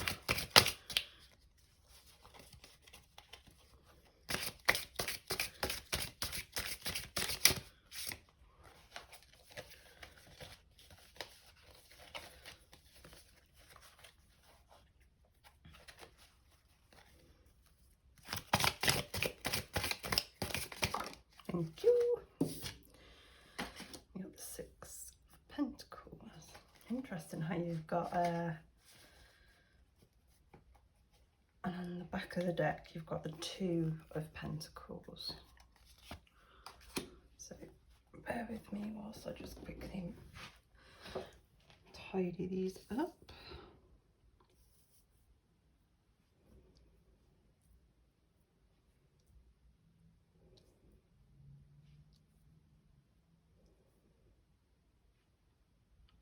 Okay, that'll do for now, I think. No, and right. So the message here is very clear. I'm going to pull some more cards though, but I can see what this is about. So the Devil card, generally it's about being trapped, chained by our own kind of like limiting beliefs, thoughts, dark thoughts that are like inner demons. So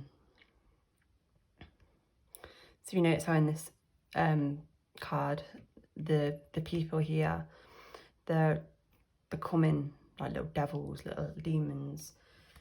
And you know that is ultimately what happens, is when you spend so much time in the dark and allowing dark thoughts, negative thoughts, however you want to describe them, rule your world, and they get the better of you, basically. I mean, we all have them, and it is difficult sometimes to overcome them. I mean, I'm a prime example of that, as I've just mentioned about my mental health over the last few weeks. So I'm with you, but that's why this card is here. Purity and innocence. It's your guardian angels, you know, coming to try and help cleanse this, to take this out, because you're in a state of feeling you need to battle. And I don't know whether it's like battling against other people and or yourself, but this particular Seven of Wands, there's no one else, as I mentioned, there's no one else there. It's literally just you.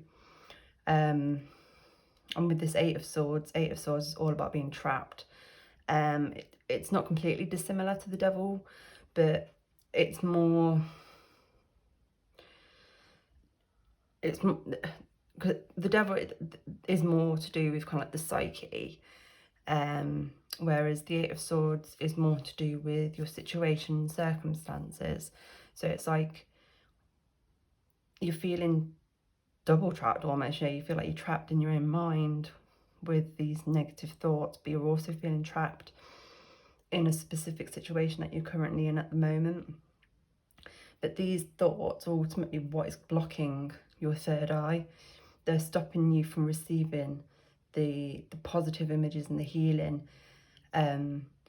that that Metatron and any other guardian angels that you may have are trying to give you to help free you from this. The Six of Cups is all about nostalgia. And nostalgia is something, I mean, from my experience, I'm not going to say it's the same for everybody because everyone experiences mental health differently. But for me, with my depression, it likes to cling on to nostalgia.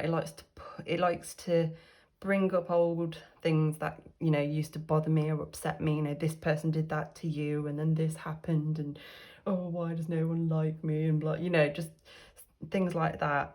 So that might be something that is happening for you as well. It may also be that maybe you're the type of person that maybe in order to try and overcome this, you're reverting to reminiscing about good times. You're trying to relive good times. And so although you're kind of blocking out this for a period of time, that's partly why maybe you're trapped, because you're not moving forward. You're just doing the same thing over and over and over and over.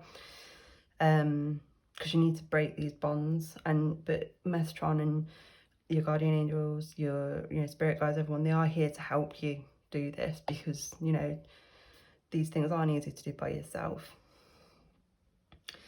Now, the Six of Pentacles, that's exactly what the Six of Pentacles is all about. It's often depicted by a person giving a pentacle or pentacles to like beggars.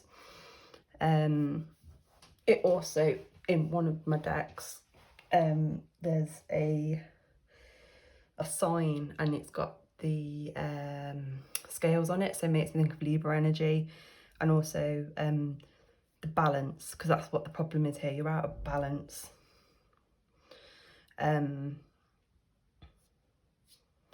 With things, and this is what your guardian angel are here for. This is what this is saying, is that they're here to try and help you with this.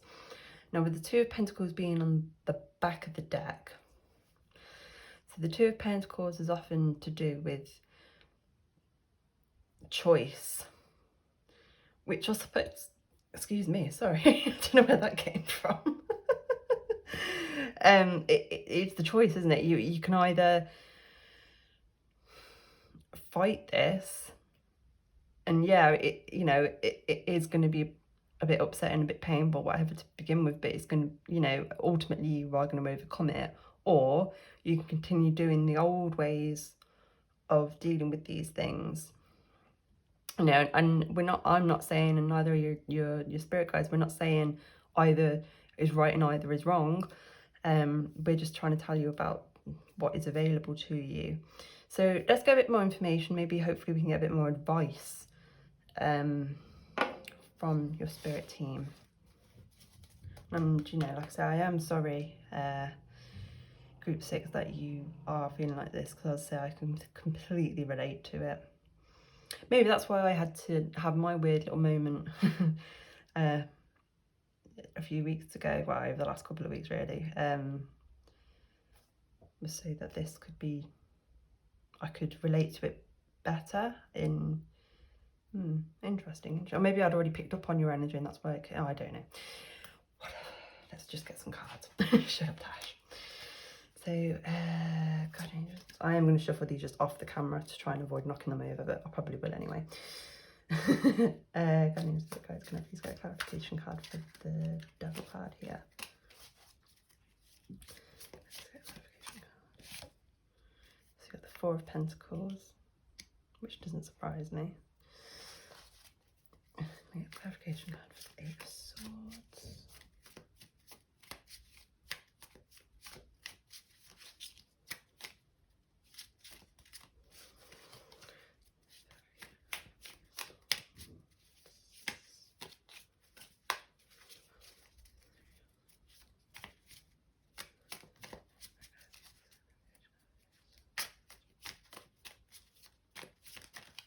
Whoa. No, you can't throw. I don't, to be fair, I don't think that was. I think I was just being clumsy. Please get a clarification card for the Eight of Swords. Okay, so definitely Six of Swords. Interesting. Can I please get a clarification card for the Six of Cups?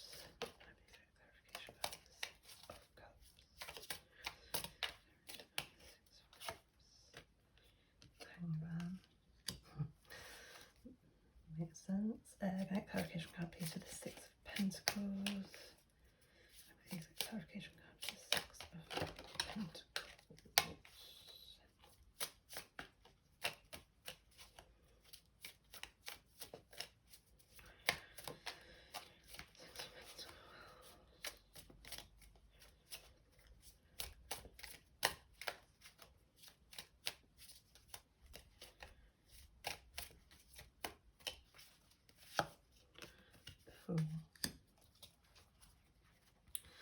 I'm going to get a clarification card for the Two of Pentacles, please.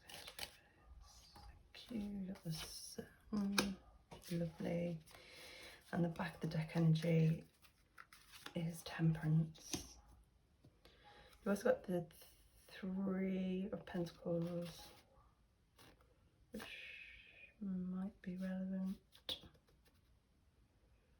Not sure. Let's see how it goes. Right. Okay.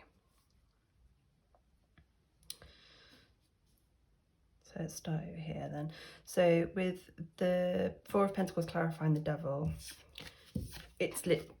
So the Four of Pentacles is depicted differently in different decks. As you can see on this deck, you've got a guy who's like clinging on to these pentacles. It's like, no, they're mine. In the first deck I used, it's depicted, I think it's that deck. Oh, well, it doesn't matter. On one of my other decks, it's depicted by a man.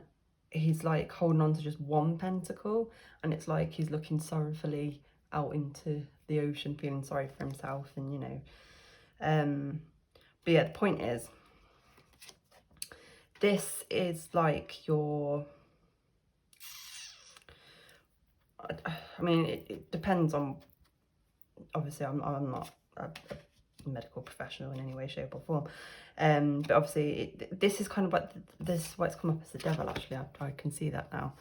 It's like I'm just going to keep saying inner demons. That's how I'm just going to refer to it, your inner demons. And they've got a very strong hold on you at the moment, is basically what they're saying here. And that is no, you know, I'm not saying, I'm not having to go at you for that. I'm not throwing any shade or shame at you for that, because it happens to all of us.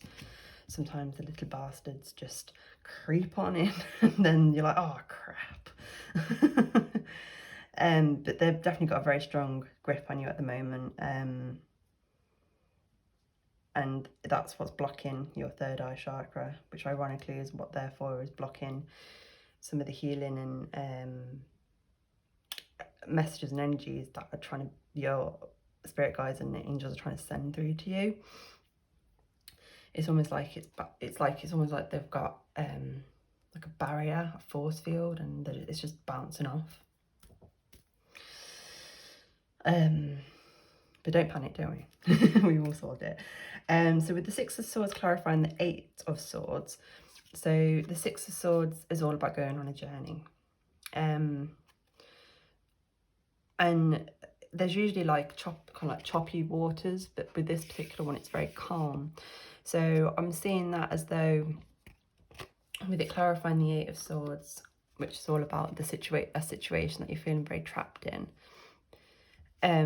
It's saying that you are going to, well, can walk away from this, and it's not going to be what these little bastards are saying. So, I mean, for example, you might, I mean, it could be something like, I don't know, your friends have asked you to go on holiday next year or whatever, and you don't want to go, or you don't want to go to that destination, or whatever reason it is, but you don't want to tell them that because you're worried that, you know, they're going to fall out with you or be angry at you or something like that. You know, it could also be, you know, your manager may have asked you to do a specific project of some description, but you don't feel comfortable with doing that, or whatever it is.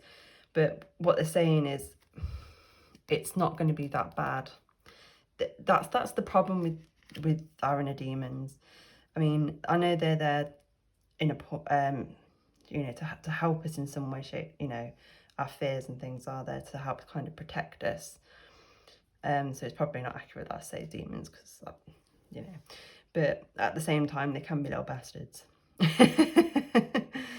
And they like to, rather than allowing you to zoom out and see the bigger picture, they like to zoom in and you just see the little things, you know, the minor details. But to you, because you're so zoomed in, they seem massive. It's like when, you know, you look at things under a microscope, something that is tiny, tiny, tiny, microscopic. Once you're looking through that, it's massive. You can see it very clearly, but take that away, it's nothing. It's tiny. That's. I hope this is making sense. Now with the Hanged Man on the clarifying the Six of Cups, it's like what I said. It's about you being in this energy, this nostalgic energy. However, so for me, the Hanged Man tends to have one or two messages in readings for me, and for you guys, I'm seeing it as though you need to see things from another perspective. That's what you need to do, which is what I was just trying to explain to you. And I know it's easier said than done, I know that. But with the Fool here as well, they're telling you to take that leap of faith. They are here, they are going to help you. They're telling you to take that leap of faith to whatever it is that you feel you need to do to resolve this, because it's clearly something that's scaring you, that's worrying you. I don't know whether it might be something like you don't like to, I mean, again, this is from a personal experience that, you know, you might not want to take your medication for some reason. Well, it's not for some reason, I completely understand. For me, I don't know why, you just feel like you shouldn't take it, you shouldn't need to take it. Well, that's how I feel sometimes.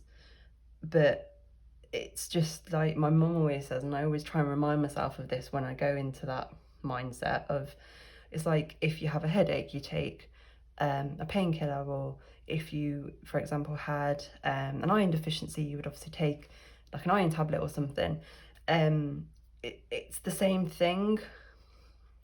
It's just that in our brains, there's, you know, a chemical that isn't being released, or too much of one's being released, or however, whatever it is for you. But they're saying you need to take that leap. I mean, it could even be the fact that you want to maybe speak to somebody, maybe a counsellor or a therapist or something, but you're frightened to do so.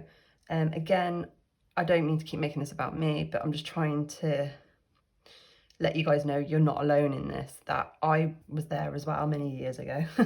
I didn't want to speak to a therapist or a counsellor. The reason why was because I was convinced that if I spoke to them and told them what was going on in my head, that they would think I was mad and that I would be sectioned.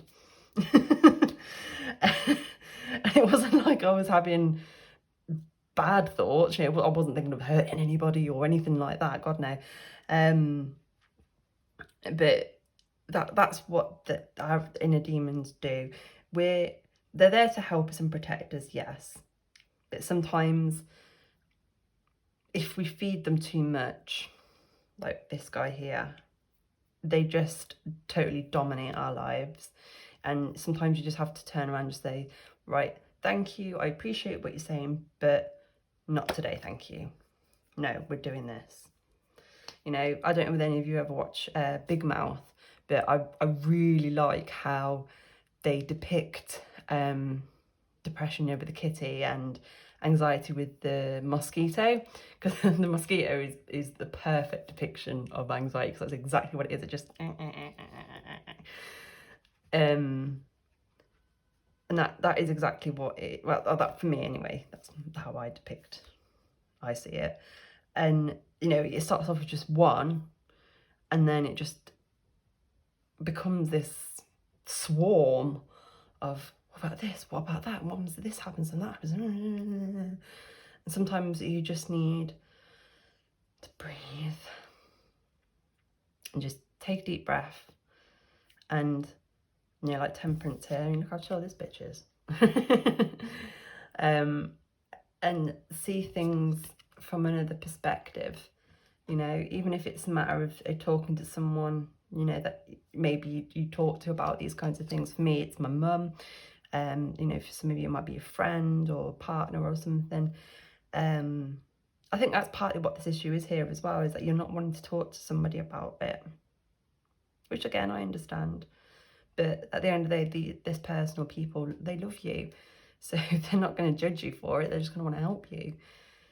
And with the Sun here, clarifying the Two of Pentacles. So the Sun is arguably the most positive card you can get in tarot.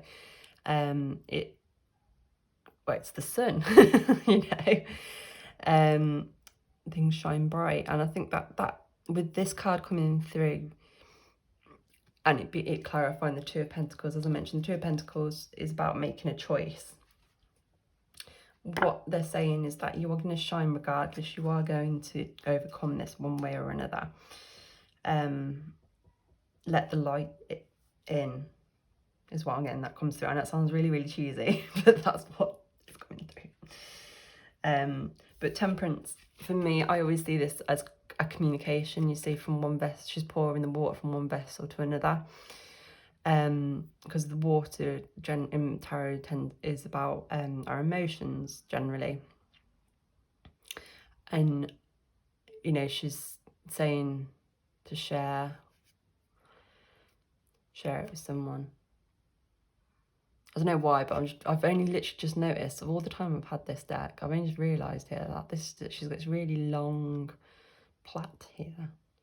Not sure what relevance that is, but I'm just really drawn to that for some reason. So if that resonates with any of you, maybe some of you wear your hair like that, I don't know. Please take that. If not, just ignore me. Apologies, guys. I had to stop the video just for a second there as my phone decided to die. Right, so what we're going to do now is we're going to do some energy cleansing for this situation to help unblock your third eye chakra, and then we're also going to finish off with meditation. So what I'm going to do is I want to keep these two cards out.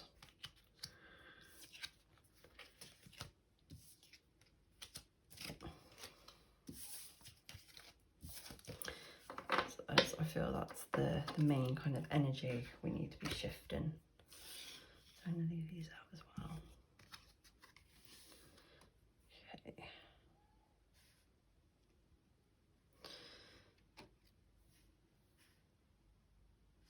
So I'm going to put the feather there because, you know, I mentioned about feathers and angel wings, and you've got an angel wing there, so it makes sense. Yeah, lapis lazuli is, right, as I say, it's obviously linked to the third eye. It's a highly spiritual, intuitive stone, so I am going to put that with this. But first, what we're going to do is we're going to put it in reverse because we need to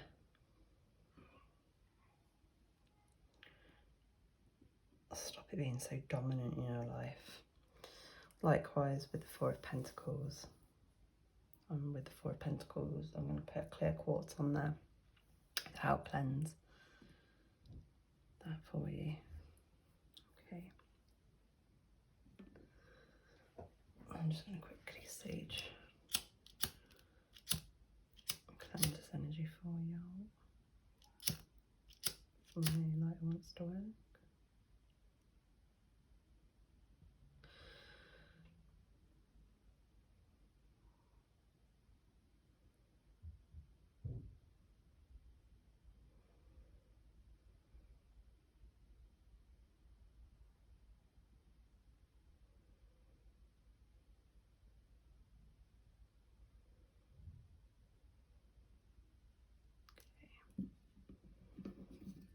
Some more sage, and then we're going to finish off, as I say, with a meditation.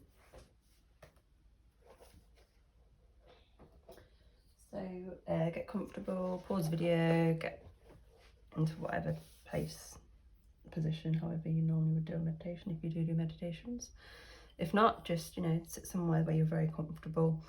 I personally like to lie down when I do meditations, but I know some people like to sit in a chair or whatever it is. As long as you're comfortable, that's all that matters, and you're in obviously a quiet place where you're not going to be interrupted. So I'm just going to kind of energy with this.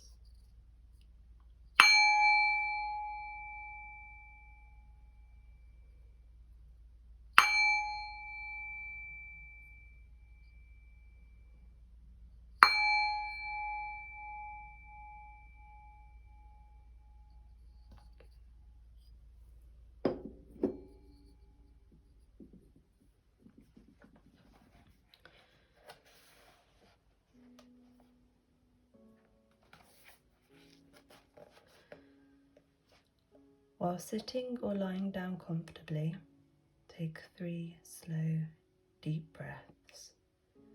Each time you breathe in, imagine the breath energizing the area between your eyebrows. Each time you exhale, release anything you may be holding in that area, any fears, pain, or even expectations of how you're supposed to feel while doing this meditation.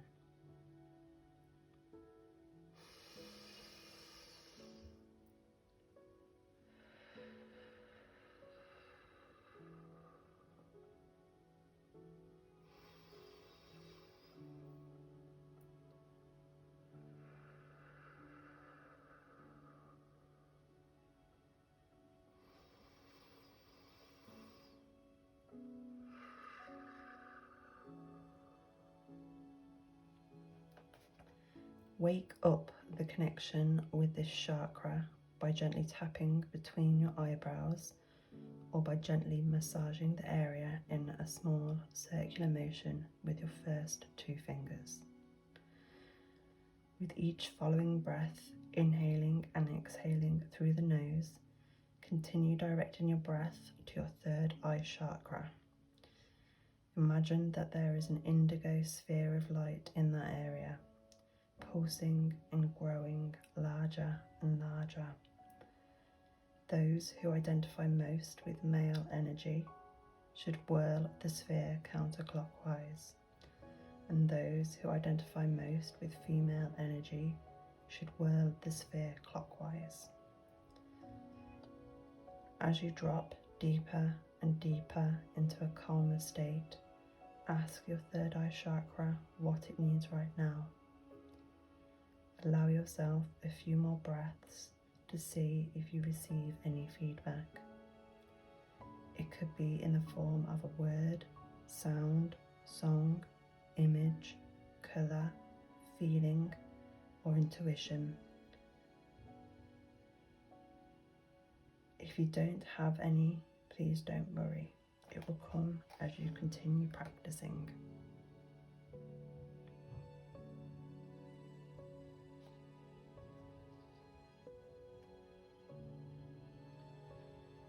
We are now going to close this meditation with 3 more deep breaths. Now, as you inhale, I want you to picture an indigo sphere getting larger and larger and brighter and brighter.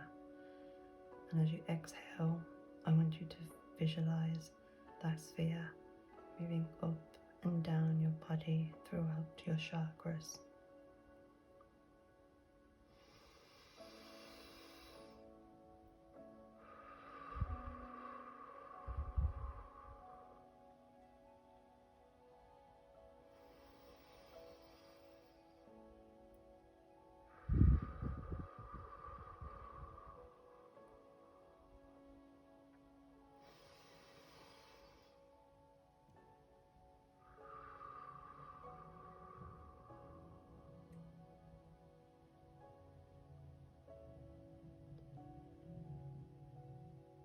Group 6, we have now come to the end of this reading and meditation. I just want to say thank you for doing this with me today. I hope this has helped block, or at least begin the unblocking and or healing of your 3rd eye chakra. please feel free to sit in its energy for as long as you wish. I will leave the background music playing for a few more moments before you are ready to open your eyes. As always, I send everybody much love and much peace.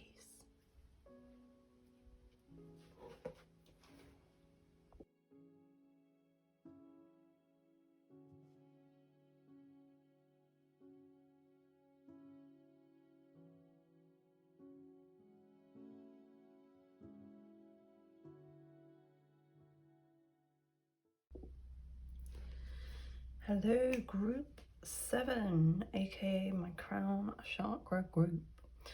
So just a quick update of what is going on. So as you may have noticed, my nails are gone. Reason being is that I started these videos about 3 weeks ago, and I stopped after doing the throat chakra one because I just wasn't I was struggling to get the messages, and so I just thought I'm just going to take a break, come back to it tomorrow. But in all honesty, my mental health hasn't been great for the last couple of weeks, and obviously I can't really do reading, channeling and things when I'm not in the right place mentally. So yeah, which is why I've just come back now and why my nails are gone. Anyway, so you've got this beautiful purple feather. So obviously purple represents the crown chakra. Now the reason why I chose feathers to be paired was, one, obviously because of the colour coordination, but also because I personally feel like with healing and things, we get a lot of help from our guardian angels, and so obviously angel wings, feathers, which is also why I've brought out my Angel of Divine Purpose card here. So before I get into it, I just want to quickly show you this. So this is a poster I have in my living room called The 7 Rules of Life. And for me, each of these are kind of like representing the chakras. I realised when I was looking at it. So for you guys, you have smile. Life is short. Enjoy it while you have it. And you got a cute little sun there. So that's your little mantra. So let's see what is going on for you guys.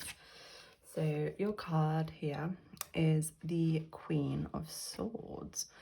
Now, I love the Queen of Swords energy. I think she's an absolute badass, to be perfectly honest with you. I would like to embody more of the Queen of Swords energy within myself, because this bitch tolerates no shit.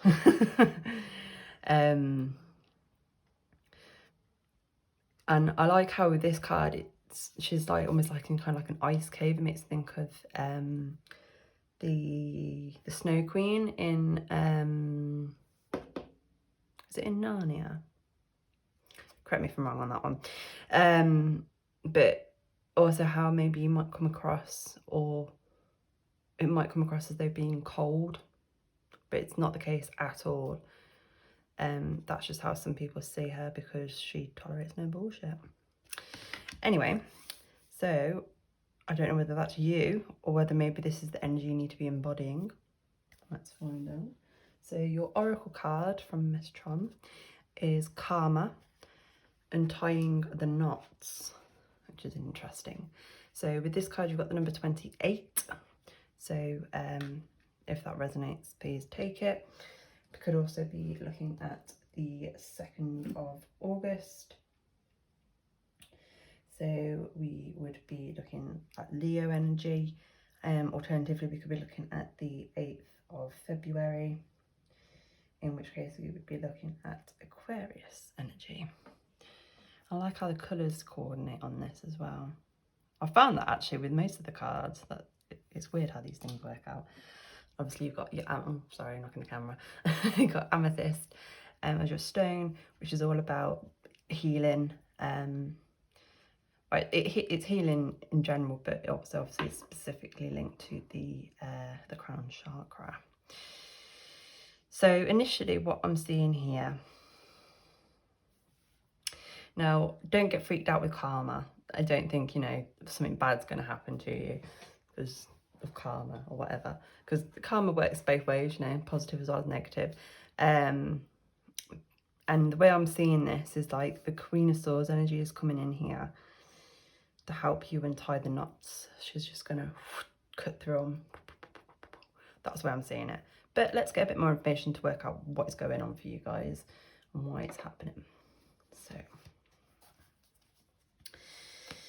Guardian Spirit Guide.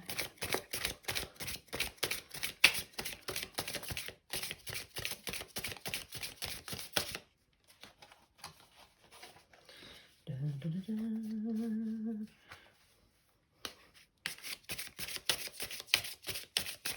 I love when I watch other YouTubers that do this, and when they do this particular shuffle, the cards don't go everywhere like they do with me. But again, as always, I'm always just going to be in my little hands. Anyway, so your first card here is the Six of Swords.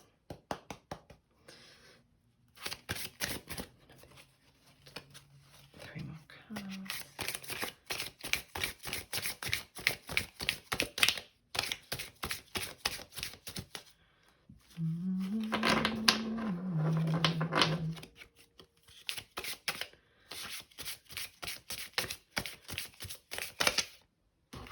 You want to come out. Got the Strength. Me like it, me like it.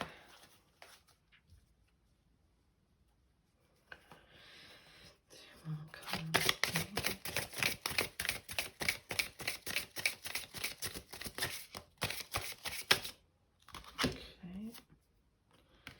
Queen of Swords again. Freaking hell.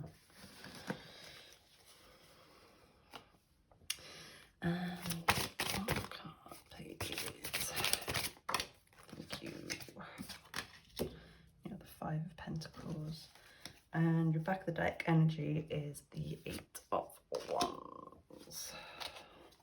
I've also got the Page of Swords, but I don't believe it's relevant. Okie pokey. So let's see what we have here.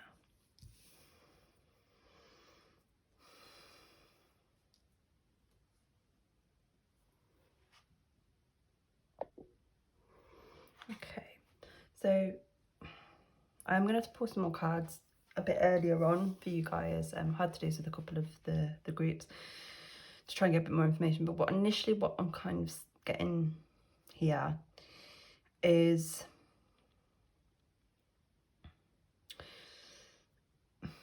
the Six of Swords is usually about moving forward, basically going on a journey.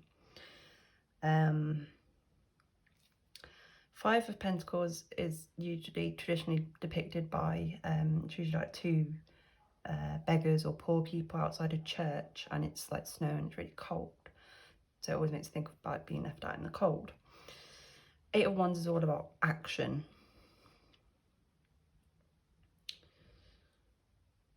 So I feel like maybe you are being presented with something and you're afraid to take action or something. Let me get some more cards first because I'm not 100%. I have an ish idea, but let's see. God, Spirit guys, for this Six of Swords.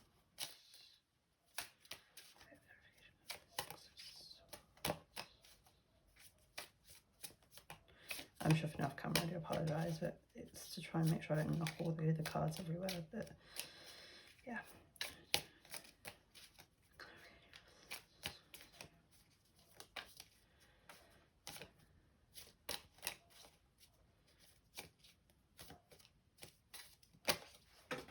Okay, so, oh, you got two.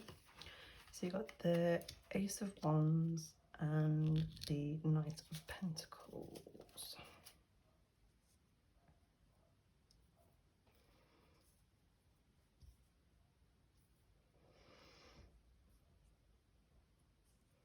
So hopefully no one else gets a double. Otherwise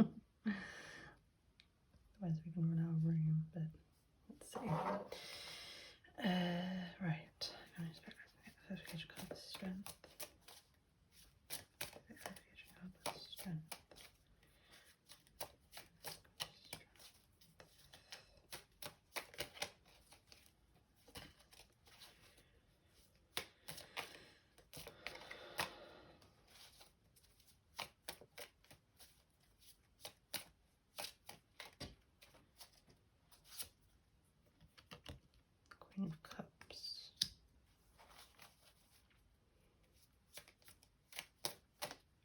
No. Then don't give me that card then. God.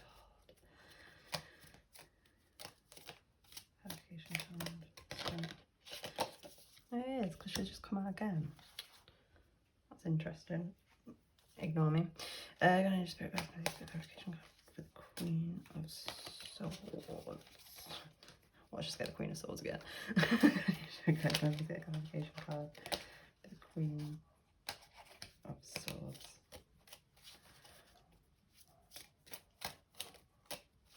I've just seen her. So I'm shuffling. She might come out, who knows? That'll be finished as. No, you've got the Tower. I need a spirit clarification card for the Five of Pentacles.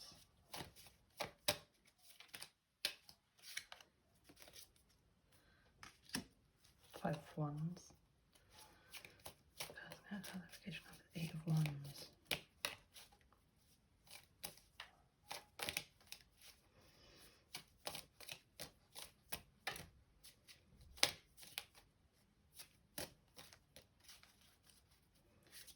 Clarification card is the Eight of Wands.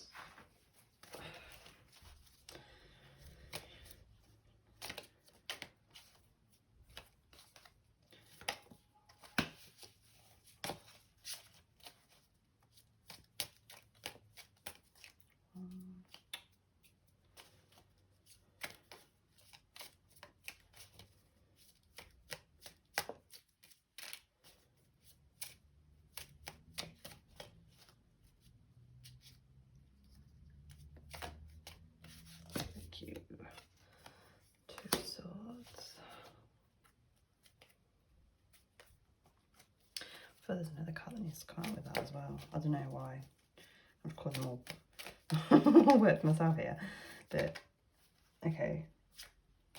Oh, God, cards are just flying everywhere today.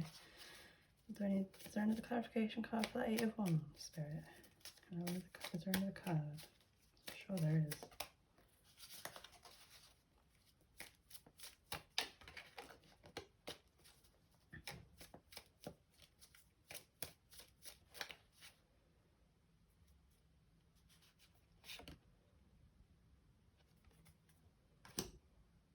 Devil. Okay. And then your back of the deck energy is the Five of Cups.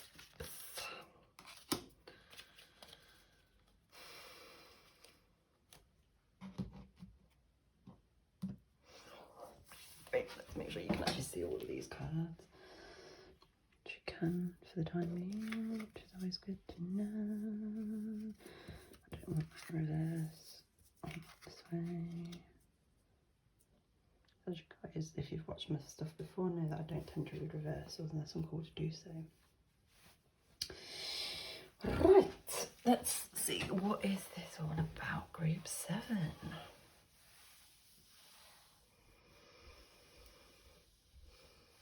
So I'm just going to have to sit with this energy for a moment whilst I try and see what it is about.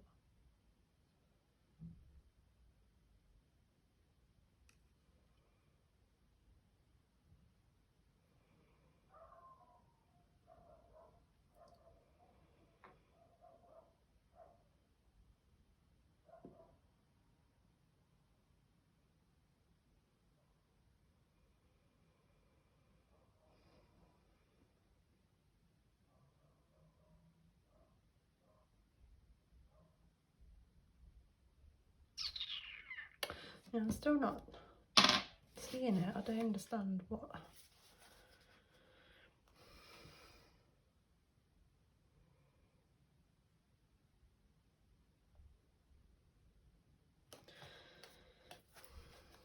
do apologise, Group 7. I think this is a heavy book, which is why I'm struggling with this. Whoa, whoa, whoa, whoa. I'm just going to pull some more cards. Although, again, pulling more cards is probably just going to complicate the situation further. Let's have a look. 7 to 5 cards.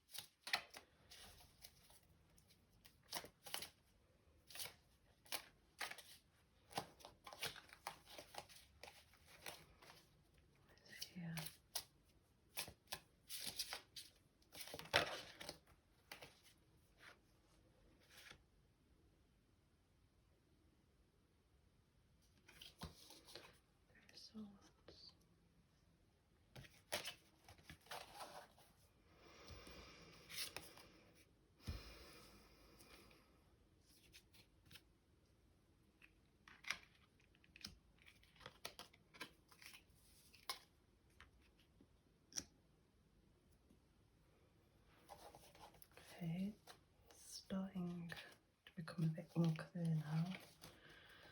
That's Queen of Swords in the Tower.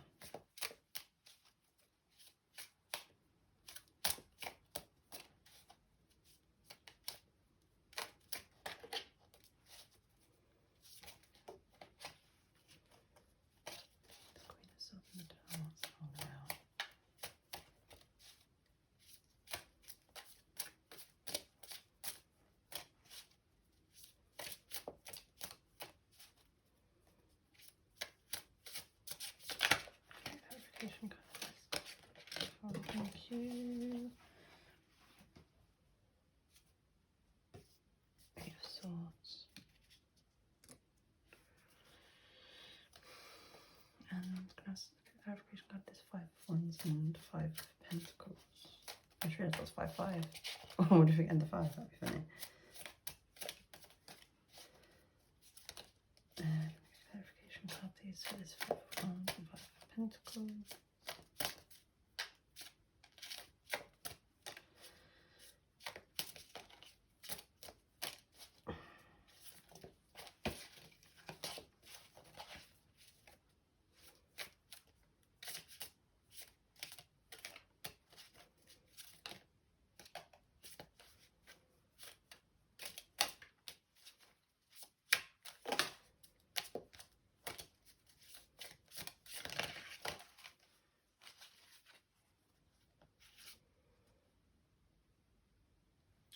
Wands.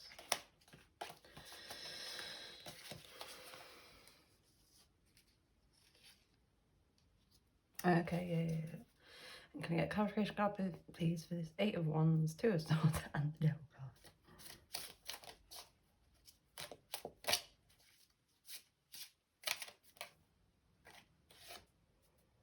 Nine of Swords.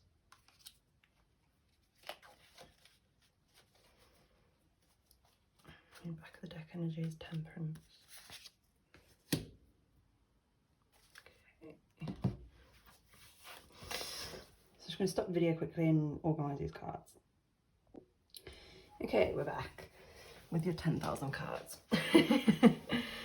So, right, start the first lot. So, and she got the 6 of Swords, which, as I mentioned, is to do with going on a journey. This was clarified by the Ace of Wands and the Knight of Pentacles.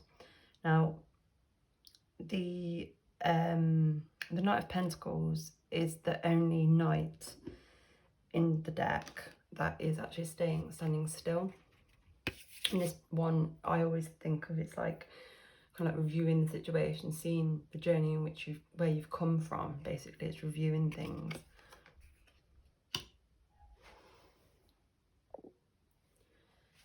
And so the Ace of Wands, like all the aces, is to do with like a new beginning, a new start. In one of my decks, it's depicted by a hand holding the wand, and then in the distance there's like a little castle. And I always think of it as in like, this is you at the beginning of your journey towards your happily ever after. Like a new idea has sparked that. And with the Chariot here, obviously the Chariot is about moving forward as well. This particular Chariot is quite interesting because often the Chariot is depicted with 2 horses and they both kind of go in either direction.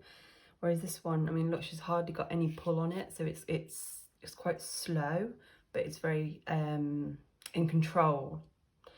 It is what it is here. So I think what we're seeing here is maybe this idea, this new venture, this new journey that you're going on. You are very much in control of it, but perhaps you're not seeing that, or you're concerned about it.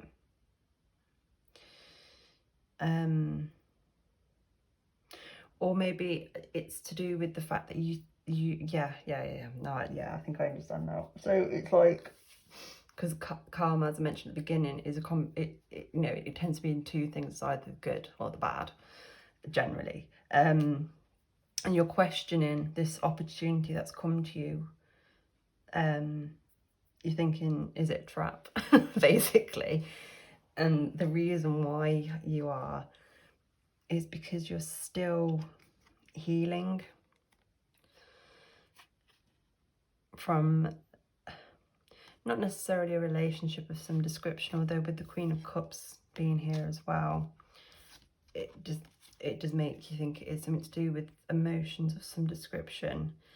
But it could have just been maybe, you know, you loved the job you were in, but it didn't turn out to be the job you thought it was, or something like that. And with strength, what they're saying here is to have the strength to see it through, and that it isn't that bad, because with this strength card, you see the woman is holding the jaws of the lion open, as is traditional, but she's not even looking, she's not frightened, she's not bothered, he's not that big. And that's what they're saying, is that it isn't as big and scary as you are probably seeing it as.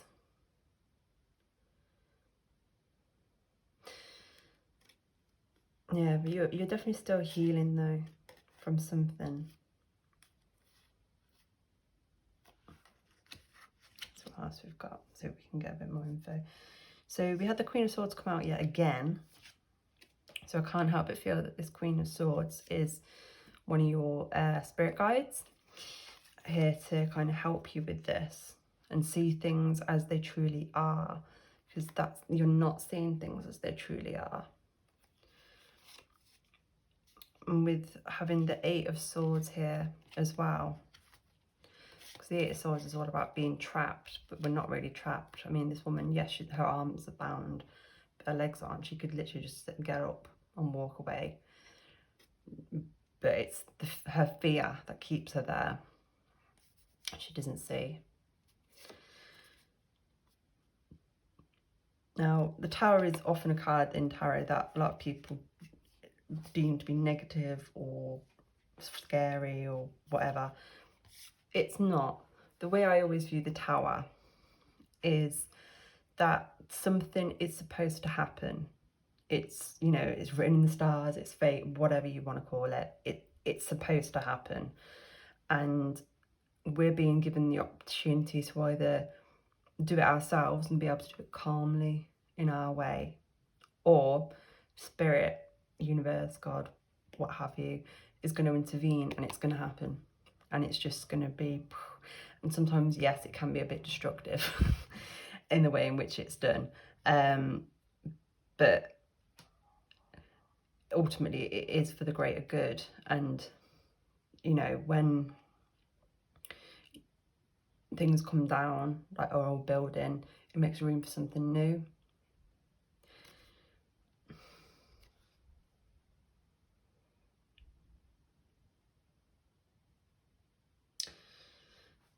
I'm seeing it maybe as though you're not moving forward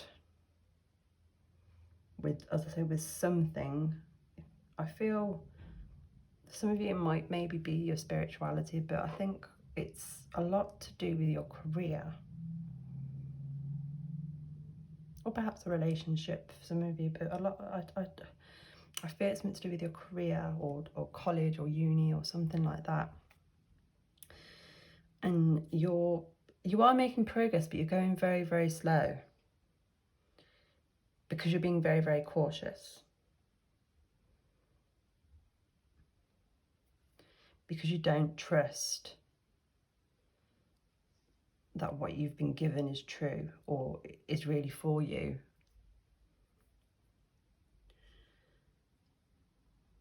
And as I said at the beginning, the Queen of Swords, she's proper badass energy. She tolerates no bullshit. So she will help you to see things. And as I said, you have the choice of, you know, doing that yourself, or she will intervene and do that for you, but it's not always the prettiest way. Now, so the Five of Pentacles, as I say, is often to do with about, for me, it's like being left out in the cold. That's the way I always view it.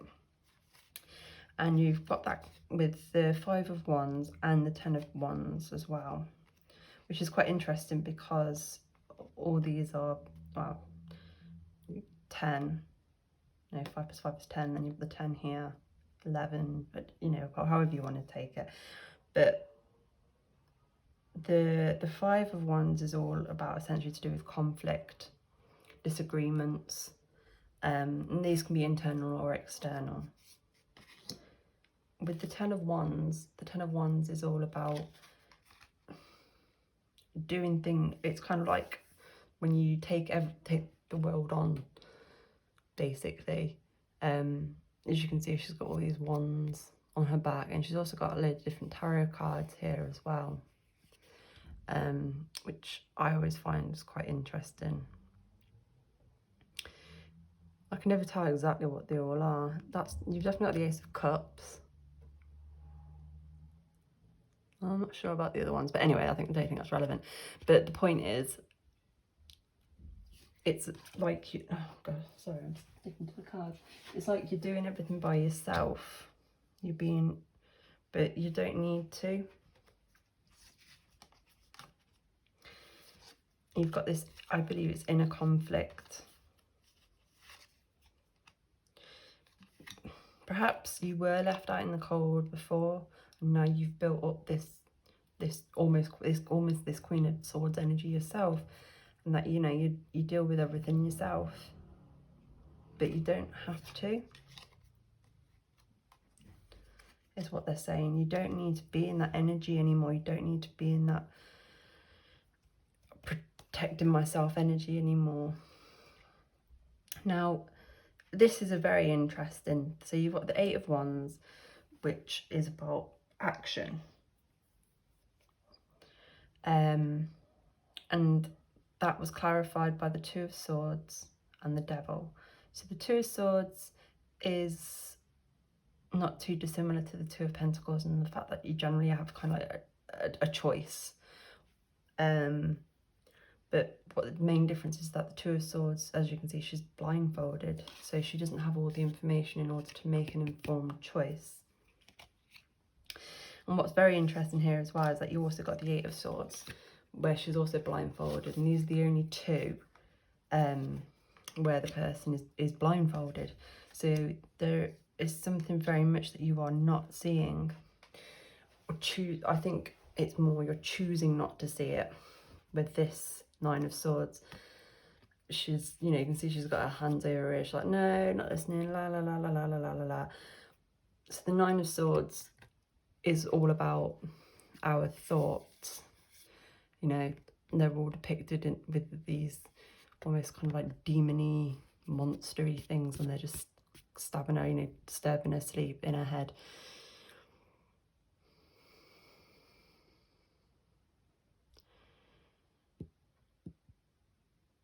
But they're not. And that's why you've got the Devil here as well, because oh my god, why does that card keep sticking to me? It's so annoying.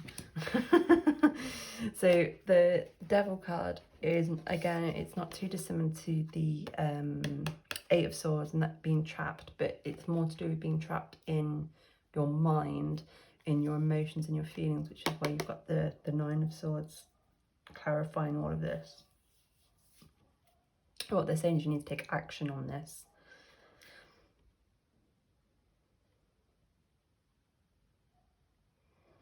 You need to stop doubting yourself.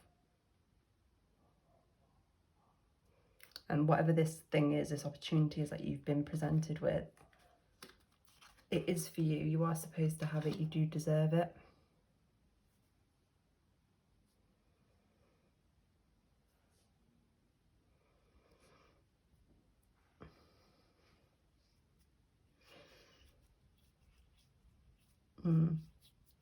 I'm going to put these cards out of the way, and what I'm going to do is I'm going to try and get a bit more advice and guidance on this situation for you guys, because, and you also got the 5 of Cups, I forgot about that, on the back of the deck. So the 5 of Cups is, usually it's depicted by a person when they have 3 spilled cups and 2 full cups behind them, and they're only focusing on the 3 that have been spilled. which is the case in this one. So you got 3 that have been spilt and these 2 are upright. But what's interesting is that this one's down on the floor. And the way I look at this particular 5 of Cups as well, it's like, it's almost like she's the one that's knocked them over. So that, I think that's quite telling of what this is about. It's like you're blaming yourself for something. You think it's your fault or something like that. I do apologise, Group 7, but it's quite hard tapping into your energy at the moment, which is surprising as your crown chakra is quite blocked. Yeah, I'm gonna see if I can get.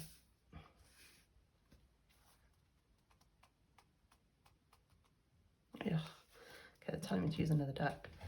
Oh god, like I don't have enough decks. Where's my decks?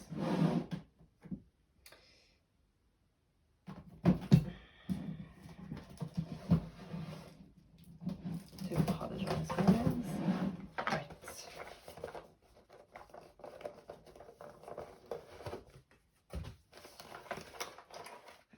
Cleanse these, try to put them away. Right. So what do we want? We want a bit more information on what you need to do, a bit more advice, guidance on this. So gun angel can please get some further advice, guidance, group number 7 on this block, and what you can do to help heal it, why it's here.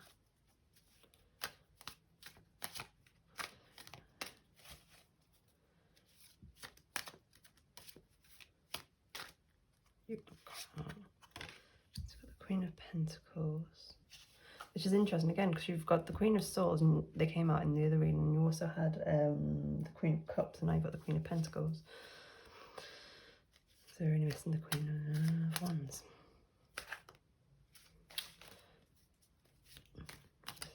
Okay, so got the Knight of Cups.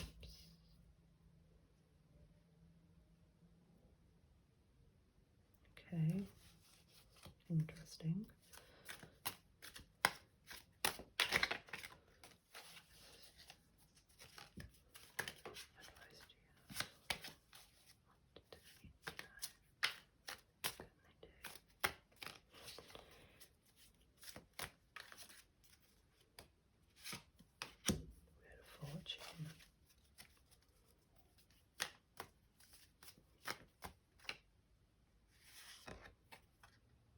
No? Okay.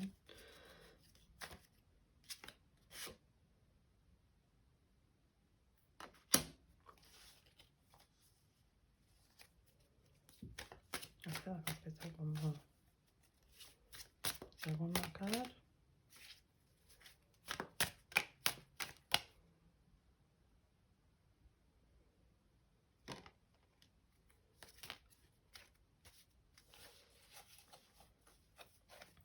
Okay.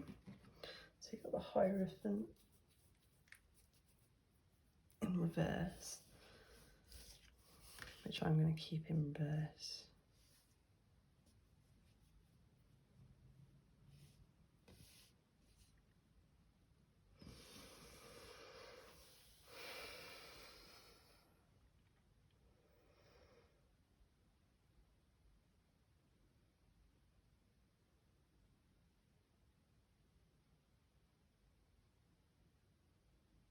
Sorry, I'm trying to sit with this energy for a bit to try and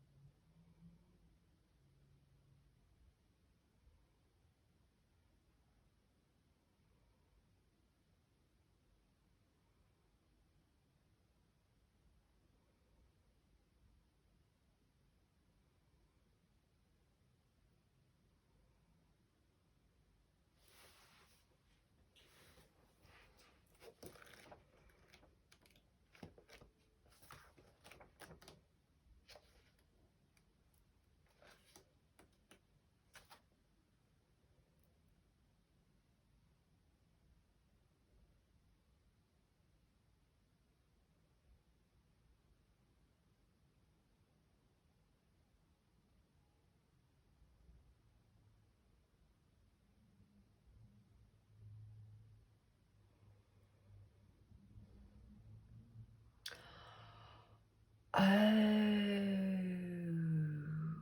right. Now I understand. Got ya. Right. So, we've got there eventually, guys. I see what it is now. Right. So, basically, I feel you, a lot of you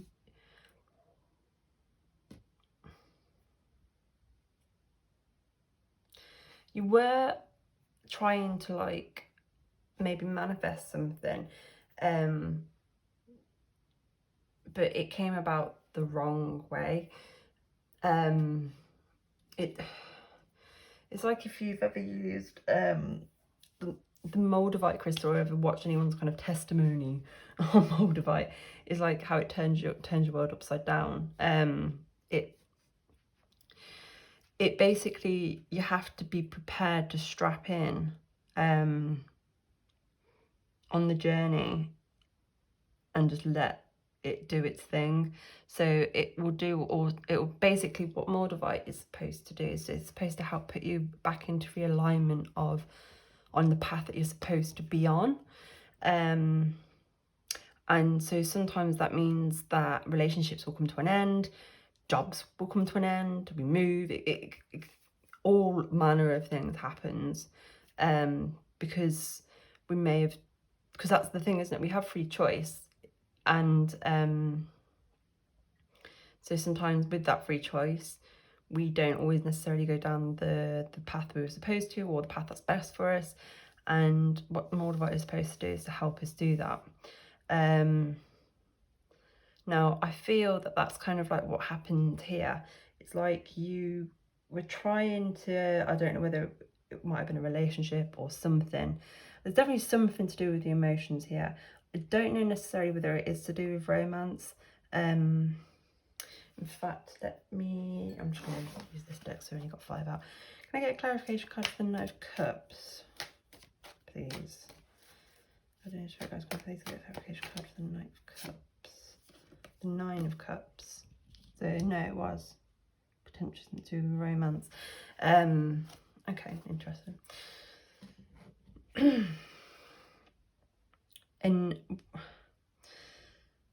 yeah, okay, yeah. Sorry. So it might have been the matter that you may have already been in a relationship with somebody, and then you've been getting in touch with spirituality or what have you, to go down to, you know, to be aligned with your true self, your true path, calling, etc. And that made a relationship end. It could be that you either did it, they did it, because you weren't the same person anymore, or because obviously you got very engrossed in your spirituality and things, which we've all been there, we all do it, especially when you first get into it, it's so easy to lose yourself in there.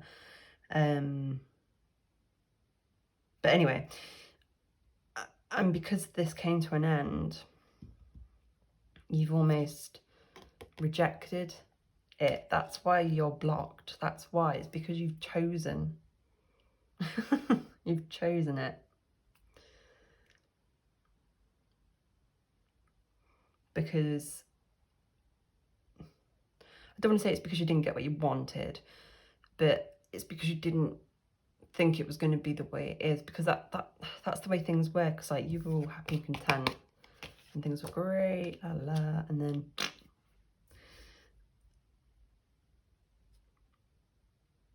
and that's why you're having all these struggles within yourself, because you had your tower moment. I was wrong. You had the tower moment because of the Queen of Swords, Spirit Guide. She came. Yes, I see now. So basically, you were wanting to change. You wanted to do whatever it is, and your Spirit Guide was like, okay, cool, I'll come help you do that. And that's what she did. And she gave you a tower moment that you weren't expecting. because you didn't maybe fully understand, or not repercussions, that isn't the right word at all, the potential risk of mixing things up. You know, if you're going to mix things up and you want to change, that means the key word is in there, change. Things can't always remain as they are, and you weren't expecting that. Yes.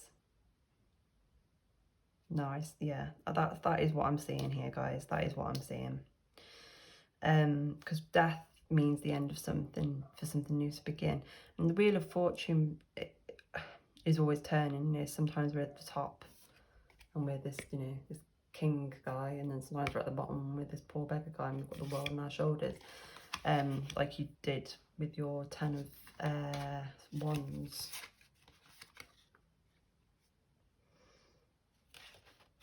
But what you're not seeing is that you're not here anymore.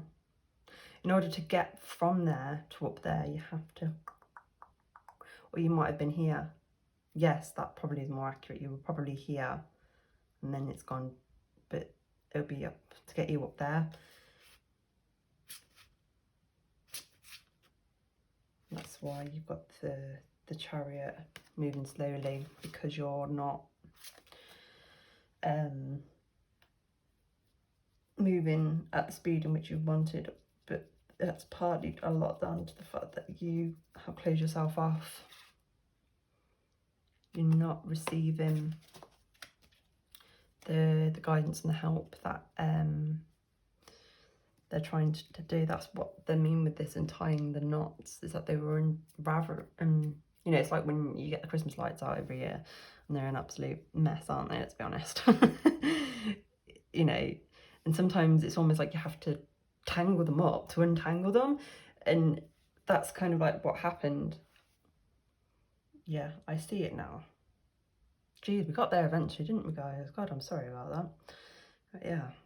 Okay, so we're going to do some quick energy shifting, and we are going to finish with a meditation. There you go. So the first thing we're going to do is we're going to put the Hierophant in the right upright position, because we want you guys to be connected to spirit. You want to be connected to spirit and get your messages, but just, you know, be mindful that they're not always what we want to hear, especially as you've got a Queen of Swords, and she, as I said, she's someone who tolerates no bullshit, and sometimes she doesn't, she could be a bit blunt, maybe doesn't say things in the way that, in the nicest way. She doesn't sugarcoat things, but she gets shit done, basically. That's why you do get time moments with her. But there, you know, she's only there for your highest good. She's only trying to help and get you what you want, whatever that might be. So I'm going to put your feather on the Hierophant card. I'm also going to get my other amethyst, she says. There it is. To help with the healing of your crown chakra and reopening it for you, because I feel that is something that you need. Also, I'm going to also, if you get any more crystals on here, give you some Tiger's Eye, because Tiger's Eye is all about courage and bravery, and you know, I want to give you guys the courage and the strength to want to do this and to do this, because why, you obviously do it, otherwise you wouldn't be here. So yeah, lovely. And I just remembered I forgot to read the what happens when the crown chakra is out of harmony to you. So very quickly, so when the crown chakra is out of harmony, we feel totally disconnected from the divine slash source slash the universe slash God slash goddess. We may even have anger at them. We have difficulty trusting our path and our lives in general. We feel depressed, alone, unsatisfied with life, and unable to let go of anxiety and fear, which is exactly what we've seen across the whole of your reading here, you know, with especially with the 9 of Swords here. Yeah, and the fact that you're not trusting what's being given to you. Just believe in the process, just let it go, it'll be fine. But yeah, so the way that a blocked crown chakra can come up physically for us, and I'm just going to give a warning, disclaimer, beginning, because these have all been a bit like really over the top. If I'm not, like quite scary. So like the saying that you could have a heart attack and brain tumors, all sorts of crazy things. Please don't take that to mean that. I wish I hadn't bothered reading it, to be honest with you, but because I started, I have to do it for everyone because it's only fair.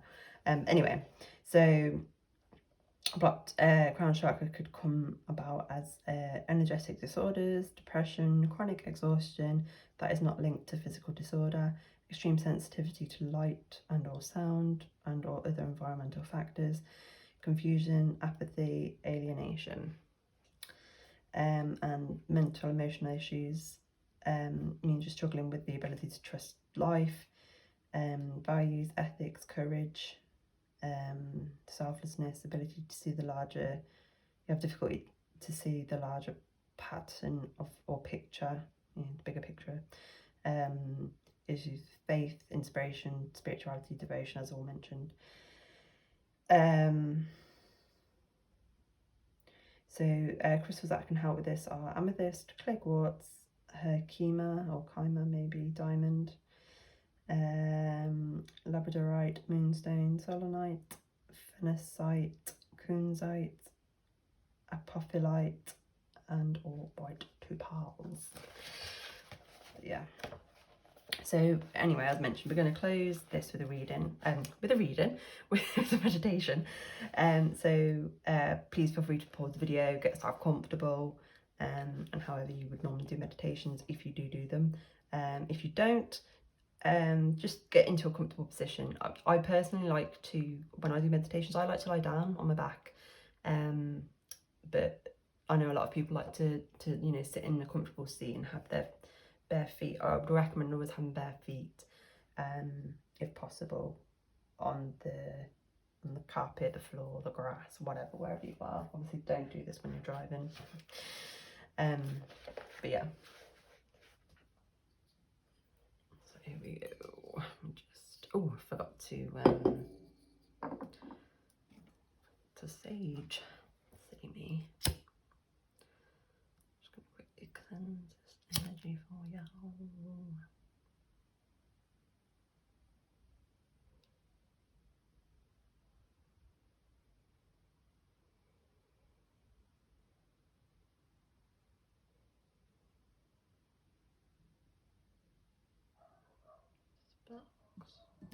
Okay.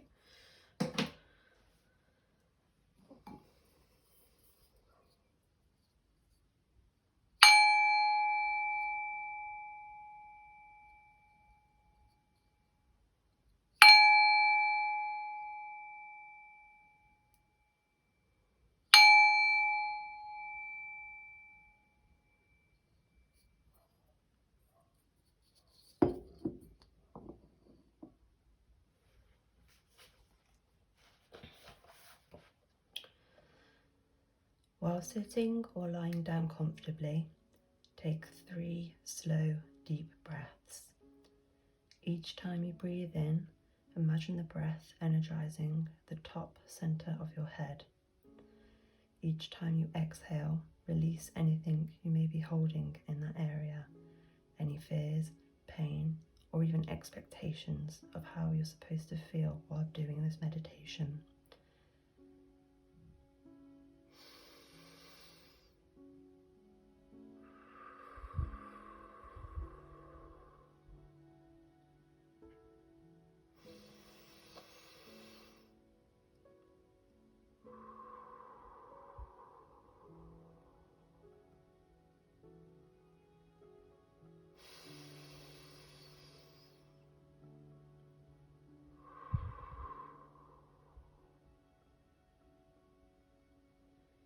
Wake up the connection with this chakra by gently tapping at the top of the center of your head, or by gently massaging the area in a small circular motion with your first 2 fingers.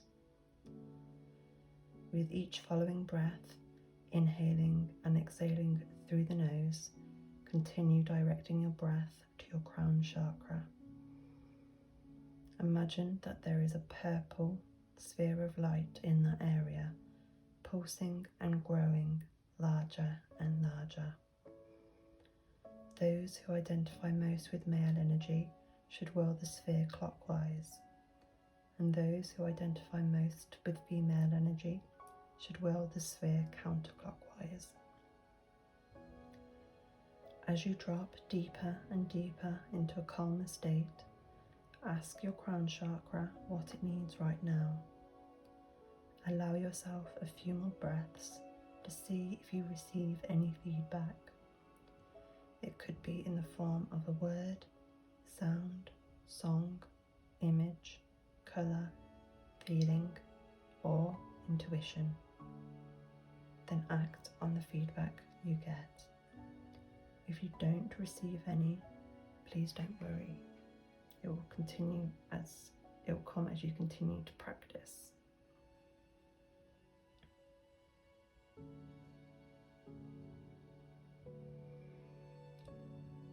We are now going to close this meditation with 3 more deep breaths. As you inhale, I want you to picture a purple sphere of light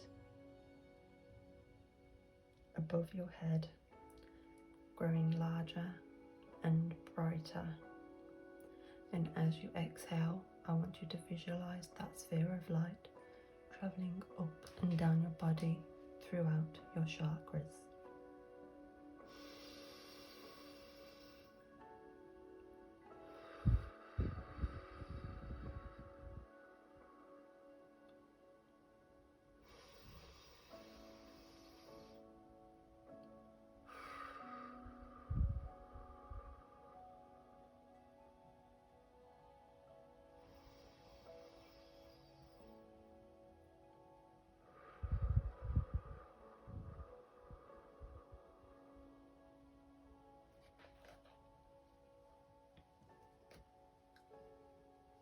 Thank you, Group 6, for doing this meditation with me today.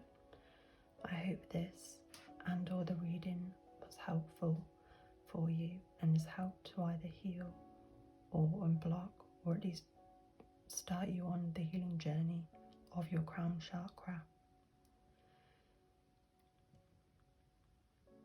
If you wish to remain in this energy for a few more moments, please do so.